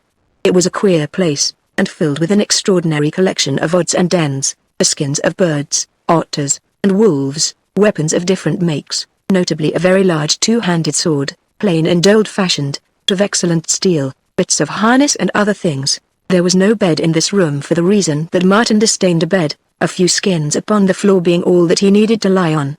Nor did he ask for much covering, since so hardy was he by nature, that except in the very bitterest weather his woolen vest was enough for him. Indeed, he had been known to sleep out in it when the frost was so sharp that he rose with his hair and beard covered with icicles. Martin shut the door and lit 3 lanterns, which he hung to hooks upon the wall. "Are you ready for a turn, master?" he asked. Foy nodded as he answered, "I want to get the taste of it all out of my mouth, so don't spare me. Lay on till I get angry, it will make me forget," and taking a leathern jerkin off a peg he pulled it over his head. "Forget what, master?" "Oh, the prayings and the burnings and Vru Jansen, and Adrian Seloy sort of talk. Yes, that's the worst of them all for us," and the big man leapt forward and whispered. "Keep an eye on him, Master Foy." "What do you mean?" asked Foy sharply and flushing. "What I say, you forget, you are talking of my brother, my own mother's son." I will hear no harm of Adrian. His ways are different to ours, but he is good-hearted at bottom. Do you understand me, Martin? But not your father's son, master. It's the sire sets this train. I have bred horses, and I know. Foy looked at him and hesitated. No, said Martin, answering the question in his eyes. I have nothing against him, but he always sees the other side, and that's bad. Also he is Spanish, and you don't like Spaniards, broke in Foy. Martin, you are a pig-headed, prejudiced, unjust jackass. Martin smiled. No, master, I don't like Spaniards, nor will you before you have done with them. But then it is only fair as they don't like me, I say, Martin, said Foy, following a new line of thought. How did you manage that business so quietly, and why didn't you let me do my share? Because you'd have made a noise, master, and we didn't want the watch on us. Also, being full armed, they might have bettered you. Good reasons, Martin. How did you do it? I couldn't see much. It is a trick I learned up there in Friesland. Some of the Northman sailors taught it me. There is a place in a man's neck, here at the back, and if he is squeezed he loses his senses in a second. Thus, master, and putting out his great hand he gripped Foy's neck in a fashion that caused him the intensest agony. Drop it, said Foy, kicking at his shins. I didn't squeeze, I was only showing you, answered Martin, opening his eyes. Well, when their wits were gone of course it was easy to knock their heads together, so that they mightn't find them again. You see, he added, if I had left them alive well, they are dead anyway, and getting a hot supper by now, I expect. Which shall it be, master? Dutch steak or Spanish point? Stick first, then point, answered Foy. Good. We need them both nowadays, and Martin reached down a pair of ash plants fitted into old sword hilts to protect the hands of the players. They stood up to each other on guard, and then against the light of the lanterns it could be seen how huge a man was Martin. Foy, although well built and sturdy, and like all his race of a stout habit, looked but a child beside the bulk of this great fellow. As for their stick game, which was in fact sword exercise, it is unnecessary to follow its details, for the end of it was what might almost have been expected. Foy sprang to and fro slashing and cutting, while Martin the Solid scarcely moved his weapon. Then suddenly there would be a parry and a reach, and the stick would fall with a thud all down the length of Foy's back, causing the dust to start from his leathern jerkin. It's no good, said Foy at last, rubbing himself ruefully. What's the use of guarding against you, you great brute, when you simply crash through my guard and hit me all the same? That isn't science. No, master, answered Martin, but it is business. If we had been using swords you would have been in pieces by now. No blame to you and no credit to me, my reach is longer and my arm heavier, it is all. At any rate I am beaten, said Foy. Now take the rapiers and give me a chance. Then they went at it with the thrusting swords, rendered harmless by a disc of lead upon their points, and at this game the luck turned. Foy was active as a cat in the eye of a hawk, and twice he managed to get in under Martin's guard. You're dead, old fellow, he said at the second thrust. Yes, young master, answered Martin, but remember that I killed you long ago, so that you are only a ghost and of no account. Although I have tried to learn its use to please you, I don't mean to fight with a toasting fork. This is my weapon, and, seizing the great sword which stood in the corner, he made it hiss through the air. Foy took it from his hand and looked at it. It was a long straight blade with a plain iron guard, or cage, for the hands, and on it, in old letters, was engraved one Latin word, silentium, silence. Why is it called silence, Martin? Because it makes people silent, I suppose, master. What is its history, and how did you come by it? Asked Foy in a malicious voice. He knew that the subject was a sore one with the huge Frisian. Martin turned red as his own beard and looked uncomfortable. I believe, he answered, staring upwards, that it was the ancient sword of justice of a little place up in Friesland. As to how I came by it, well, I forget, and you call yourself a good Christian, said Foy reproachfully. Now I have heard that your head was going to be chopped off with this sword, but that somehow you managed to steal it first and got away. There was something of the sort, mumbled Martin, but it is so long ago that it slips my mind. I was so often in broils and drunk in those days, may the dear Lord forgive me, that I can't quite remember things. And now, by your leave, I want to go to sleep. You old liar, said Foy shaking his head at him, you killed that poor executioner and made off with his sword. You know you did, and now you are ashamed to own the truth. Maybe, answered Martin vacuously, so many things happen in the world that a fool man cannot remember them all. I want to go to sleep, Martin, said Foy, sitting down upon a stool and dragging off his leather jerkin. What used you to do before you turned holy? You have never told me all the story. Come now, speak up. I won't tell Adrian, nothing worth mentioning, Master Foy, out with it, Martin. Well, if you wish to know, I am the son of a Friesland boor. And an Englishwoman from Yarmouth, I know all that. Yes, repeated Martin, an Englishwoman from Yarmouth. She was very strong, my mother. She could hold up a cart on her shoulders while my father greased the wheels, that is for a bet, otherwise she used to make my father hold the cart up while she greased the wheels. Folk would come to see her do the trick. When I grew up I held the cart and they both greased the wheels. But at last they died of the plague, the pair of them, God rest their souls. So I inherited the farm, and said Foy, fixing him with his eye, and, irked out Martin in an unwilling fashion, fell into bad habits. Drink? Suggested the merciless Foy. Martin sighed and hung his great head. He had a tender conscience. Then you took to prize fighting, went on his tormentor. You can't deny it. Look at your nose. I did, master, for the Lord hadn't touched my heart in those days, and, he added, brisking up, it wasn't such a bad trade, and nobody ever beat me except a Brussels man once when I was drunk. He broke my nose, but afterwards, when I was sober and he stopped, you killed the Spanish boxer here in Leiden, said Foy sternly. Yes, echoed Martin, I killed him sure enough, but oh, it was a pretty fight, and he brought it on himself. He was a fine man, that Spaniard, but the devil wouldn't play fair, so I just had to kill him. I hope that they bear in mind up above that I had to kill him. Tell me about it, Martin, for I was at the Hague at the time, and can't remember. Of course I don't approve of such things, and the young rascal clasped his hands and looked pious, but as it is all done with, one may as well hear the story of the fight. To spin it won't make you more wicked than you are. Then suddenly Martin the unreminiscent developed a marvelous memory, and with much wealth of detail set out the exact circumstances of that historic encounter. And after he had kicked me in the stomach, he ended, which, master, you will know he had no right to do. I lost my temper and hit out with all my strength, having first fainted and knocked up his guard with my left arm, and then, said Foy, growing excited, for Martin really told the story very well. What happened? Oh, his head went back between his shoulders, and when they picked him up, his neck was broken.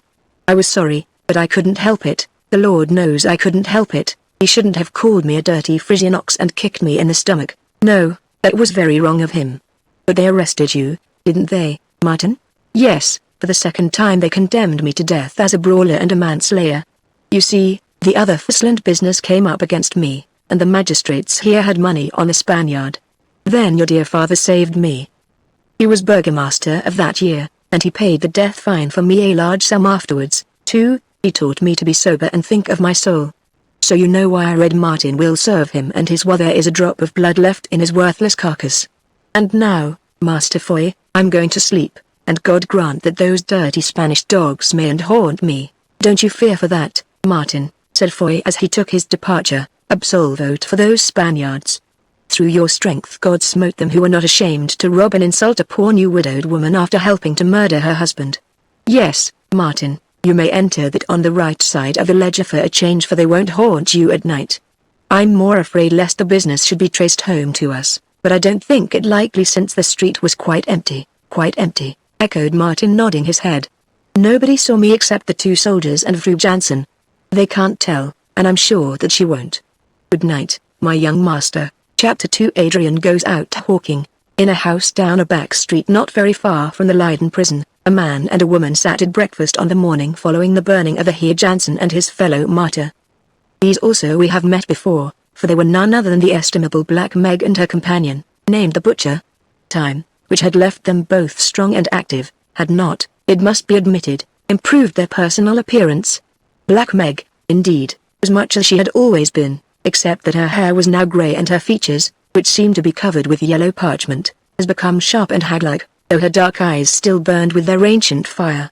The man, Hague Simon, or the Butcher, scoundrel by nature and spy and thief by trade, one of the evil spawn of an age of violence and cruelty, boasted a face and form that became his reputation well.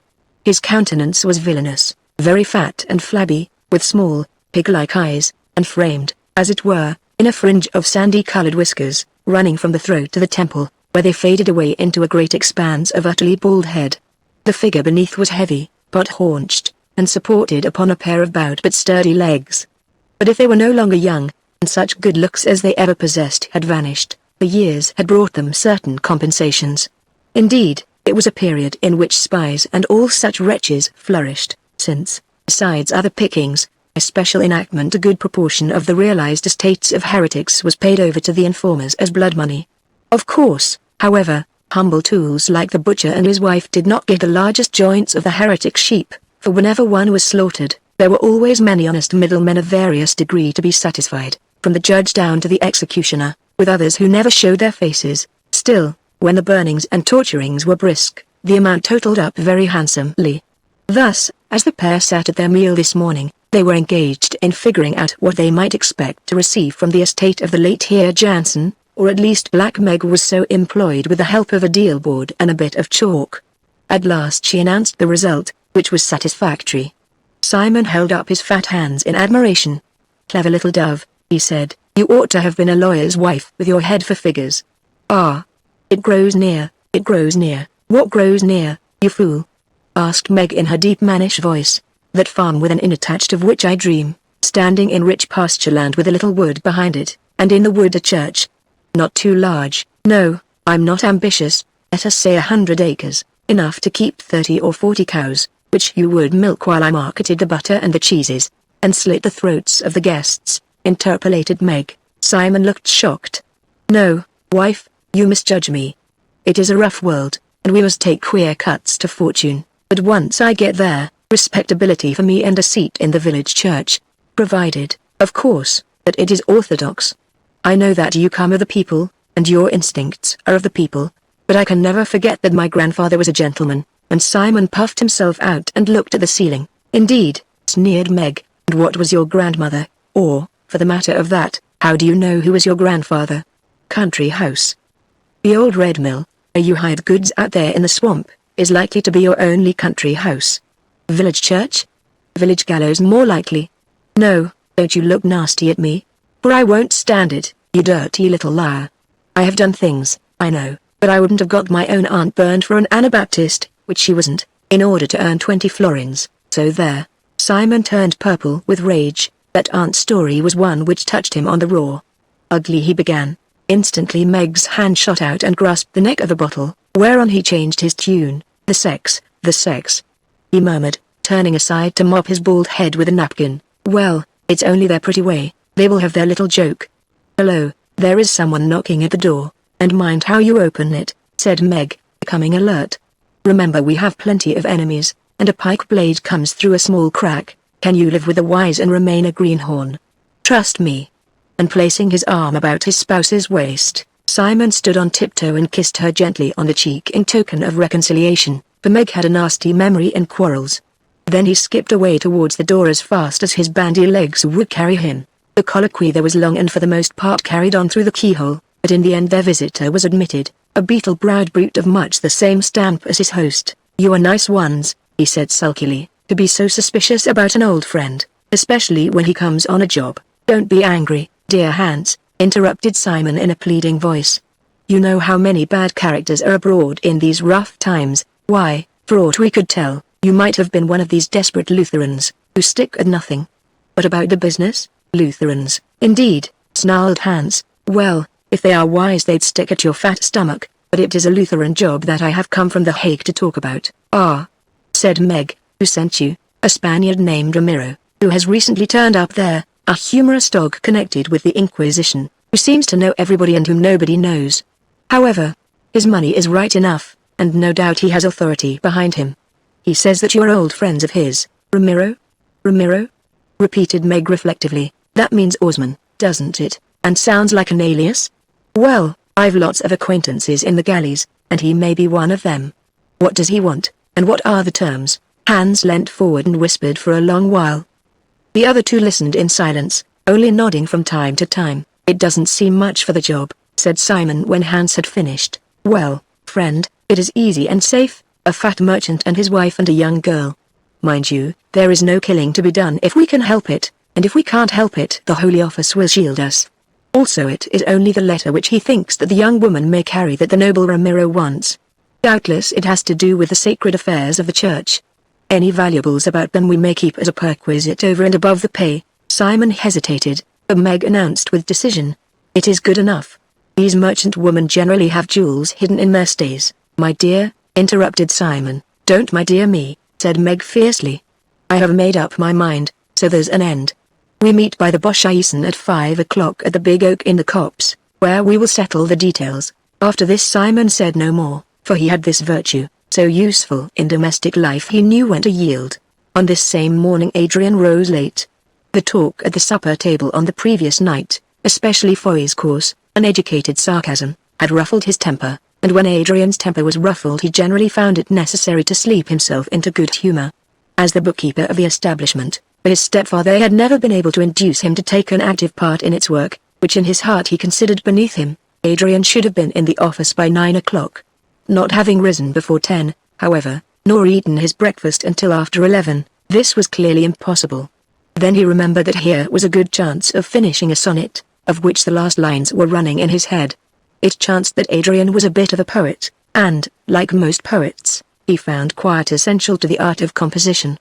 Somehow, when Foy was in the house, singing and talking, and that great Frisian brute, Martin, was tramping to and fro, there was never any quiet, for even when he could not hear them, the sense of their presence exasperated his nerves. So now was his opportunity, especially as his mother was out marketing, she said, but in all probability engaged upon some wretched and risky business connected with the people whom she called martyrs. Adrian determined to avail himself of it and finish his sonnet. This took some time. First, as all true artists know, a muse must be summoned, and she will rarely arrive under an hour's appropriate and gloomy contemplation of things in general. Then, especially in the case of sonnets, rhymes, which are stubborn and remorseless things, must be found and arranged. The pivot and object of this particular poem was a certain notable Spanish beauty, Isabella d'Ovanda by name. She was the wife of a decrepit but exceedingly noble Spaniard, who might almost have been her grandfather, and who had been sent as one of a commission appointed by King Philip II. To inquire into certain financial matters connected with the Netherlands. This grandee, who, as it happened, was a very industrious and conscientious person, among other cities, had visited Leyden in order to assess the value of the imperial dues and taxes. The task did not take him long, because the burghers rudely and vehemently declared that under their ancient charter they were free from any imperial dues or taxes whatsoever, nor could the noble Marquis's arguments move them to a more rational view. Still, he argued for a week, and during that time his wife, the lovely Isabella, dazzled the women of the town with her costumes and the men with her exceedingly attractive person. Especially did she dazzle the romantic Adrian, hence the poetry. On the whole the rhymes went pretty well, though there were difficulties, but with industry he got round them. Finally the sonnet, a high-flown and very absurd composition, was completed. By now it was time to eat. Indeed, there are few things that make a man hungrier than long-continued poetical exercise, so Adrian ate. In the midst of the meal his mother returned, pale and anxious-faced, for the poor woman had been engaged in making arrangements for the safety of the beggared widow of the martyr Jansen, a pathetic and even a dangerous task. In his own way Adrian was fond of his mother, but being a selfish puppy he took but little note of her cares or moods. Therefore, seizing the opportunity of an audience he insisted upon reading to her his sonnet, not once but several times. "Very pretty, my son, very pretty," murmured Lysbeth, through whose bewildered brain the stilted and meaningless words buzzed like bees in an empty hive. "Though I am sure I cannot guess how you find the heart in such times as these to write poetry to fine ladies whom you do not know." "Poetry, mother," said Adrian sententiously, "is a great consoler. It lifts the mind from the contemplation of petty and sordid cares." "Petty and sordid cares," repeated Lysbeth wonderingly. Then she added with a kind of cry, "Oh, Adrian, have you no heart that you can watch a saint burn and come home to philosophize about his agonies? Will you never understand? If you could have seen that poor woman this morning who only 3 months ago was a happy bride."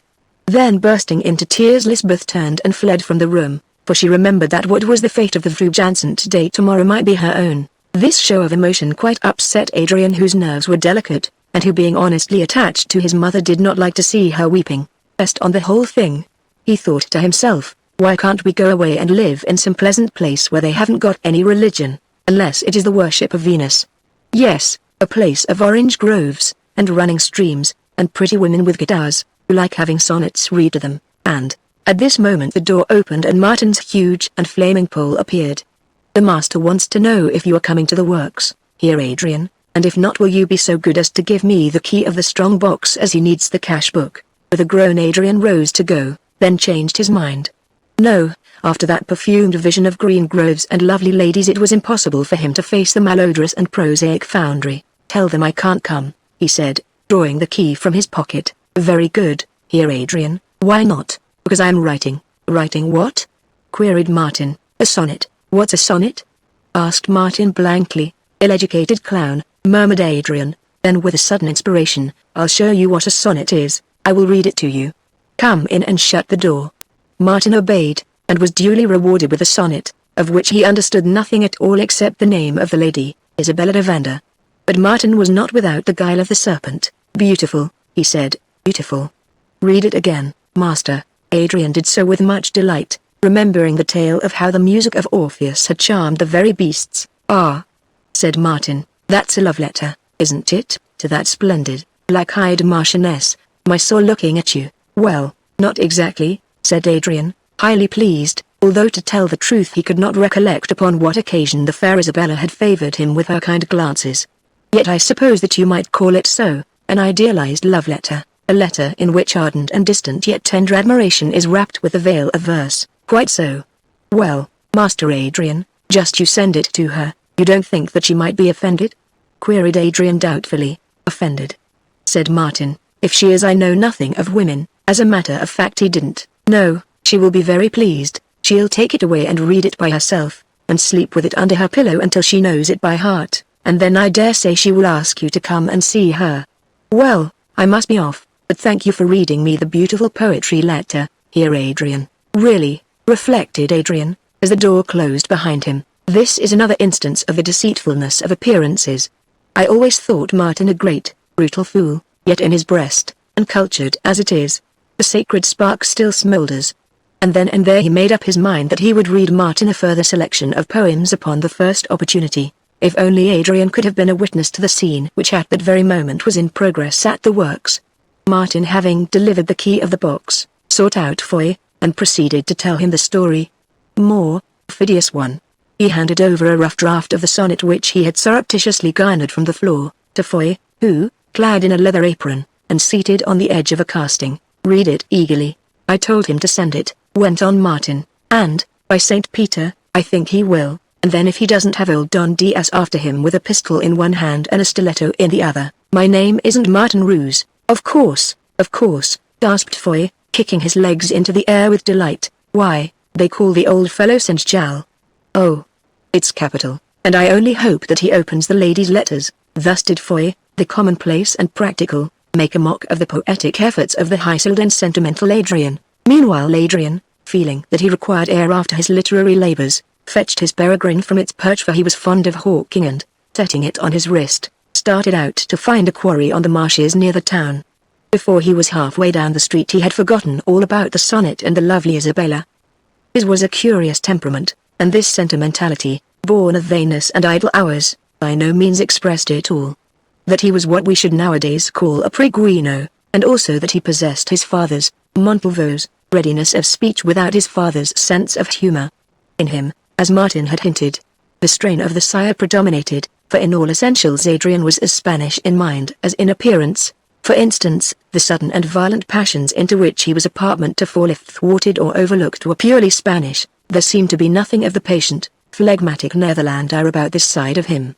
Indeed it was this temper of his perhaps more than any other desire or tendency that made him so dangerous, for, whereas the impulses of his heart were often good enough, they were always liable to be perverted by some access of suddenly provoked rage. From his birth up Adrian had mixed little with Spaniards, and every influence about him, especially that of his mother, the being whom he most loved on earth, had been anti-Spanish. Yet were he an Hidalgo fresh from the court at the Escurial, he could scarcely have been more Castilian. Thus he had been brought up in what might be called a republican atmosphere, yet he was without sympathy for the love of liberty which animated the people of Holland. The sturdy independence of the Netherlanders, their perpetual criticism of kings and established rules, their vulgar and unheard of assumption that the good things of the world were free to all honest and hard-working citizens, and not merely the birthright of blue blood, did not appeal to Adrian. Also from childhood he had been a member of the dissenting church, one of the new religion. Yet, at heart, he rejected this faith with its humble professors and pastors, its simple, and sometimes squalid rites, its long and earnest prayers offered to the Almighty in the damp of a cellar or the reek of a cowhouse, like thousands of his Spanish fellow countrymen. He was constitutionally unable to appreciate the fact that true religion and true faith are the natural fruits of penitence and effort, and that individual repentance and striving are the only sacrifices required of man. For safety's sake, like most politic Netherlanders, Adrian was called upon from time to time to attend worship in the Catholic churches. He did not find the obligation irksome. In fact, the forms and rites of that stately ceremonial, a moving picture of the Mass in those dim aisles, the pealing of the music and the sweet voices of hidden choristers, all these things unsealed a fountain in his bosom and at whiles moved him well nigh to tears. The system appealed to him also, and he could understand that in it were joy and comfort.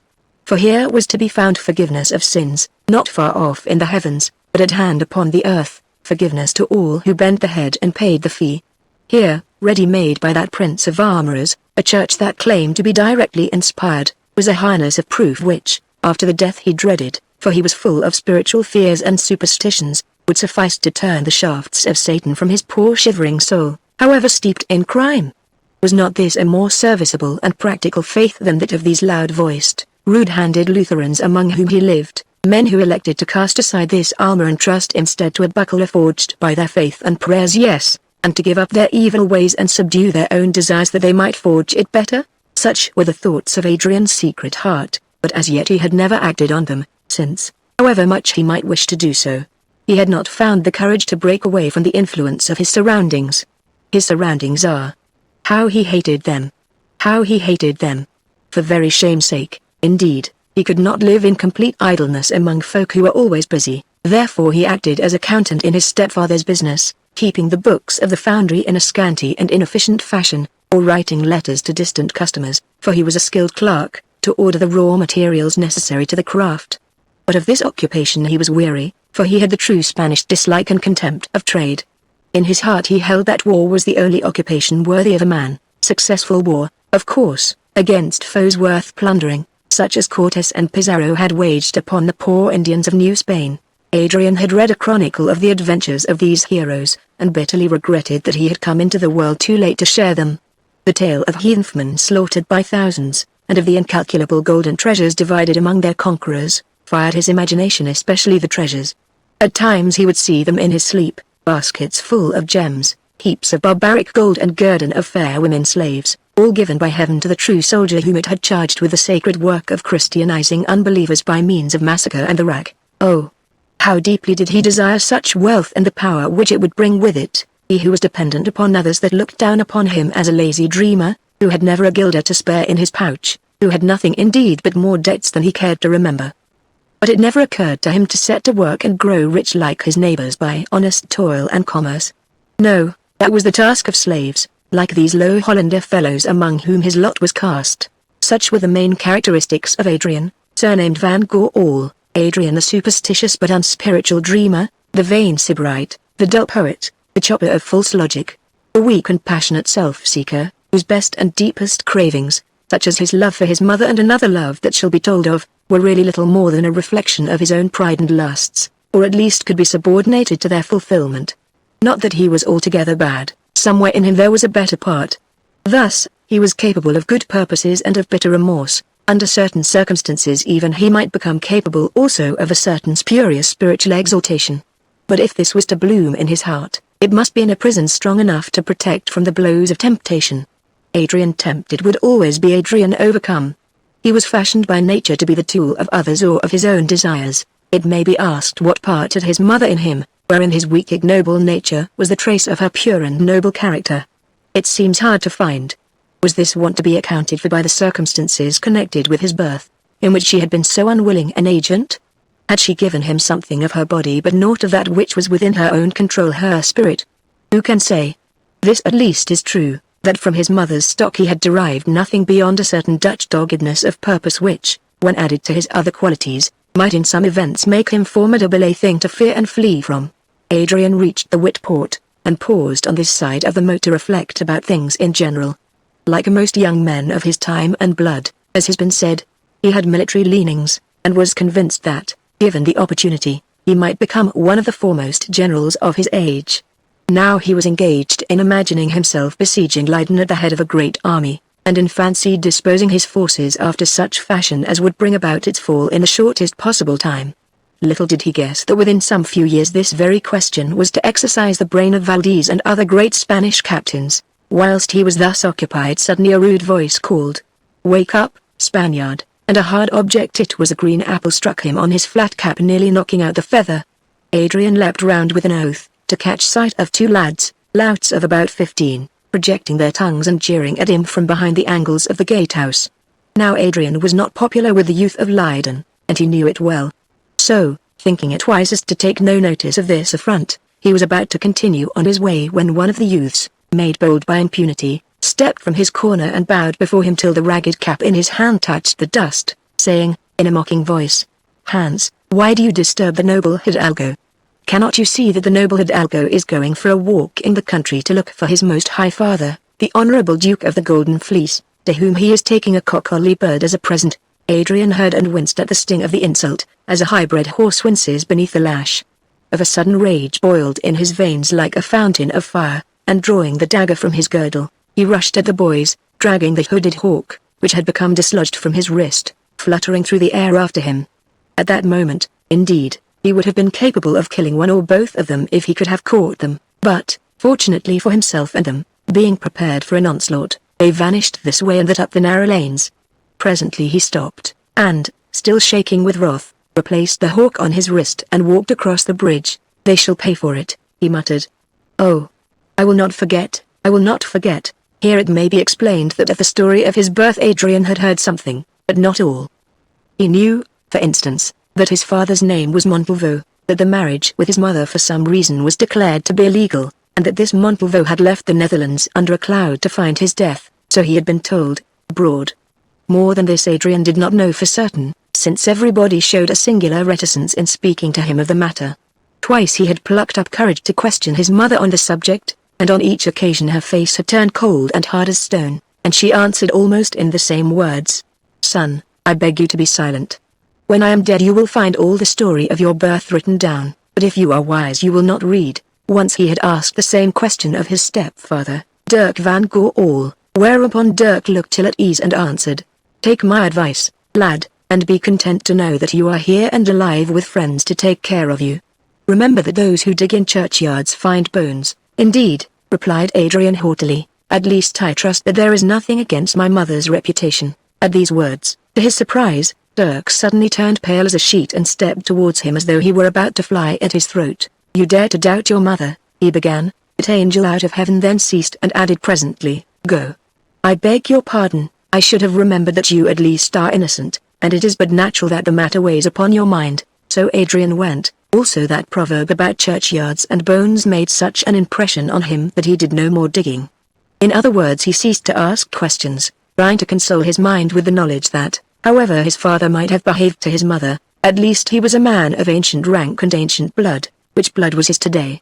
The rest would be forgotten, although enough of it was still remembered to permit of his being taunted by those street louts, and when it was forgotten the blood, that precious blue blood of an Hidalgo of Spain, must still remain his heritage. Chapter 3 Adrian rescues Beauty in distress.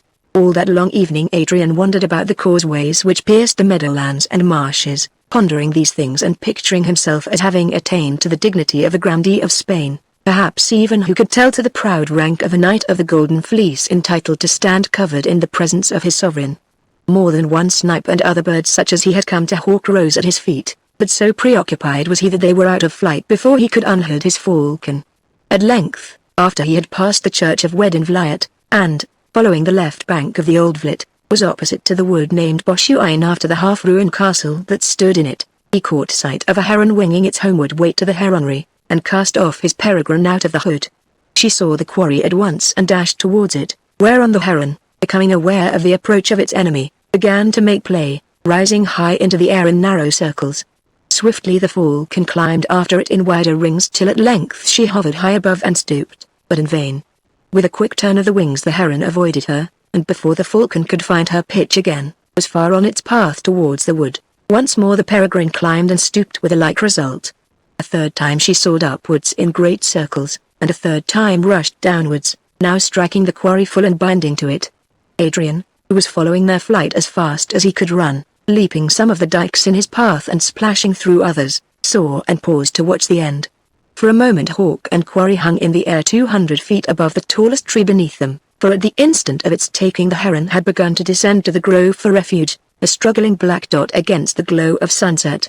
Then, still bound together, they rushed downward headlong, but their spread and fluttering wings did not serve to stay their fall, and vanished among the treetops. Now my good hawk will be killed in the boughs. Oh, what a fool was I to fly so near the wood, thought Adrian to himself as again he started forward, pushing on at his best pace. Soon he was wandering about among the trees as near to that spot where he had seen the birds fall as he could guess it, calling to the falcon and searching for her with his eyes.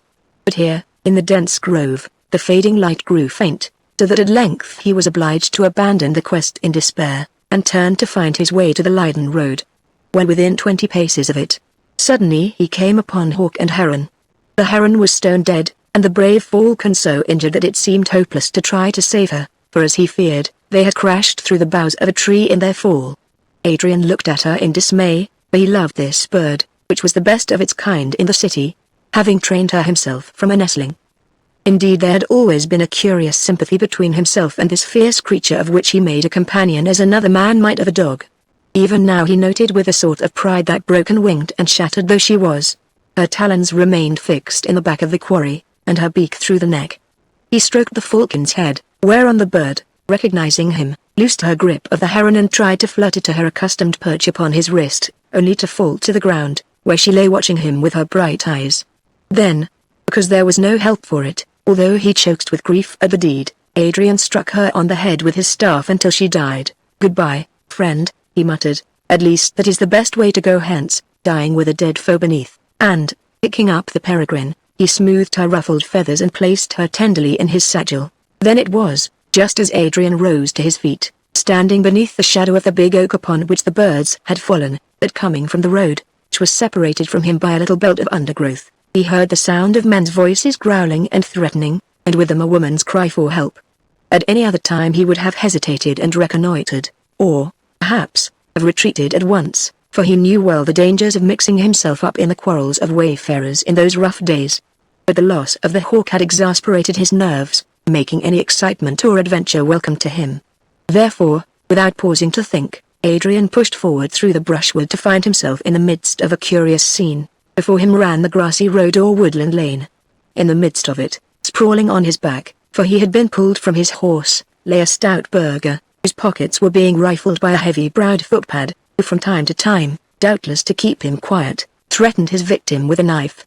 On the pillion of the burgher's thick-set Flemish horse, which was peacefully cropping at the grass, sat a middle-aged female, who seemed to be stricken dumb with terror, while a few paces away a second ruffian and a tall, bony woman were engaged in dragging a girl from the back of a mule. Acting on the impulse of the moment, Adrian shouted, "Come on, friends, here are the thieves," whereon the robber woman took to flight and the man wheeled round, as he turned snatching a naked knife from his girdle.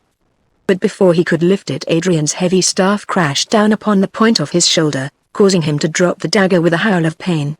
Again the staff rose and fell, this time upon his head, staggering him and knocking off his cap, so that the light, such as it was, shone upon his villainous fat face, the fringe of sandy-colored whisker running from throat to temples, and the bald head above, which Adrian knew at once for that of Haig Simon, or the butcher.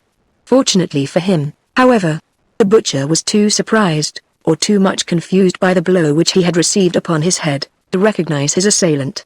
Nor, having lost his knife, and believing doubtless that Adrian was only the first of a troop of rescuers, did he seem inclined to continue the combat, but, calling to his companion to follow him, he began to run after the woman with a swiftness almost incredible in a man of his build and weight, turning presently into the brushwood, where he and his two fellow thieves vanished away. Adrian dropped the point of his stick and looked round him, for the whole affair had been so sudden, and the rout of the enemy so complete, that he was tempted to believe he must be dreaming. Not 80 seconds ago he was hiding the dead falcon in his satchel, and now behold, he was a gallant knight who, unarmed, except for a dagger, which he forgot to draw, had conquered two sturdy knaves and a female accomplice, bristling with weapons, rescuing from their clutches beauty, for doubtless the maiden was beautiful, and, incidentally, her wealthy relatives. Just then the lady, who had been dragged from the mule to the ground, where she still lay, struggled to her knees and looked up, thereby causing the hood of her traveling cloak to fall back from her head.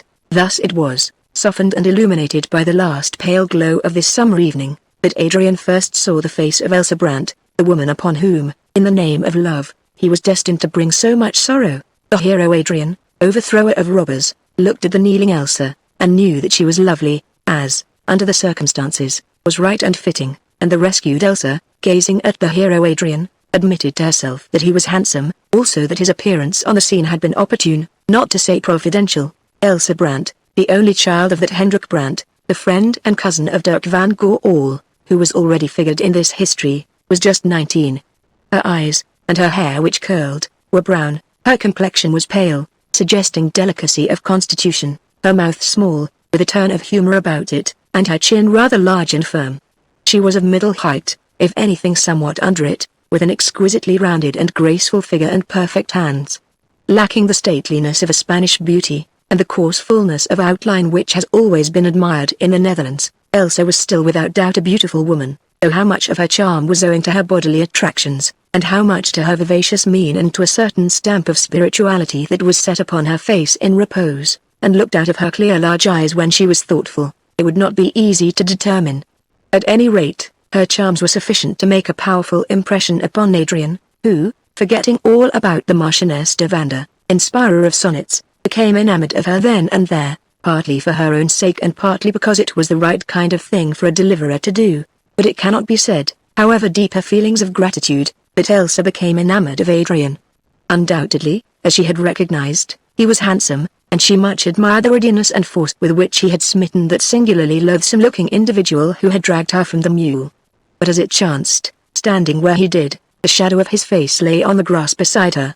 It was a faint shadow, for the light faded, still it was there, and it fascinated her, for seen thus the fine features became sinister and cruel, and their smile of courtesy and admiration was transformed into a most unpleasant sneer. A trivial accident of light, no doubt, and foolish enough that Elsa should notice it under such circumstances. But notice it she did, and what is more, so quickly are the minds of women turned this way or that, and so illogically do they draw a right conclusion from some pure freak of chance, it raised her prejudice against him. "Oh, Senor," said Elsa, clasping her hands, "how can I thank you enough?" This speech was short and not original. Yet there were two things about it that Adrian noted with satisfaction. First, that it was uttered in a soft and most attractive voice, and secondly, that the speaker supposed him to be a Spaniard of noble birth. "Do not thank me at all, gracious lady," he replied, making his lowest bow. To put to flight 2 robber rogues and a woman was no great feat, although I had but this staff for weapon. He added, perhaps with a view to impressing upon the maiden's mind that her assailants had been armed while he, the deliverer, was not. "Ah," she answered, "I dare say that a brave knight like you thinks nothing of fighting several men at once, but when that wretch with the big hands and the flat face caught hold of me I nearly died of fright. At the best of times I am a dreadful coward, and no, I thank you, Senor, I can stand now and alone. See, here comes the Heer van Broekhoven under whose escort I am traveling, and look, he is bleeding. Oh, worthy friend, are you hurt?" "Not much, Elsa," gasped the Heer, for he was still breathless with fright and exhaustion, "but that ruffian, may the hangman have him, gave me a dig in the shoulder with his knife as he rose to run. However," he added with satisfaction, "he got nothing from me, for I am an old traveler, and he never thought to look in my hat. I wonder why they attacked us," said Elsa. The Heer van Broekhoven rubbed his head thoughtfully.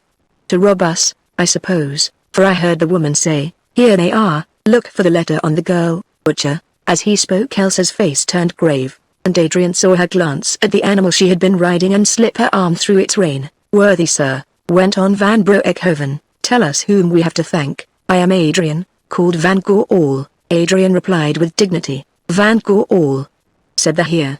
"Well, this is strange. Providence could not have arranged it better. Listen, wife," he went on, addressing the stout lady, who all this while had sat still upon the horse, so alarmed and bewildered that she could not speak. "Here is a son of Dirk van Goorl, to whom we are charged to deliver Elsa." "Indeed," answered the good woman, recovering herself somewhat, "I thought from the look of him that he was a Spanish nobleman. But whoever he is I am sure that we are all very much obliged to him, and if he could show us the way out of this dreadful wood, which doubtless is full of robbers, to the house of our kinsfolk, the Broekhovens of Leiden, I should be still more grateful. Madame, you have only to accept my escort, and I assure you that you need fear no more robbers." Might I in turn ask this lady's name? Certainly, young sir. She is Elsa Brandt, the only child of Hendrik Brandt, the famous goldsmith of The Hague, but doubtless now that you know her name you know all that also, for she must be some kind of cousin to you. Husband, help Elsa onto her mule. Let that be my duty, said Adrian, and, springing forward, he lifted Elsa to the saddle gracefully enough. Then, taking her mule by the bridle, he walked onwards through the wood, praying in his heart that the butcher and his companions would not find courage to attack them again before they were out of its depths. Tell me, sir, are you Foy? Asked Elsa in a puzzled voice. No, answered Adrian, shortly, I am his brother. Ah. That explains it. You see, I was perplexed, for I remember Foy when I was quite little, a beautiful boy, with blue eyes and yellow hair, who was always very kind to me. Once he stopped at my father's house at The Hague with his father. Indeed, said Adrian, I am glad to hear that Foy was ever beautiful. I can only remember that he was very stupid, for I used to try to teach him. At any rate, I am afraid you will not think him beautiful now, that is, unless you admire young men who are almost as broad as they are long. Oh. Here Adrian, she answered, laughing, I am afraid that fault can be found with most of us North Holland folk, and myself among the number. You see, it is given to very few of us to be tall and noble looking like high-born Spaniards, not that I should wish to resemble any Spaniard, however lovely she might be, Elsa added, with a slight hardening of her voice and face. But, she went on hurriedly, as though sorry that the remark had escaped her, you, sir, and Foy are strangely unlike to be brothers, is it not so? We are half-brothers, said Adrian looking straight before him, we have the same mother only, but please do not call me sir, call me cousin. No, I cannot do that, she replied gaily, for Foy's mother is no relation of mine. I think that I must call you Sir Prince, for, you see, you appeared at exactly the right time, just like the prince in the fairy tales, you know. Here was an opening not to be neglected by a young man of Adrian's stamp. Ah, he said in a tender voice, and looking up at the lady with his dark eyes, that is a happy name indeed. I would ask no better lot than to be your prince, now and always charged to defend you from every danger. Here, it may be explained, that, however exaggerated his language, Adrian honestly meant what he said, seeing that already he was convinced that to be the husband of the beautiful heiress of one of the wealthiest men in the Netherlands would be a very satisfactory walk in life for a young man in his position. Oh, Sir Prince, broke in Elsa hurriedly, for her cavalier's ardor was somewhat embarrassing, you are telling the story wrong. The tale I mean did not go on like that at all. Don't you remember? The hero rescued the lady and handed her over to her father, of whom I think he came to claim her afterwards, replied Adrian with another languishing glance, and a smile of conscious vanity at the neatness of his answer. Their glances met, and suddenly Adrian became aware that Elsa's face had undergone a complete change. The piquant, half-amused smile had passed out of it, it was strained and hard and the eyes were frightened. Oh! Now I understand the shadow, how strange, she exclaimed in a new voice. What is the matter? What is strange? He asked. Oh! Only that your face reminded me so much of a man of whom I am terrified. No, no, I am foolish, it is nothing, those footpads have upset me. Praise be to God that we are out of that dreadful wood. Look, neighbor Broekhoven, here is Leiden before us. And not those red roofs pretty in the twilight, and how big the churches seem. See, too, there is water all round the walls, it must be a very strong town. I should think that even the Spaniards could not take it, and oh! I am sure that it would be a good thing if we might find a city which we were quite certain the Spaniards could never take all of us, and she sighed heavily. If I were a Spanish general with a proper army, began Adrian pompously, I would take Leiden easily enough. Only this afternoon I studied its weak spots, and made a plan of attack which could scarcely fail, seeing that the place would only be defended by a mob of untrained, half-armed burghers. Again that curious look returned into Elsa's eyes. If you were a Spanish general, she said slowly, how can you jest about such a thing as the sacking of a town by Spaniards? Do you know what it means?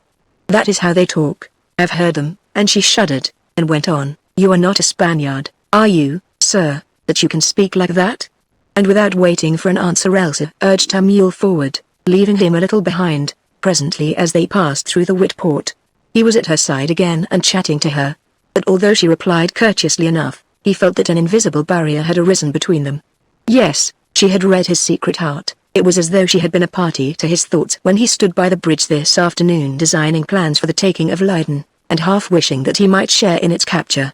She mistrusted him, and was half afraid of him, and Adrian knew that it was so. 10 minutes ride through the quiet town, for in those days of terror and suspicion unless business took them abroad people did not frequent the streets much after sundown, brought the party to the Van Corl's house in the Breestraat.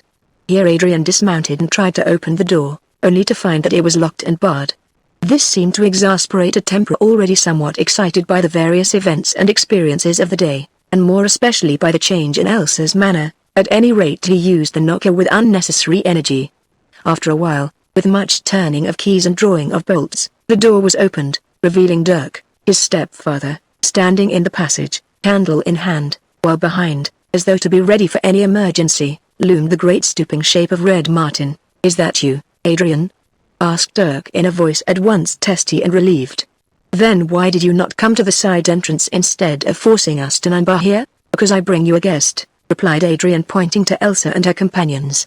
"It did not occur to me that you would wish guests to be smuggled in by a back door as though they were ministers of our new religion." The bow had been drawn out of venture but the shaft went home. Dirk started and whispered, "Be silent, fool." Then he added aloud, "Guest?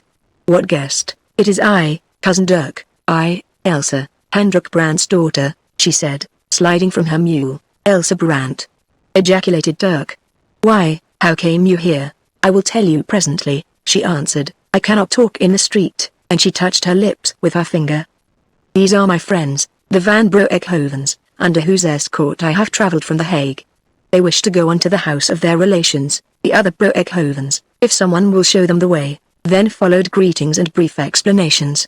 After these the Broekhovens departed to the house of their relatives, under the care of Martin, while, its saddle having been removed and carried into the house at Elsa's express request, Adrian led the mule round to the stable. When Dirk had kissed and welcomed his young cousin he ushered her, still accompanied by the saddle, into the room where his wife and Foy were at supper, and with them the pastor Arentz, that clergyman who had preached to them on the previous night. Here he found Lysbeth, who had risen from the table anxiously awaiting his return. So dreadful were the times that a knocking on the door at an unaccustomed hour was enough to throw those within into a paroxysm of fear, especially if at the moment they chanced to be harboring a pastor of the new faith, a crime punishable with death.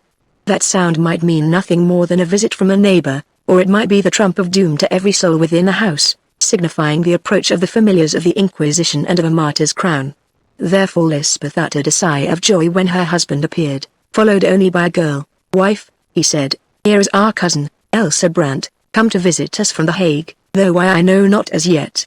You remember Elsa, the little Elsa, with whom we used to play so many years ago?" "Yes, indeed," answered Lysbeth, as she put her arms about her and embraced her, saying, "Welcome, child, though," she added, glancing at her, "you should no longer be called child who have grown into so fair a maid. But look, here is the pastor Arentz, of whom you may have heard, for he is the friend of your father and of us all." "In truth, yes," answered Elsa curtsying, a salute which Arentz acknowledged by saying gravely, "Daughter, I greet you in the name of the Lord, who has brought you to this house safely, for which give thanks. Truly, pastor, I have need to do so since." And suddenly she stopped, for her eyes met those of Foy, who was gazing at her with such wonder and admiration stamped upon his open face that Elsa colored at the sight. Then, recovering herself, she held out her hand, saying, "Surely you are my cousin Foy, I should have known you again anywhere by your hair and eyes." "I am glad," he answered simply, for it flattered him to think that this beautiful young lady remembered her old playmate, whom she had not seen for at least 11 years, adding, "But I do not think I should have known you." "Why?" she asked, "have I changed so much?" "Yes," Foy answered bluntly, "you used to be a thin little girl with red arms, and now you are the most lovely maiden I ever saw." At this speech everybody laughed, including the pastor, while Elsa, reddening still more, replied, "Cousin, I remember that you used to be rude, but now you have learned to flatter, which is worse. Nay, I beg of you, spare me," for Foy showed signs of wishing to argue the point. Then turning from him she slipped off her cloak and sat down on the chair which Dirk had placed for her at the table, reflecting in her heart that she wished it had been Foy who rescued her from the wood thieves, and not the more polished Adrian. Afterwards as the meal went on she told the tale of their adventure. Scarcely was it done when Adrian entered the room. The first thing he noticed was that Elsa and Foy were seated side by side, engaged in animated talk, and the second, there was no cover for him at the table. "Have I your permission to sit down, mother?" he asked in a loud voice, for no one had seen him come in. "Certainly, son, why not?" answered Lysbeth, kindly. Adrian's voice warned her that his temper was ruffled. "Because there is no place for me, mother, it is all, though doubtless it is more worthily filled by the Reverend Pastor Arentz. Still, after a man has been fighting for his life with armed thieves, well, a bit of food and a place to eat it in would have been welcome." "Fighting for your life, son?" said Lysbeth, astonished. "Why, from what Elsa has just been telling us, I gathered that the rascals ran away at the first blow which you struck with your staff." "Indeed, mother, well, doubtless if the lady says that, it was so. I took no great note, at the least they ran and she was saved, with the others, a small service not worth mentioning, still useful in its way." "Oh. Take my chair, Adrian," said Foy, rising, "and don't make such a stir about a couple of cowardly footpads and an old hag. You don't want us to think you are a hero because you didn't turn tail and leave Elsa and her companions in their hands, do you?" "What you think, or do not think, is a matter of indifference to me," replied Adrian, seating himself with an injured air. "Whatever my cousin Foy may think." "Here, Adrian," broke in Elsa anxiously, "I am sure I thank God who sent so brave a gentleman to help us." Yes, I mean it, for it makes me sick to remember what might have happened if you had not rushed at those wicked men like David on the Philistines," suggested Foy. "You should study your Bible, lad," put in Arentz with a grave smile. "It was Samson who slew the Philistines. David conquered the giant Goliath, though it is true that he also was a Philistine. Like Samson, I mean David on Goliath," continued Elsa confusedly. "Oh. Please, cousin Foy, do not laugh. I believe that you would have left me at the mercy of that dreadful man with the flat face and the bald head, who was trying to steal my father's letter. By the way, cousin Dirk, I have not given it to you yet, but it is quite safe, sewn up in the lining of the saddle, and I was to tell you that you must read it by the old cipher." "Man with a flat face," said Dirk anxiously, as he slit away at the stitches of the saddle to find the letter. "Tell me about him.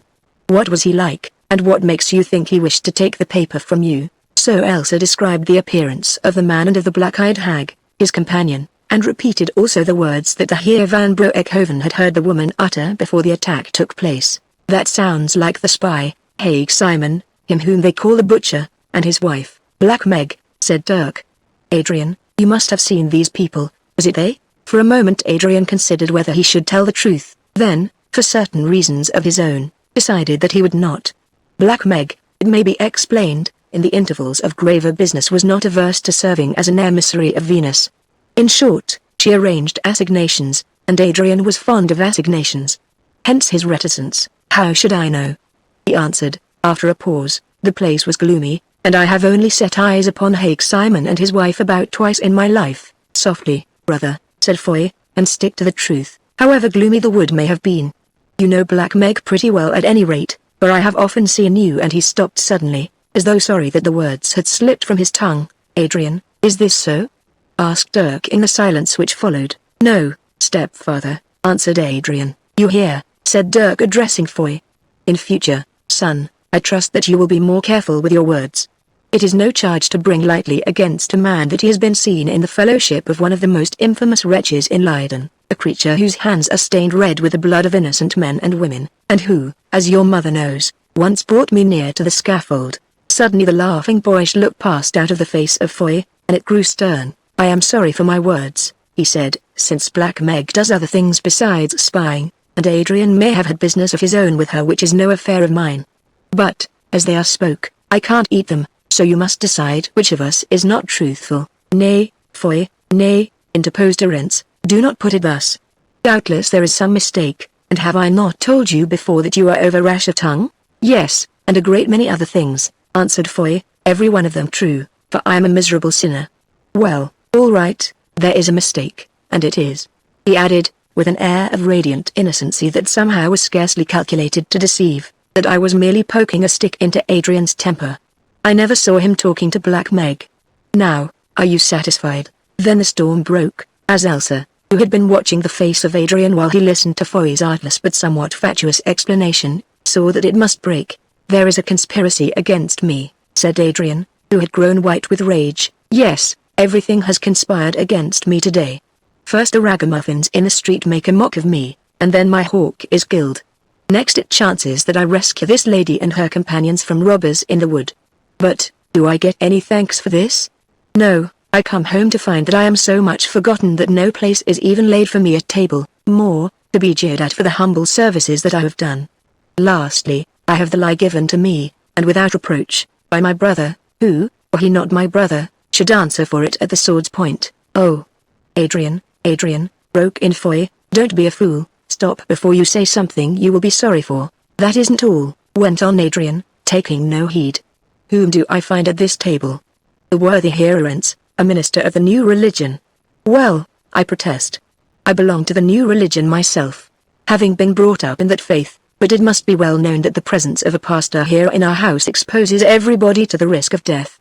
If my stepfather and Foy choose to take that risk, well and good, but I maintain that they have no right to lay its consequences upon my mother, whose eldest son I am, nor even upon myself. Now Dirk rose and tapped Adrian on the shoulder.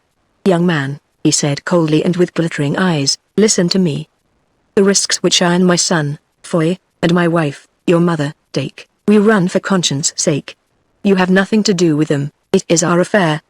But since you have raised the question, if your faith is not strong enough to support you, I acknowledge that I have no right to bring you into danger. Look you, Adrian, you are no son of mine, in you I have neither part nor lot, yet I have cared for you and supported you since you were born under very strange and unhappy circumstances. Yes, you have shared whatever I had to give with my own son, without preference or favor, and should have shared it even after my death. And now, if these are your opinions, I am tempted to say to you that the world is wide and that, instead of idling here upon my bounty, you would do well to win your own way through it as far from Leiden as may please you. You throw your benefits in my teeth, and reproach me with my birth, broke in Adrian, who by now was almost raving with passion, as though it were a crime in me to have other blood running in my veins than that of Netherlander tradesfolk. Well, if so, it would seem that the crime was my mother's, and not mine. Who, Adrian, cried Foy, in warning, but the madman heeded not. Who, he went on furiously, was content to be the companion, for I understand that she was never really married to him, of some noble Spaniard before she became the wife of a Leiden artisan. He ceased, and at this moment there broke from Lysbeth's lips a low wail of such bitter anguish that it chilled even his mad rage to silence. Shame on thee, my son, said the wail, who art not ashamed to speak thus of the mother that bore thee. Echoed Dirk, in the stillness that followed, shame on thee. Once thou wast warned, but now I warn no more. Then he stepped to the door, opened it, and called, Martin, come hither. Presently, still in that heavy silence, which was broken only by the quick breath of Adrian panting like some wild beast in a net, was heard the sound of heavy feet shuffling down the passage. Then Martin entered the room, and stood there gazing about him with his large blue eyes, that were like the eyes of a wondering child. Your pleasure, master, he said at length. Martin Roos, replied Dirk, waving back Arentz, who rose to speak. Take that young man, my stepson, here Adrian, and lead him from my house without violence if possible. My order is that henceforth you are not to suffer him to set foot within its threshold. See that it is not disobeyed. Go, Adrian, tomorrow your possessions shall be sent to you, and with them such money as shall suffice to start you in the world. Without comment or any expression of surprise, the huge Martin shuffled forward towards Adrian, his hand outstretched as though to take him by the arm. What? Exclaimed Adrian, as Martin advanced down the room. You set your mastiff on me, do you? Then I will show you how a gentleman treats dogs. And suddenly, a naked dagger shining in his hand, he leapt straight at the Frisian's throat. So quick and fierce was the onslaught that only one issue to it seemed possible. Elsa gasped and closed her eyes, thinking when she opened them to see that knife plunged to the hilt in Martin's breast, and Foy sprang forward. Yet in this twinkling of an eye the danger was done with, for by some movement too quick to follow, Martin had dealt his assailant such a blow upon the arm that the poniard, jarred from his grasp, flew flashing across the room to fall in Lysbeth's lap. Another second and the iron grip had closed upon Adrian's shoulder, and although he was strong and struggled furiously, yet he could not loose the hold of that single hand. Please cease fighting, Mynheer Adrian, for it is quite useless, said Martin to his captive in a voice as calm as though nothing unusual had happened. Then he turned and walked with him towards the door. On the threshold Martin stopped, and looking over his shoulder said, Master, I think that the Heer is dead. Do you still wish me to put him into the street? They crowded round and stared. It was true, Adrian seemed to be dead, at least his face was like that of a corpse, while from the corner of his mouth blood trickled in a thin stream. Chapter 4 The Summons. Wretched man. said Lysbeth, wringing her hands, and with a shudder shaking the dagger from her lap as though it had been a serpent. "You have killed my son." "Your pardon, mistress," replied Martin placidly, "but that is not so. The master ordered me to remove the Heer Adrian," whereon the Heer Adrian very naturally tried to stab me.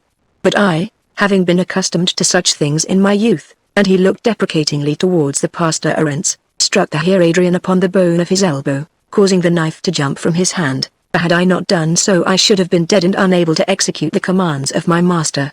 Then I took the Heer Adrian by the shoulder, gently as I might, and walked away with him, whereupon he died of rage, for which I am very sorry but not to blame. "You are right, man," said Lysbeth, "it is you who are to blame, Dirk. Yes, you have murdered my son." "Oh. Never mind what he said, his temper was always fierce, and who pays any heed to the talk of a man in a mad passion? Why did you let your brother be thus treated, Cousin Foy?" broke in Elsa, quivering with indignation. "It was cowardly of you to stand still and see the great red creature crush the life out of him when you know well that it was because of your taunts that he lost his temper and said things that he did not mean, as I do myself sometimes. No, I will never speak to you again, and only this afternoon he saved me from the robbers." And she burst into weeping. "Peace, peace. This is no time for angry words," said the pastor Arentz, pushing his way through the group of bewildered men and overwrought women.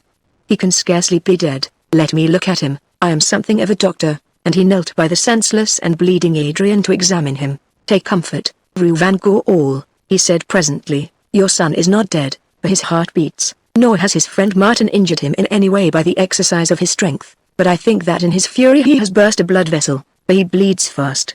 My counsel is that he should be put to bed and his head cooled with cold water till the surgeon can be fetched to treat him. Lift him in your arms, Martin." So Martin carried Adrian, not to the street, but to his bed, while Foy, glad of an excuse to escape the undeserved reproaches of Elsa and the painful sight of his mother's grief, went to seek the physician. In due course he returned with him, and, to the great relief of all of them, the learned man announced that, notwithstanding the blood which he had lost, he did not think that Adrian would die, though, at the best, he must keep his bed for some weeks, of skillful nursing and be humoured in all things, while his wife Lysbeth and Elsa were attending to Adrian. Dirk and his son, Foy, for the pastor Arentz had gone, sat upstairs talking in the sitting room, that same balcony chamber in which once Dirk had been refused while Montalvo hid behind the curtain. Dirk was much disturbed, for when his wrath had passed he was a tender-hearted man, and his stepson's plight distressed him greatly. Now he was justifying himself to Foy, or, rather, to his own conscience. A man who could speak so of his own mother was not fit to stop in the same house with her, he said. "Moreover, you heard his words about the pastor. I tell you, son, I am afraid of this Adrian. Unless that bleeding from his mouth stops soon you will not have cause to fear him much longer," replied Foy sadly. "But if you want my opinion about the business, father, why here it is. I think that you have made too much of a small matter. Adrian is Adrian. He is not one of us, and he should not be judged as though he were. You cannot imagine me flying into a fury because the women forgot to set my place at table, or trying to stab Martin and bursting a blood vessel because you told him to lead me out of the room.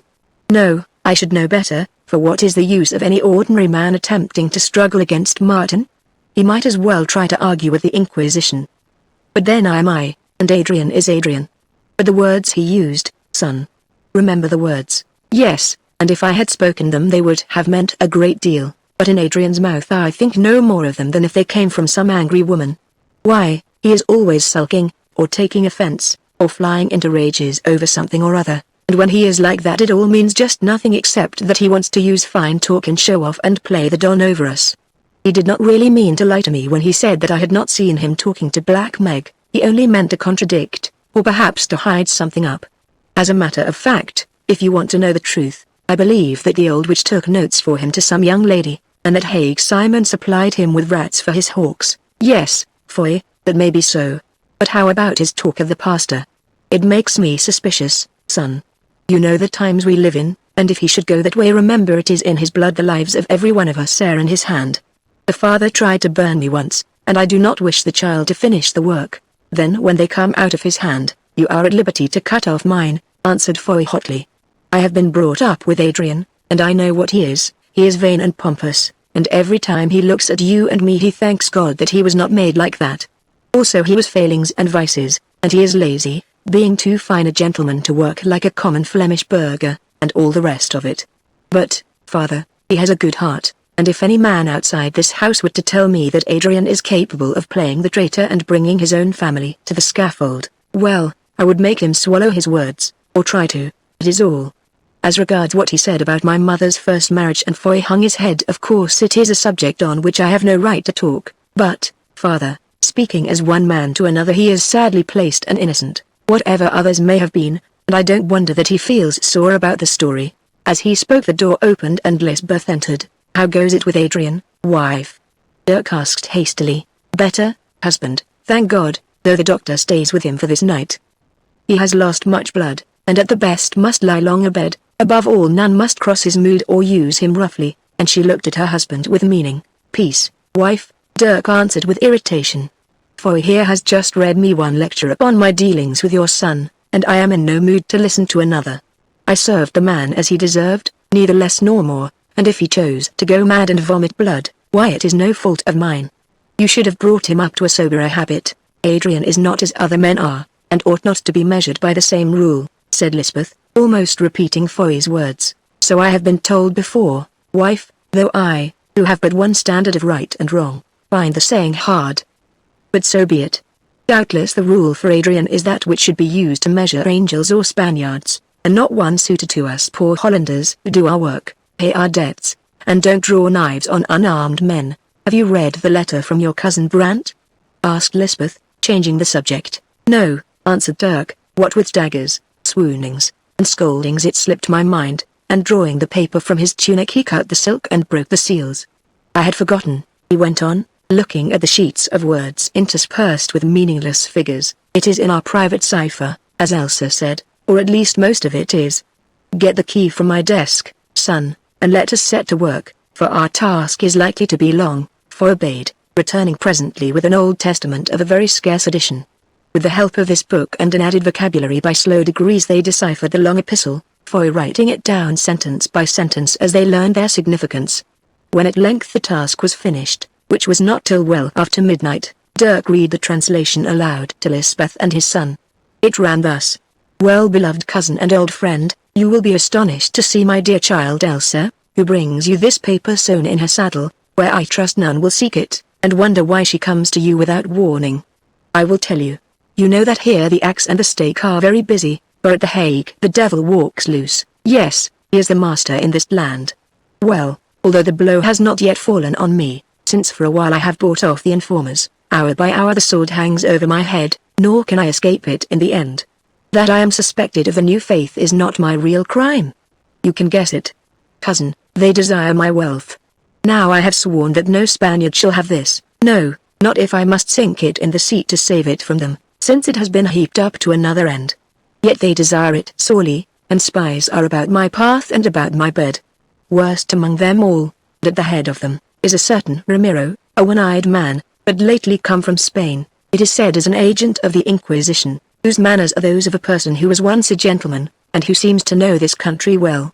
This fellow has approached me, offering if I will give him 3 parts of my wealth to secure my escape with the rest, and I have told him that I will consider the offer. For this reason only I have a little respite, since he desires that my money should go into his pocket and not into that of the government. But, by the help of God, neither of them shall touch it. See you, Dirk. The treasure is not here in the house as they think. It is hidden, but in a spot where it cannot stay. Therefore, if you love me, and hold that I have been a good friend to you, send your son Foy with one other strong and trusted man, your Frisian servant, Martin, if possible on the morrow after you receive this. When night falls he should have been in the Hague some hours, and have refreshed himself, but let him not come near me or my house. Half an hour after sunset let him, followed by his serving man, walk up and down the right side of the broad street in the Hague, as though seeking adventures, till a girl, also followed by a servant, pushes up against him as if on purpose, and whispers in his ear, "Are you from Leiden, sweetheart?" Then he must say yes, and accompany her till he comes to a place where he will learn what must be done and how to do it. Above all, he must follow no woman who may accost him and does not repeat these words. The girl who addresses him will be short, dark, pretty, and gaily dressed, with a red bow upon her left shoulder. But let him not be misled by look or dress unless she speaks the words. If he reaches England or Leiden safely with the stuff, let him hide it for the present, friend, till your heart tells you it is needed. I care not where, Nor do I wish to know, for if I knew, flesh and blood are weak, and I might give up the secret when they stretch me on the rack. Already you have my will sent to you 3 months ago, and enclosed in it a list of goods. Open it now and you will find that under it my possessions pass to you and your heirs absolutely as my executors, for such especial trusts and purposes as are set out therein. Elsa has been ailing, and it is known that the leech has ordered her a change. Therefore her journey to Leiden will excite no wonder, neither, or so I hope, will even Ramiro guess that I should enclose a letter such as this in so frail a casket. Still, there is danger, for spies are many, but having no choice, and my need being urgent, I must take the risks. If the paper is seized they cannot read it, for they will never make out the cipher, since, even did they know of them, no copies of our books can be found in Holland. Moreover, were this writing all plain Dutch or Spanish, it tells nothing of the whereabouts of the treasure, of its destination, or of the purpose to which it is dedicated. Lastly, should any Spaniard chance to find that wealth, it will vanish, and, mayhap, he with it. What can he mean by that?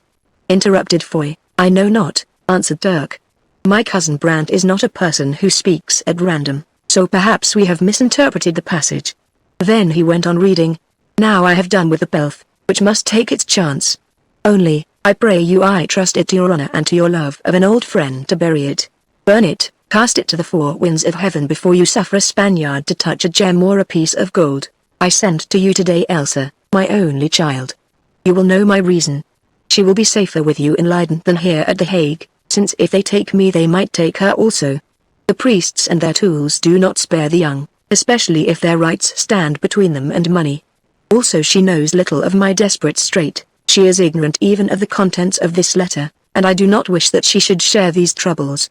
I am a doomed man, and she loves me, poor child. One day she will hear that it is over, and that will be sad for her, but it would be worse if she knew all from the beginning.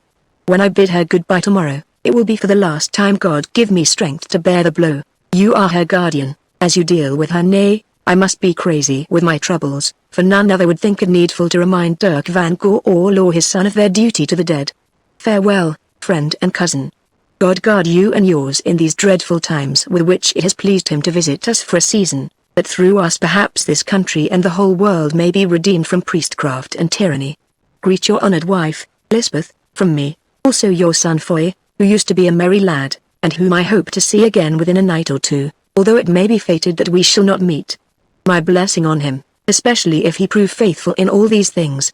May the Almighty who guards us give us a happy meeting in the hereafter which is at hand. Pray for me. Farewell, farewell. Hendrik Brandt. P.S. I beg the Dame Lysbeth to see that Elsa wears woolen when the weather turns damp or cold, since her chest is somewhat delicate. This was my wife's last charge, and I pass it on to you. As regards her marriage, should she live, I leave that to your judgment with this command only, that her inclination shall not be forced, beyond what is right and proper. When I am dead, kiss her for me, and tell her that I loved her beyond any creature now living on the earth, and that wherever I am from day to day I wait to welcome her, as I shall wait to welcome you and yours, Dirk van Goorl. In case these presents miscarry, I will send duplicates of them, also in mixed cipher, whenever chance may offer. Having finished reading the translation of this cipher document, Dirk bent his head, while he folded it, not wishing that his face should be seen.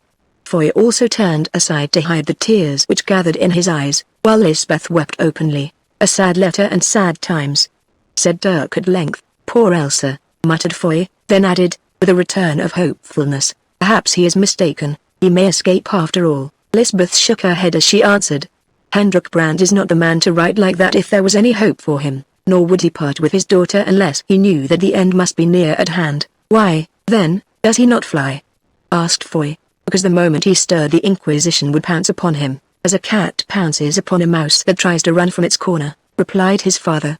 While the mouse sits still the cat sits also and purrs. When it moves, there was a silence in which Dirk, having fetched the will of Hendrik Brandt from a safe hiding place, where it had lain since it reached his hands some months before, opened the seals and read it aloud. It proved to be a very short document, under the terms of which Dirk van Goorl and his heirs inherited all the property, real and personal, of Hendrik Brandt, upon trust. 1. Make such ample provision for his daughter Elsa as might be needful or expedient. 2. To apply the remainder of the money for the defense of our country, the freedom of religious faith, and the destruction of the Spaniards in such fashion and at such time or times as God should reveal to them, which, added the will, assuredly he will do. Enclosed in this document was an inventory of the property that constituted the treasure.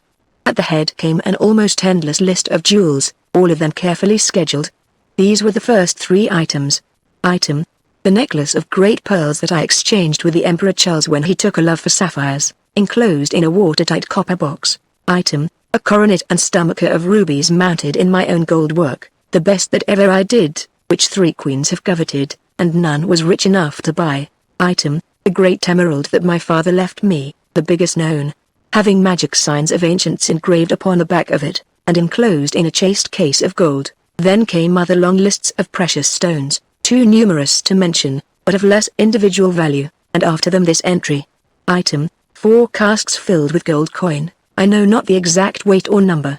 At the bottom of the schedule was written, a very great treasure, the greatest of all the Netherlands, a fruit of 3 generations of honest trading and saving, converted by me for the most part into jewels, that it may be easier to move. This is the prayer of me, Hendrik Brandt, who owns it for his life, that this gold may prove the earthly doom of any Spaniard who tries to steal it, and as I write it comes into my mind that God will grant this my petition. Amen. Amen. Amen. So say I, Hendrik Brandt, who stand at the gate of death. All of this inventory Dirk read aloud, and when he had finished Lysbeth gasped with amazement. Surely, she said, this little cousin of ours is richer than many princes. Yes, with such a dowry princes would be glad to take her in marriage. The fortune is large enough, answered Dirk.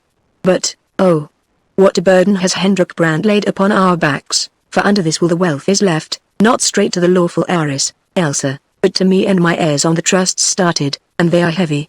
Look you, wife, the Spaniards know of this vast hoard, and the priests know of it, and no stone on earth or hell will they leave unturned to win that money. I say that, for his own sake, my cousin Hendrik would have done better to accept the offer of the Spanish thief Ramiro and give him 3/4 and escape to England with the rest. But that is not his nature, he was ever stubborn, and he would die 10 times over rather than enrich the men he hates. Moreover, he, who is no miser, has saved this fortune that the bulk of it may be spent for his country in the hour of her need, and alas!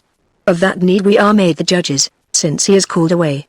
Wife, I foresee that these gems and gold will breed bloodshed and misery to all our house. But the trust is laid upon us and it must be borne. Foy, tomorrow at dawn you and Martin will start for the Hague to carry out the command of your cousin Brandt. Why should my son's life be risked on this mad errand? Asked Lysbeth. Because it is a duty, mother, answered Foy cheerfully, although he tried to look depressed.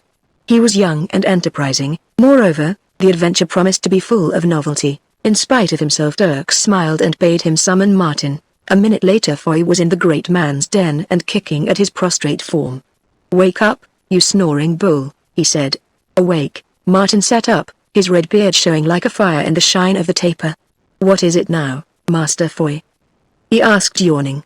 Are they after us about those 2 dead soldiers? No, you sleepy lump, it's treasure. I don't care about treasure, replied Martin, indifferently. It's Spaniards. That sounds better, said Martin, shutting his mouth.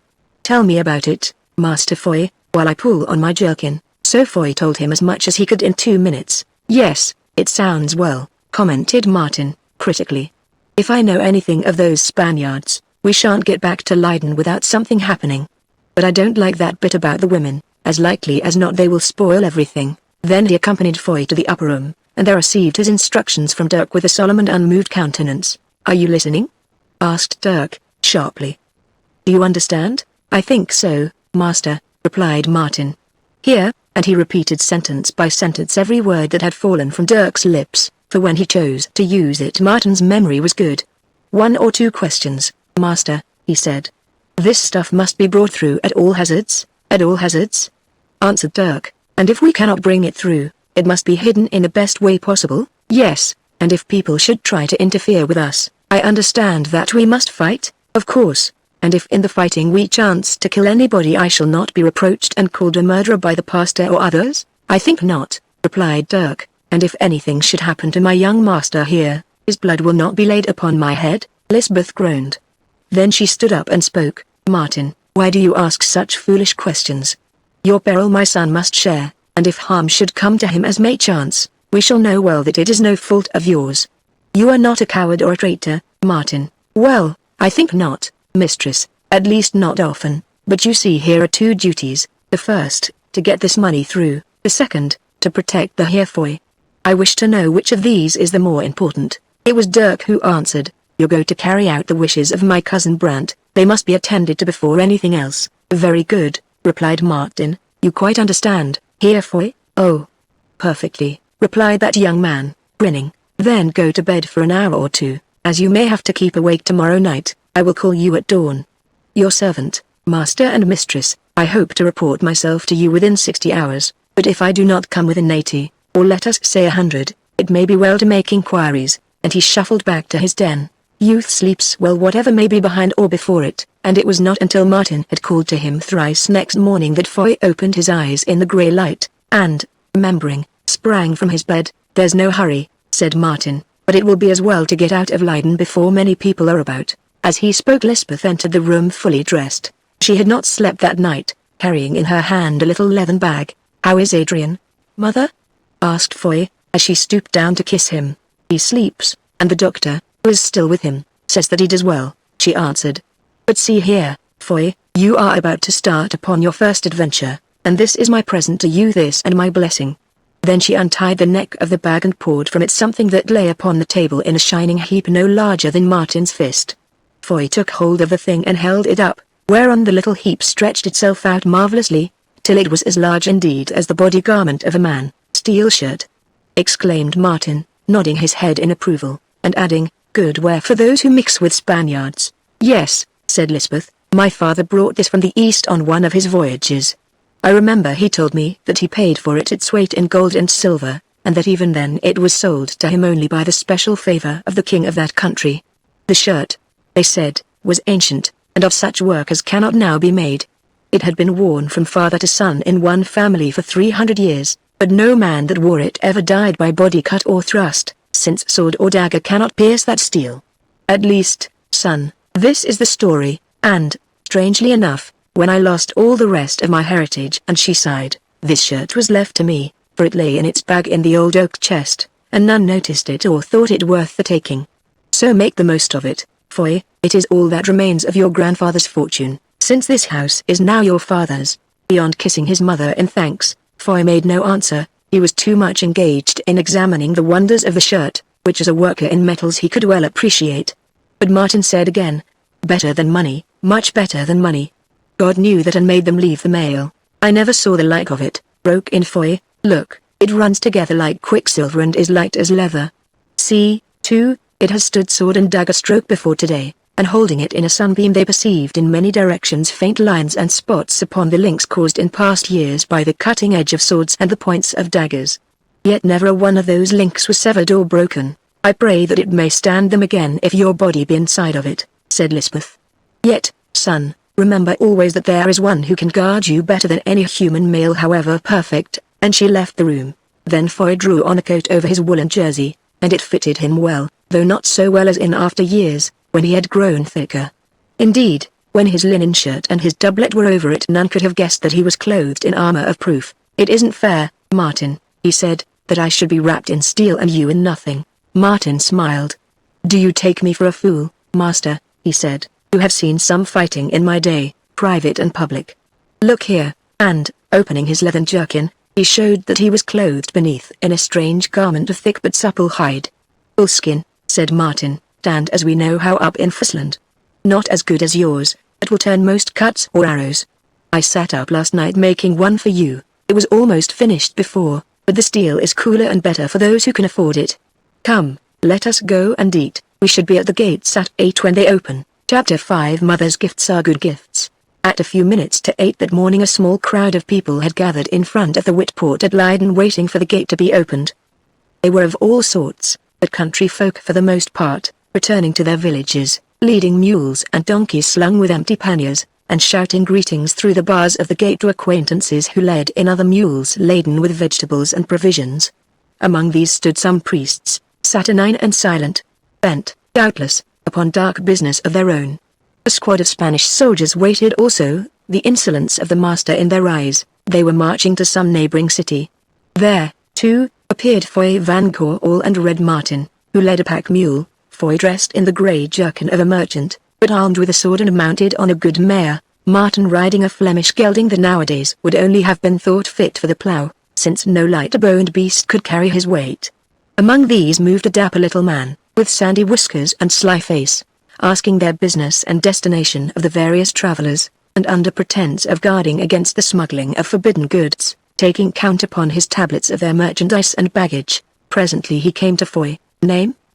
he said, shortly, although he knew him well enough. "Foy van Coorl and Martin, his father's servant, travelling to The Hague with specimens of brassware, consigned to the correspondence of our firm," answered Foy, indifferently. "You are very glib," sneered the sandy-whiskered man. "What is the mule laden with?"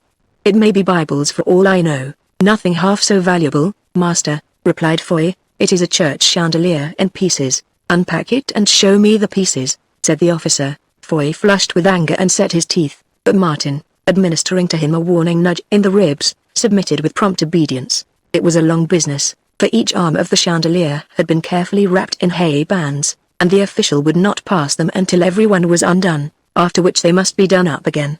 While the pair of them were engaged upon this tedious and unnecessary task, two fresh travellers arrived at the gate, a long, bony person, clothed in a priest-like garb with a hood that hid the head, and a fierce, dissolute-looking individual of military appearance and armed to the teeth.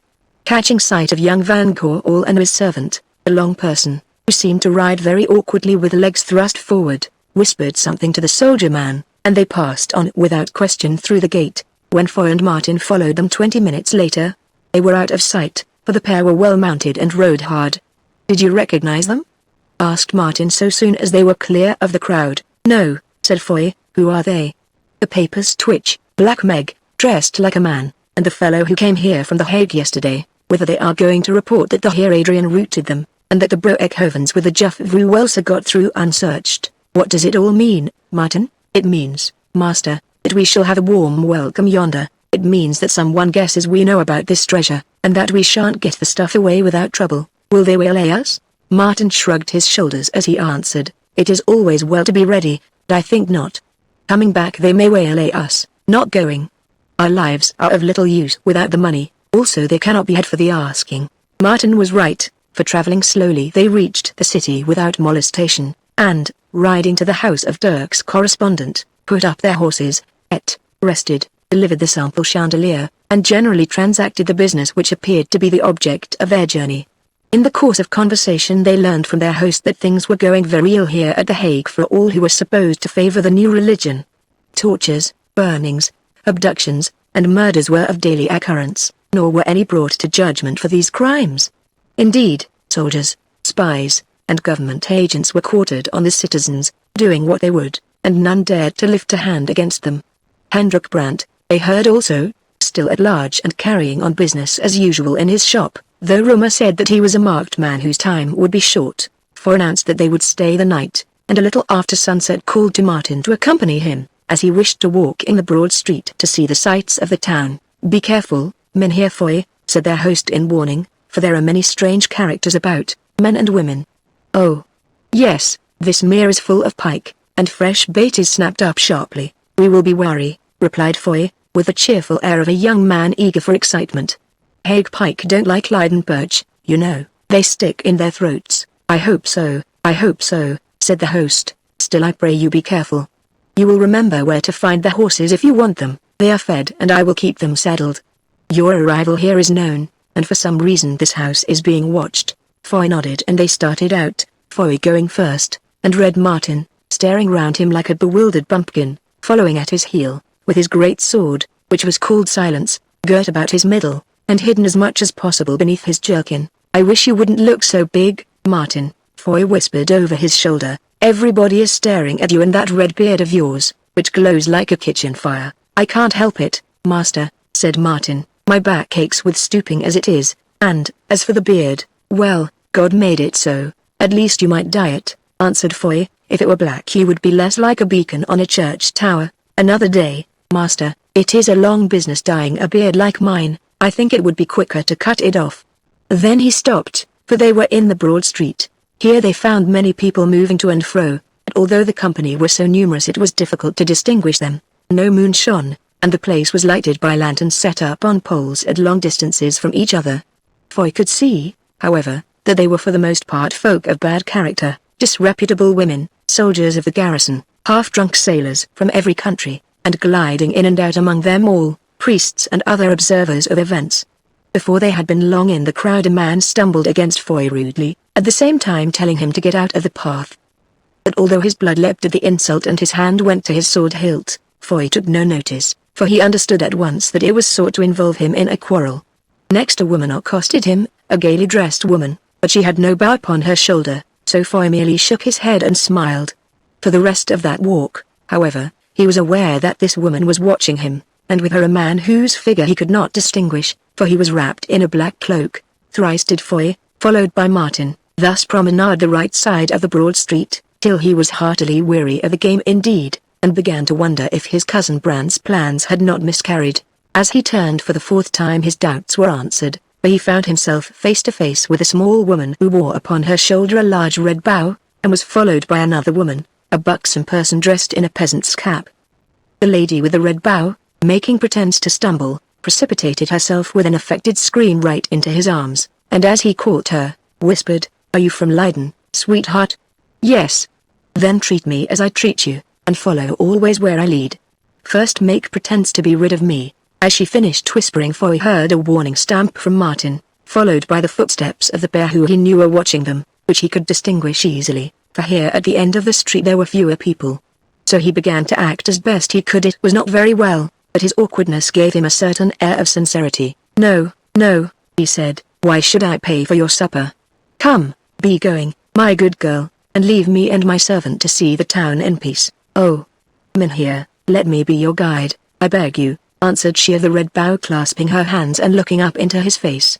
Just then he heard the first woman who had accosted him speaking to her companion in a loud voice. "Look," she said, "Red Bow is trying her best." "Ah, my dear, do you think that you'll get to supper out of a holy Leiden ranter, or a skin off an eel for the asking?" "Oh, he isn't such a selfish fish as he looks," answered Red Bow over her shoulder, while her eyes told Foy that it was his turn to play. So he played to the best of his ability, with the result that 10 minutes later any for whom the sight had interest might have observed a yellow-haired young gallant and a black-haired young woman walking down the broad street with their arms affectionately disposed around each other's middles. Following them was a huge and lumbering serving man with a beard like fire, who, in a loyal effort to imitate the actions of his master, had hooked a great limb about the neck of Red Bow's stout little attendant, and held her thus in a chancery which, if flattering, must have been uncomfortable. As Martin explained to the poor woman afterwards, it was no fault of his, since in order to reach her waist he must have carried her under his arm. Foy and his companion chatted merrily enough, if in a somewhat jerky fashion, but Martin attempted no talk. Only as he proceeded he was heard to mutter between his teeth, "Lucky the pastorants can't see us now.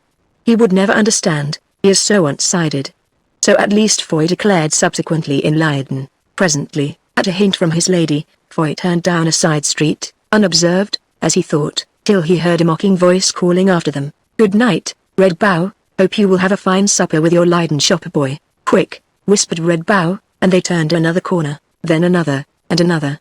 Now they walked down narrow streets, ill-kept and unsavory, with sharp-pitched roofs, gabled and overhanging so much that here and there they seemed almost to meet, leaving but a ribbon of star-specked sky winding above their heads.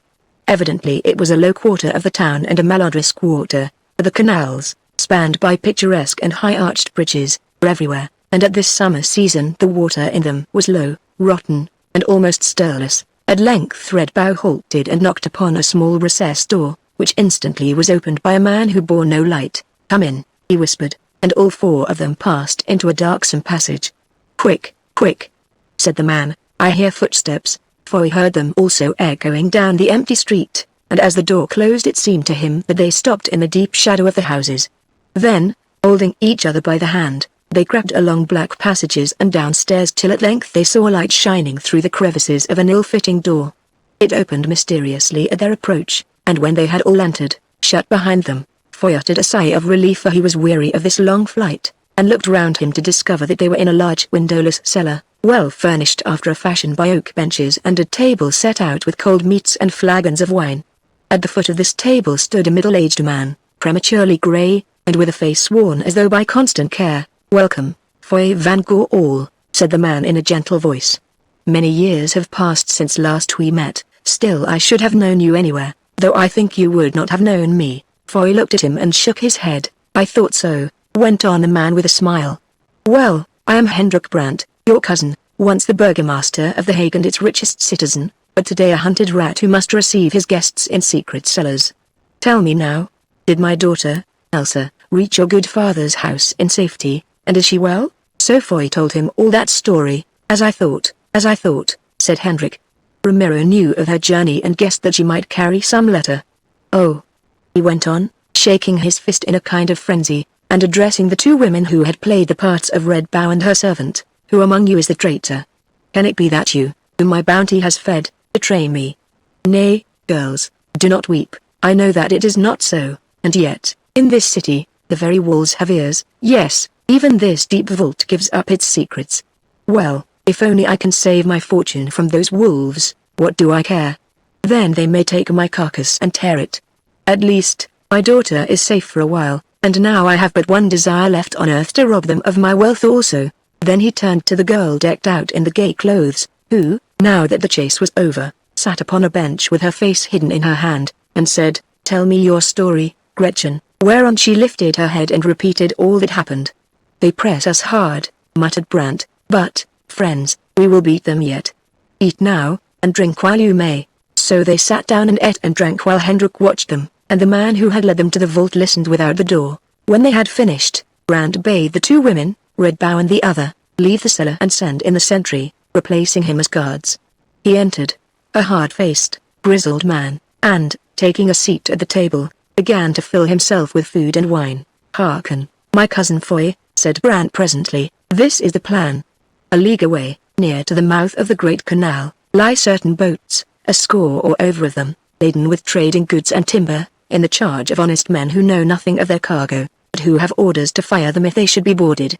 Among these boats is one called the Swallow, small, but the swiftest on this coast, and handy in a sea. Her cargo is salt, and beneath it 8 kegs of powder, and between the powder and the salt certain barrels, which barrels are filled with treasure. Now, presently, if you have the heart for it, and if you have not, say so, and I will go myself. This man here, Hans, under cover of the darkness, will row you down to the boat Swallow. Then you must board her, and at the first break of dawn hoist her sail and stand out to sea, and away with her where the wind drives, tying the skiff behind. Like enough you will find foes waiting for you at the mouth of the canal, or elsewhere. Then I can give you only one counsel: get out with the Swallow if you can, and if you cannot, escape in a skiff or by swimming, but before you leave her fire the slow matches that are ready at the bow and the stern, and let the powder do its work and blow my wealth to the waters and the winds. Will you do it? Think well before you answer. Did we not come from Leiden to be at your command, cousin?" said Foy smiling. Then he added, "But why do you not accompany us on this adventure? You are in danger here, and even if we get clear with the treasure, what use is money without life? To me none, anyway," answered Brandt, "but you do not understand. I live in the midst of spies, I'm watched day and night. Although I came here disguised and secretly, it is probable that even my presence in this house is known. More, there is an order out that if I attempt to leave the town by land or water, I am to be seized, whereon my house will be searched instantly, and it will be found that my bullion is gone. Think, lad, how great is this wealth, and you will understand why the crows are hungry. It is talked of throughout the Netherlands, it has been reported to the king in Spain, and I learn that orders have come from him concerning its seizure. But there is another band who would get hold of it first, Ramiro and his crew, and that is why I have been left safe so long, because the thieves strive one against the other and watch each other. Most of all, however, they watch me and everything that is mine. For though they do not believe that I should send the treasure away and stay behind, yet they are not sure. You think that they will pursue us, then?" asked Foy. "For certain. Messengers arrived from Leiden to announce your coming 2 hours before you set foot in the town, and it will be wonderful indeed if you leave it without a band of cutthroats at your heels. Be not deceived, lad, this business is no light one. You say the little boat sails fast, master?"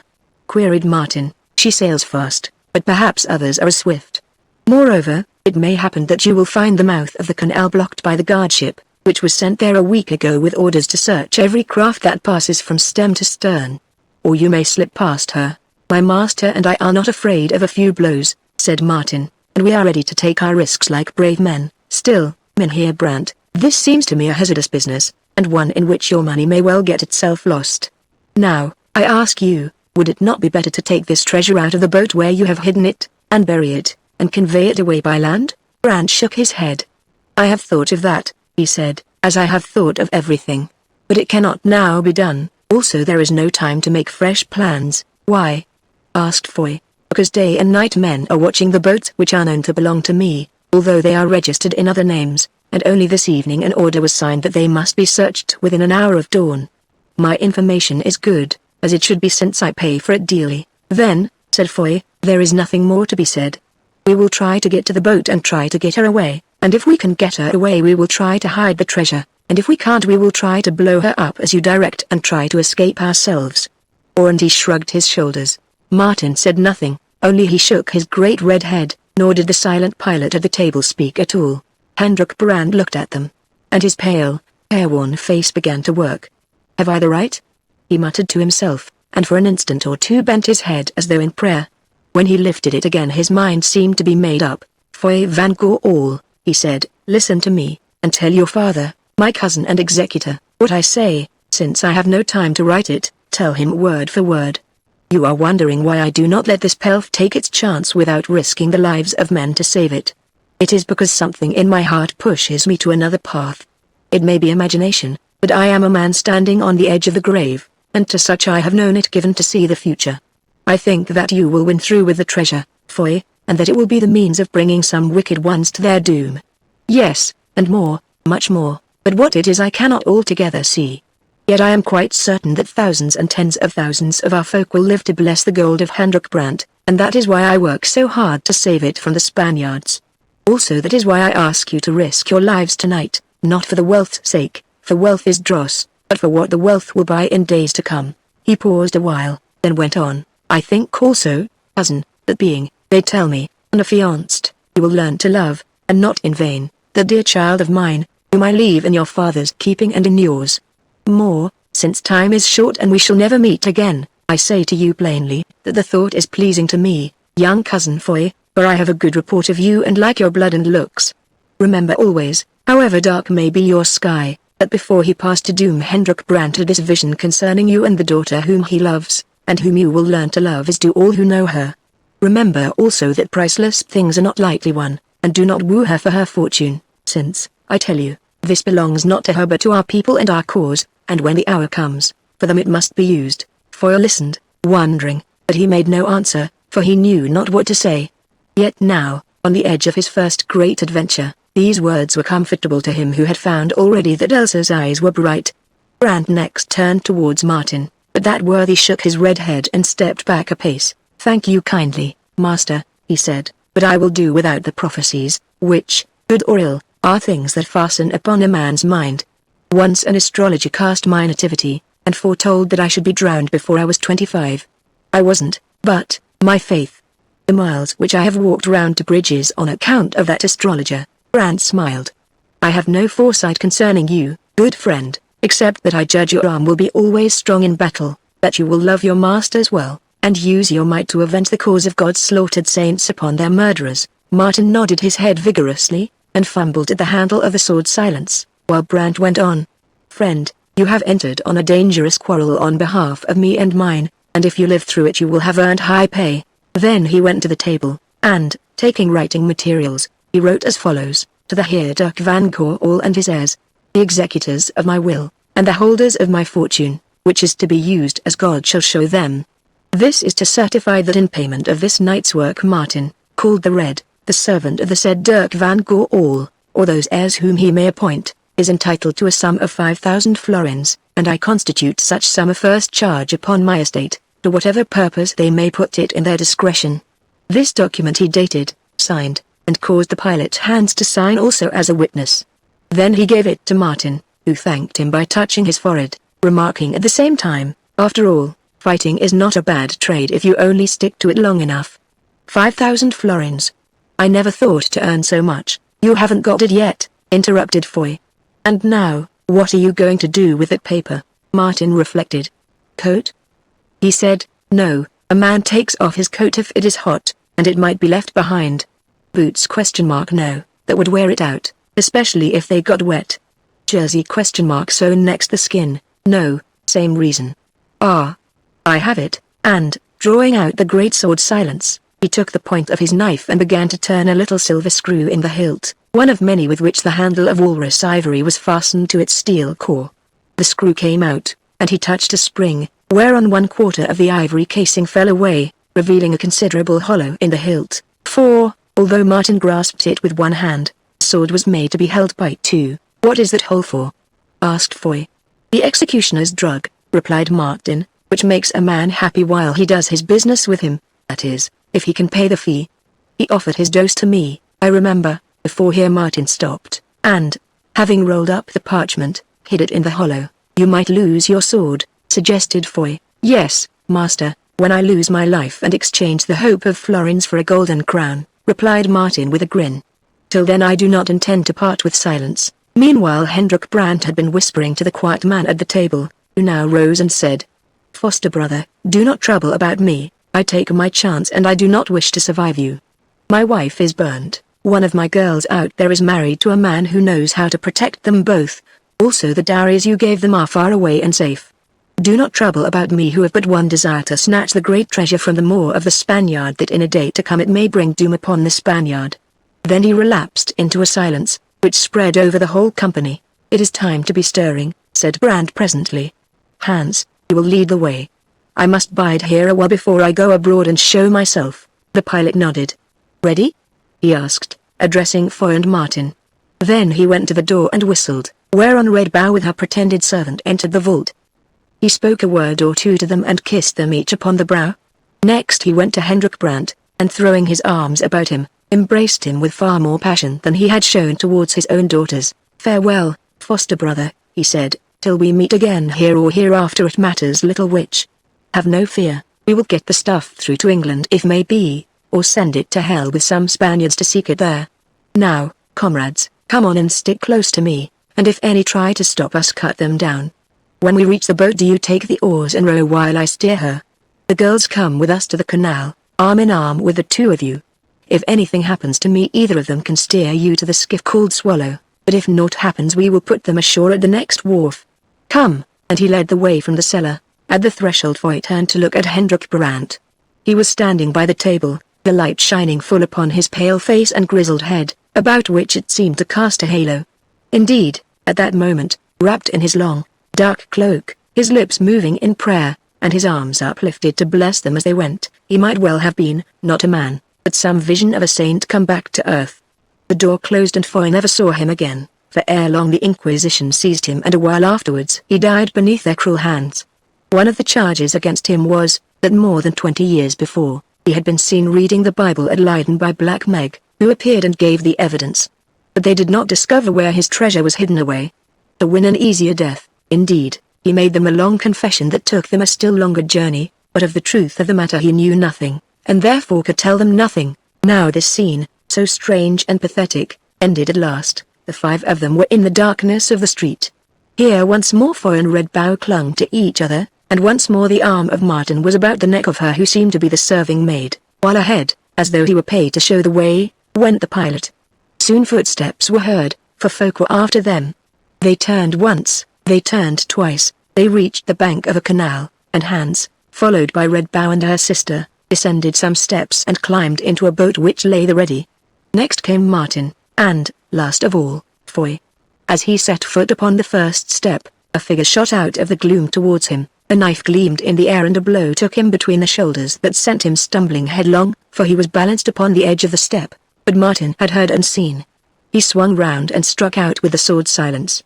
The assassin was far from him, still the tip of the long steel reached the outstretched murderer's hand, and from it fell a broken knife, while he who held it sped on with a screech of pain. Martin darted back and seized the knife, then he leapt into the boat and pushed off.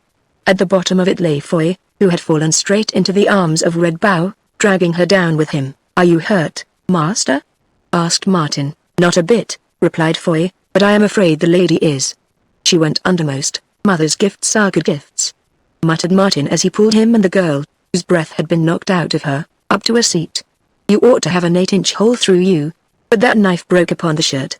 Look here," and he threw the handle of the dagger onto his knees and snatched at the skulls. Foy examined it in the faint light, and there, still hooked above the guard, was a single severed finger, a long and skinny finger, to which the point of the sword Silence had played surgeon, and on it a gold ring. "This may be useful," thought Foy, as he slipped handle and finger into the pocket of his cloak. Then they all took oars and rowed till presently they drew near a wharf. "Now, daughters, make ready," said Hans, and the girls stood up. As they touched the wharf, Red Bow bent down and kissed Foy. The rest were in play. "This is in earnest," she said, "and for luck. Good night, companion, and think of me sometimes." "Good night, companion," answered Foy, returning the kiss. Then she leapt ashore. They never met again. "You know what to do, girls," said Hans. "Do it, and in 3 days you should be safe in England, where, perhaps, I may meet you, though do not count on that. Whatever happens, keep honest, and remember me till we come together again, here or hereafter, but, most of all, remember your mother and your benefactor Hendrik Brandt. Farewell, farewell, father," they answered with a sob, and the boat drifted off down the dark canal, leaving the two of them alone upon the wharf. Afterwards Foy discovered that it was the short sister who walked with Martin that was married. Gallant little Red Bow married also, but later.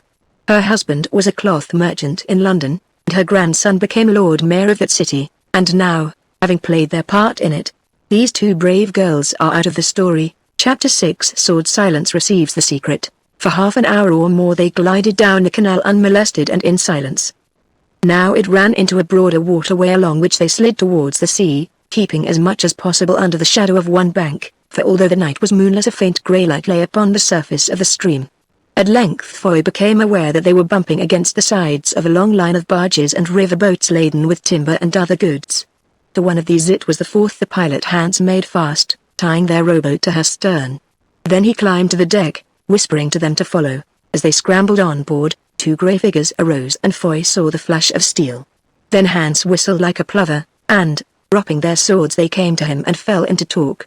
Presently Hans left them, and, returning to Foy and Martin, said, "Listen, we must lie here a while, for the wind is against us, and it would be too dangerous for us to try to row or pole so big a boat down to the sea and across the bar in the darkness, for most likely we should set our fast upon a shoal. Before dawn it will turn, and, if I read the sky right, blow hard off land." "What have the bargemen to say?"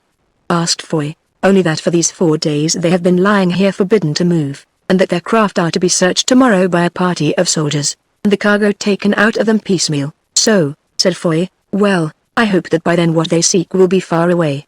Now show us this ship."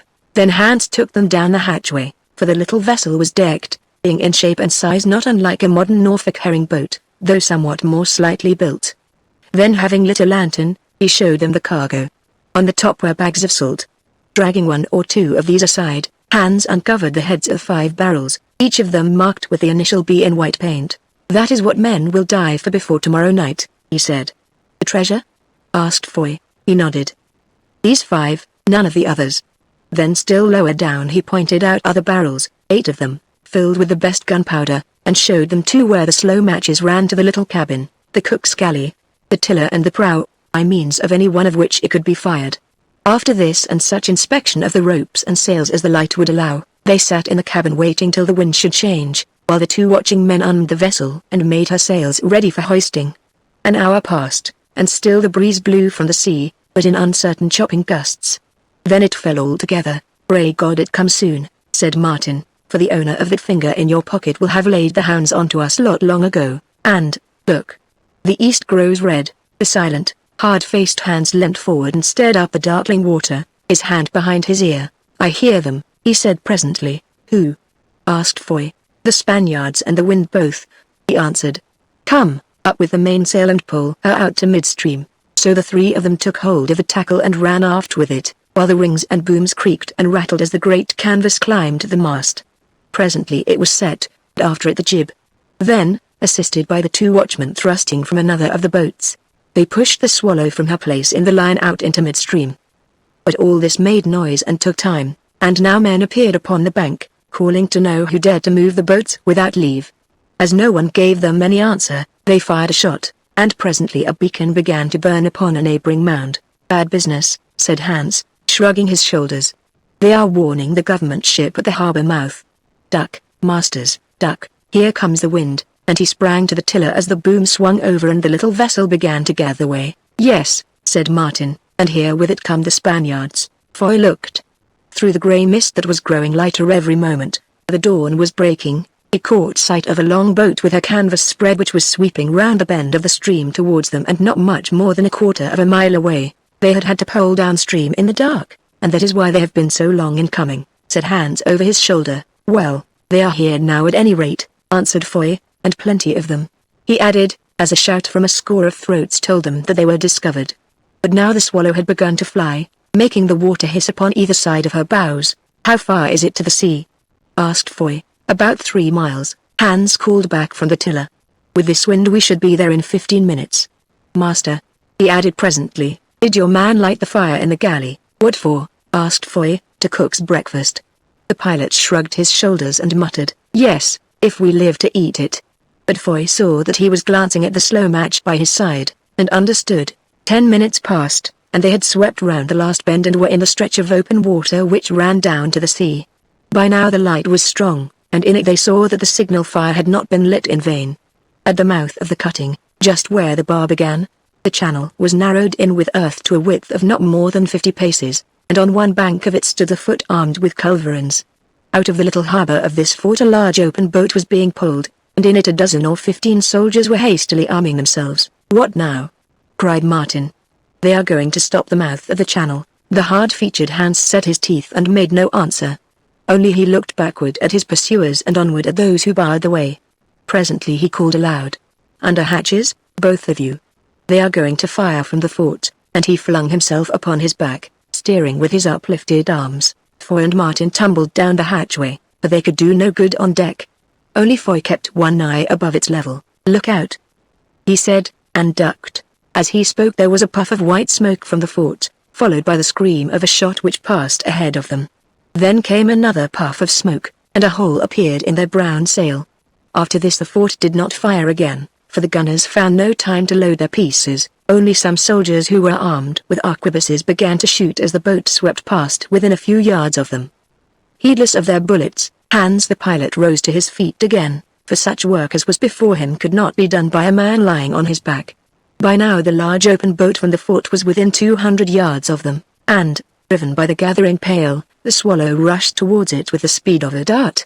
Foy and Martin crawled from the hatchway and lay down near the steersman under the shelter of the little bulwarks, watching the enemy's boat, which was in midstream just where the channel was narrowest, and on the hither side of the broken water of the bar. "See," said Foy, "they are throwing out anchors fore and aft." "Is there room to go past them?" "No," answered Hans. "The water is too shallow under the bank, and they know it." "Bring me a burning brand." Foy crept forward, and returned with the fire. "Now light the slow match, master." Foy opened his blue eyes and a cold shiver went down his back.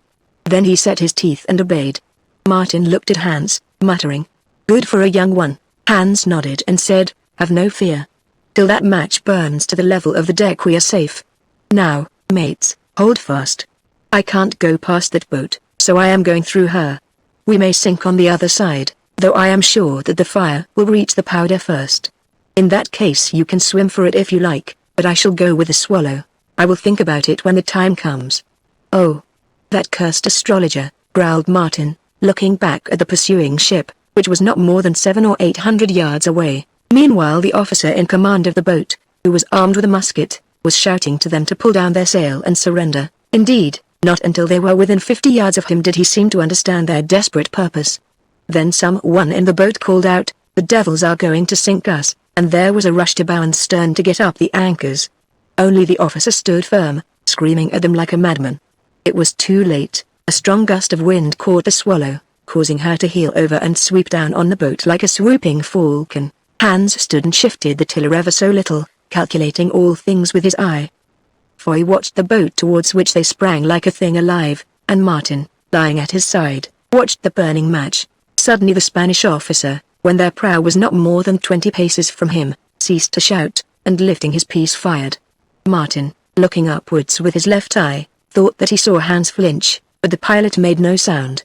Only he did something to the tiller, putting all his strength onto it, and it seemed to the pair of them as though the Swallow was for an instant checked in her flight. Certainly her prow appeared to lift itself from the water. Suddenly there was a sound of something snapping, a sound that could be heard even through the yell of terror from the soldiers in the boat. It was the bowsprit which had gone, leaving the jibs flying loose like a great pennon. Then came the crash. Foy shut his eyes for a moment, hanging on with both hands till the scraping and the trembling were done with. Now he opened again, and the first thing he saw was the body of the Spanish officer hanging from the jagged stump of the bowsprit. He looked behind. The boat had vanished, but in the water were to be seen the heads of 3 or 4 men swimming. As for themselves, they seemed to be clear and unhurt, except for the loss of their bowsprit. Indeed, the little vessel was riding over the seas on the bar like any swan. Hans glanced at the slow match which was smouldering away perilously near to the deck, whereon Martin stamped upon it, saying, "If we sink now it will be in deep water, so there is no need to fly up before we go down." "Go and see if she leaks," said Hans. They went and searched the forehold but could not find that the Swallow had taken any harm worth noting. Indeed, her massive oaken prow, with the weight of the gale-driven ship behind it, had crashed through the frail sides of the open Spanish boat like a knife through an egg. "That was good steering," said Foy to Hans, when they returned, "and nothing seems to be amiss." Hans nodded.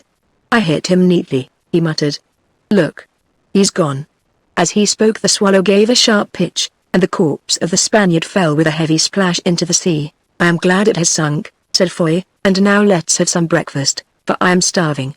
"Shall I bring you some, friend Hans?" "No, master, I want to sleep." Something in the tone of the man's voice caused Foy to scrutinize his face. His lips were turning blue. He glanced at his hands. Although they still grasped the tiller tightly, these also were turning blue, as though with cold. Moreover, blood was dropping on the deck. "You are hit," he said. Martin, Hans is hit." "Yes," replied the man, "he hit me and I hit him, and perhaps presently we shall be talking it over together." "No, don't trouble, it is through the body and mortal." "Well, I expected nothing less, so I can't complain. Now, listen, while my strength holds. Can you lay a course for Harwich in England?" Martin and Foy shook their heads. Like most Hollanders they were good sailormen, but they only knew their own coasts. "Then you had best not try it," said Hans, "but there is a gale brewing, and you will be driven on the Goodwin Sands, or somewhere down that shore, and drowned and the treasure lost. Run up to the Haarlem Mere, comrades. You can hug the land with this small boat, while that big devil after you," and he nodded towards the pursuing vessel, which by now was crossing the bar, "must stand further out beyond the shoals.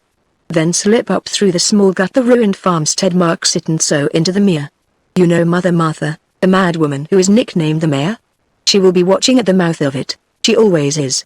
Moreover, I caused her to be warned that we might pass her way, and if you hoist the white flag with the red cross it lies in the locker or, after nightfall, hang out 4 lamps upon your starboard side. She will come aboard to pilot you, for she knows this boat well.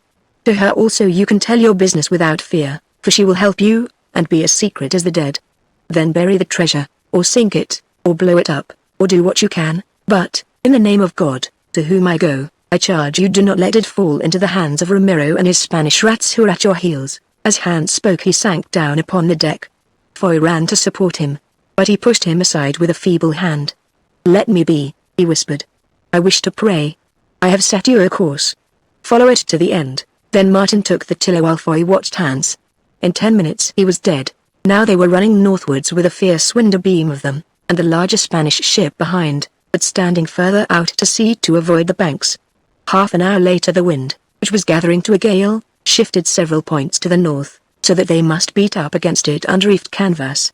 Still they held on without accident, Foy attending to the sail and Martin steering.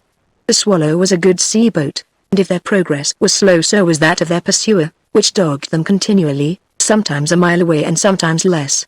At length, towards evening, they caught sight of a ruined house that marked the channel of the Little Gut, one of the outlets of the Haarlem Mere. "The sea runs high upon the bar and it is ebb tide," said Foy. "Even so we must try it, master," answered Martin.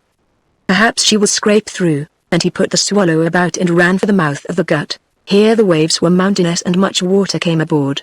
Moreover, 3 times they bumped upon the bar, till at length, to their joy, they found themselves in the calm stream of the gut, and, by shifting the sail, were able to draw it up, though very slowly. "At least we have got a start of them," said Foy, "for they can never get across until the tide rises." We shall need it all, answered Martin. So now hoist the white flag and let us eat while we may. While they ate, the sun sank, and the wind blew so that scarcely could they make a knot an hour, shift the sail as they might. Then, as there was no sign of Mother Martha, or any other pilot, they hung out the forelamps upon the starboard side, and, with a flapping sail, drifted on gradually, till at length they reached the mouth of the great mere, an infinite waste of waters, deep in some places, shallow in others, and spotted everywhere with islets. Now the wind turned against them altogether, and, the darkness closing in, they were forced to drop anchor, fearing lest otherwise they should go ashore. One comfort they had, however, as yet nothing could be seen of their pursuers. Then, for the first time, their spirits failed them a little, and they stood together near the stern wondering what they should do. It was while they rested thus that suddenly a figure appeared before them as though it had risen from the deck of the ship. No sound of oars or footsteps had reached their ears, yet there, outlined against the dim sky, was the figure. "I think that friend Hans has come to life again," said Martin with a slight quaver in his voice, for Martin was terribly afraid of ghosts. "And I think that a Spaniard has found us," said Foy, drawing his knife. Then a hoarse voice spoke, saying, "Who are you that signal for a pilot on my waters? The question is, who are you?" answered Foy, "and be so good as to tell us quickly." "I am the pilot," said the voice, "and this boat by the rig of her and her signals should be the Swallow of the Hague. But why must I crawl aboard of her across the corpse of a dead man? Come into the cabin, pilot, and we will tell you," said Foy. "Very well, Mynheer." So Foy led the way to the cabin. But Martin stopped behind a while. "We have found our guide, so what is the use of the lamps?" he said to himself as he extinguished them all, except one which he brought with him into the cabin. Foy was waiting for him by the door and they entered the place together. At the end of it the light of the lamp showed them a strange figure clad in skins so shapeless and sack-like that it was impossible to say whether the form beneath were male or female. The figure was bareheaded, and about the brow locks of grizzled hair hung in tufts. The face, in which were set a pair of wandering grey eyes, was deep-cut, tanned brown by exposure, scarred, and very ugly, with withered lips and projecting teeth. "Good even to you, Dirk van Goorl's son, and to you, Red Martin. I am Mother Martha, she whom the Spaniards call the Mare and the Lake Witch." "Little need to tell us that, Mother," said Foy, "although it is true that many years have gone by since I set eyes on you." Martha smiled grimly as she answered, "Yes, many years." "Well, what have you fat Leidenburgers to do with a poor old night hag, except of course in times of trouble? Not that I blame you, for it is not well that you, or your parents either, should be known to traffic with such as I. Now, what is your business with me, for the signals show that you have business, and why does the corpse of Hendrik Brand's foster brother lie there in the stern?" "Because, to be plain, we have Hendrik Brand's treasure on board, Mother, and for the rest look yonder," and he pointed to what his eye had just caught sight of 2 or 3 miles away, a faint light, too low and too red for a star, that could only come from a lantern hung at the masthead of a ship. Martha nodded. "Spaniards after you, pulling through the gut against the wind. Come on, there is no time to lose. Bring your boat round, and we will tow the Swallow to where she will lie safe tonight." 5 minutes later they were all 3 of them rowing the oar boat in which they had escaped from the Hague towards some unknown point in the darkness, slowly dragging after them the little ship Swallow. As they went, Foy told Martha all the story of their mission and escape. "I have heard of this treasure before," she said. "All the Netherlands has heard of Brandt's hoard. Also Dead Hans the let me knows that perhaps it might come this way, for in such matters he thought that I could be trusted," and she smiled grimly. "And now what would you do?" "Fulfill our orders," said Foy. "Hide it if we can, if not, destroy it." "Better the first than the last," interrupted Martin. "Hide the treasure, say I, and destroy the Spaniards. If Mother Martha here can think of a plan, we might sink the ship," suggested Foy. "And leave her mast for a beacon," added Martin sarcastically. "Or put the stuff into the boat and sink that, and never find it again in this great sea," objected Martin. All this while Martha steered the boat as calmly as though it were daylight. They had left the open water, and were passing slowly in and out among islets, yet she never seemed to be doubtful or to hesitate. At length they felt the Swallow behind them take the mud gently, whereon Martha led the way aboard of her and threw out the anchor, saying that here was her berth for the night. "Now," she said, "bring up this gold and lay it in the boat, for if you would save it there is much to do before dawn." So Foy and Martin went down while Martha, hanging over the hatchway, held the lighted lamp above them, since they dared not take it near the powder. Moving the bags of salt, soon they came to the 5 barrels of treasure marked B, and, strong though they were, It was no easy task for the pair of them by the help of a pulley to sling them over the ship's side into the boat. At last it was done, and the place of the barrels having been filled with salt bags, they took 2 iron spades which were provided for such a task as this, and started, Martha steering as before. For an hour or more they rowed in and out among endless islands, at the dim shores of which Martha stared as they passed, till at length she motioned to them to ship their oars, and they touched ground. Leaping from the boat she made it fast and vanished among the reeds to reconnoiter. Presently she returned again, saying that this was the place. Then began the heavy labor of rolling the casks of treasure for 30 yards or more along otter paths that pierced the dense growth of reeds. Now, having first carefully cut out reed sods in a place chosen by Martha, Foy and Martin set to their task of digging a great hole by the light of the stars. Hard indeed they toiled at it, yet had it not been for the softness of the marshy soil, they could not have got done while the night lasted, for the grave that would contain those barrels must be both wide and deep. After 3 feet of earth had been removed, they came to the level of the lake, and for the rest of the time worked in water, throwing up shovelfuls of mud. Still at last it was done, and the 5 barrels standing side by side in the water were covered up with soil and roughly planted over with the reed earth. "Let us be going," said Martha. "There is no time to lose."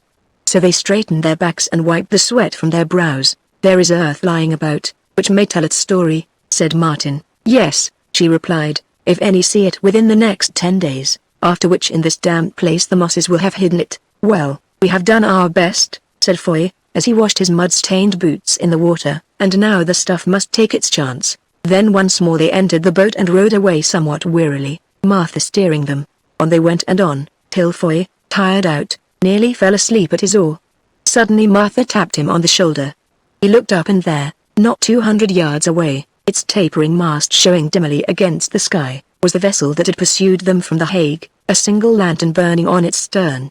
Martha looked and grunted, then she leant forward and whispered to them imperiously. "It is madness," gasped Martin. "Do as I bid you," she hissed, and they let the boat drift with the wind till it came to a little island within 30 yards of the anchored vessel, an island with a willow tree growing upon its shore.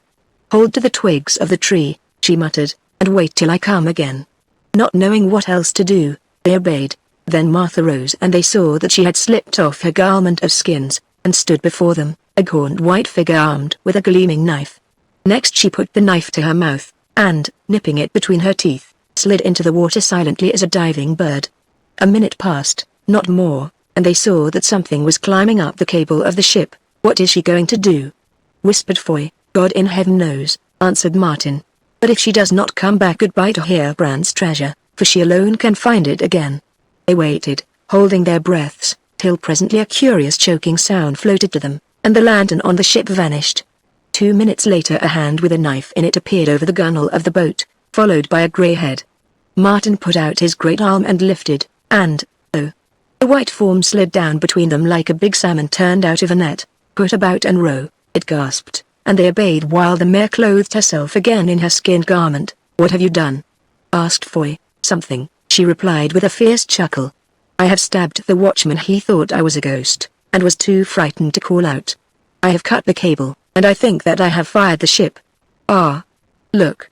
But row round the corner of the island, they gave way, and as they turned the bank of reeds glanced behind them, to see a tall tongue of fire shooting up the cordage of the ship, and to hear a babel of frightened and angry voices. 10 minutes later they were on board the Swallow, and from her deck watching the fierce flare of the burning Spanish vessel nearly a mile away. Here they ate and drank, for they needed food badly. "What shall we do now?" asked Foy when they had finished. "Nothing at present," answered Martha, "but give me pen and paper." They found them, and having shrouded the little window of the cabin, she sat at the table and very slowly but with much skill drew a plan, or rather a picture, of this portion of the Haarlem Mere. In that plan were marked many islands according to their natural shapes, 20 of them perhaps, and upon one of these she set a cross. "Take it and hide it," said Martha, when it was finished, "so that if I die you may know where to dig for Brandt's gold. With this in your hand you cannot fail to find it, for I draw well. Remember that it lies 30 paces due south of the only spot where it is easy to land upon that island." "What shall I do with this picture which is worth so much?" said Foy helplessly, "for in truth I fear to keep the thing." "Give it to me, master," said Martin. "The secret of the treasure may as well lie with the legacy that is charged on it." Then once more he unscrewed the handle of the sword Silence, and having folded up the paper and wrapped it round with a piece of linen, He thrust it away into the hollow hilt. "Now that sword is worth more than some people might think," Martin said as he restored it to the scabbard, "but I hope that those who come to seek its secret may have to travel up its blade." "Well, when shall we be moving?" "Listen," said Martha. "Would you two men dare a great deed upon those Spaniards?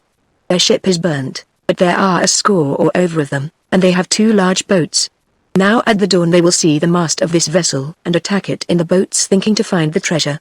Well, if as they win aboard we can manage to fire the matches, there may be fewer Spaniards left to plague us," suggested Foy. "And believing it to be blown up no one will trouble about that money further," added Martin. "Oh. The plan is good, but dangerous. Come, let us talk it over." The dawn broke in a flood of yellow light on the surface of the Harlem Mere. Presently from the direction of the Spanish vessel, which was still burning sullenly, came a sound of beating oars. Now the 3 watchers in the Swallow saw 2 boatloads of armed men, one of them with a small sail set, swooping down towards them. When they were within 100 yards Martha muttered, "It is time," and Foy ran hither and thither with a candle firing the slow matches, also to make sure he cast the candle among a few handfuls of oil-soaked shreds of canvas that lay ready at the bottom of the hatchway. Then with the others, without the Spaniards being able to see them, he slipped over the side of the little vessel into the shallow water that was clothed with tall reeds, and waded through it to the island. Once on firm land, they ran 100 yards or so till they reached a clump of swamp willows, and took shelter behind them. Indeed, Foy did more, for he climbed the trunk of one of the willows high enough to see over the reeds to the ship Swallow and the lake beyond. By this time the Spaniards were alongside the Swallow, for he could hear their captain hailing him who leant over the taffrail, and commanding all on board to surrender under pain of being put to death. But from the man in the stern came no answer, which was scarcely strange, seeing that it was the dead pilot, Hans, to whom they talked in the misty dawn, whose body Martin had lashed thus to deceive them. So they fired at the pilot, who took no notice, and then began to clamber on board the ship. Presently all the men were out of the first boat that with the sail set on it except 2, the steersman and the captain, whom, from his dress and demeanor, Foy took to be the one-eyed Spaniard, Ramiro, although of this he was too far off to make sure. It was certain, however, that this man did not mean to board the Swallow, for of a sudden he put his boat about, and the wind catching the sail soon drew him clear of her. "That fellow is cunning," said Foy to Martin and Martha below, "and I was a fool to light the tarred canvas, for he has seen the smoke drawing up the hatchway, and having had enough fire for one night, thinks that he will leave his mates to quench it," added Martin. "The second boat is coming alongside," went on Foy, "and surely the mine should spring." "Scarcely time yet," answered Martin. The matches were set for 6 minutes. Then followed a silence in which the 3 of them watched and listened with beating hearts. In it they heard a voice call out that the steersman was dead, and the answering voice of the officer in the boat, whom Foy had been right in supposing to be Ramiro, warning them to beware of treachery. Now suddenly arose a shout of a mine. A mine. For they had found one of the lighted fuses. "They are running for their boat," said Foy, "and the captain is sailing further off. Heavens! How they scream!" As the words passed his lips a tongue of flame shot to the very skies. The island seemed to rock. A fierce rush of air struck Foy and shook him from the tree. Then came a dreadful, thunderous sound, and lo! The sky was darkened with fragments of wreck, limbs of men, a grey cloud of salt and torn shreds of sail and cargo, which fell here, there, and everywhere about and beyond them. In 5 seconds it was over, and the 3 of them, shaken but unhurt, were clinging to each other on the ground. Then as the dark pall of smoke drifted southward Foy scrambled up his tree again. But now there was little to be seen, for the Swallow had vanished utterly, and for many yards round where she lay the wreckage-strewn water was black as ink with the stirred mud. The Spaniards had gone also, nothing of them was left, save the 2 men in the boat which rode unhurt at a distance. Foy stared at them. The steersman was seated and wringing his hands, while the captain, on whose armor the rays of the rising sun now shone brightly, held to the mast like one stunned, and gazed at the place where, a minute before, had been a ship and a troop of living men. Presently he seemed to recover himself, for he issued an order, whereon the boat's head went about, and she began to glide away. "Now we had best try to catch him," said Martha, who, by standing up, could see this also. "Nay, let him be," answered Foy, "we have sent enough men to their account," and he shuddered. "As you will, master," grumbled Martin, "but I tell you it is not wise. That man is too clever to be allowed to live, else he would have accompanied the others on board and perished with them." "Oh, I am sick," replied Foy. "The wind from that powder has shaken me." settle it as you will with Mother Martha and leave me in peace." So Martin turned to speak with Martha, but she was not there. Chuckling to herself in the madness of her hate and the glory of this great revenge, she had slipped away, knife in hand, to discover whether perchance any of the powder-blasted Spaniards still lived. Fortunately for them they did not. The shock had killed them all, even those who at the first alarm had thrown themselves into the water. At length Martin found her clapping her hands and crooning above a dead body, so shattered that no one could tell to what manner of man it had belonged, and led her away. But although she was keen enough for the chase, by now it was too late, for, traveling before the strong wind, Ramiro and his boat had vanished.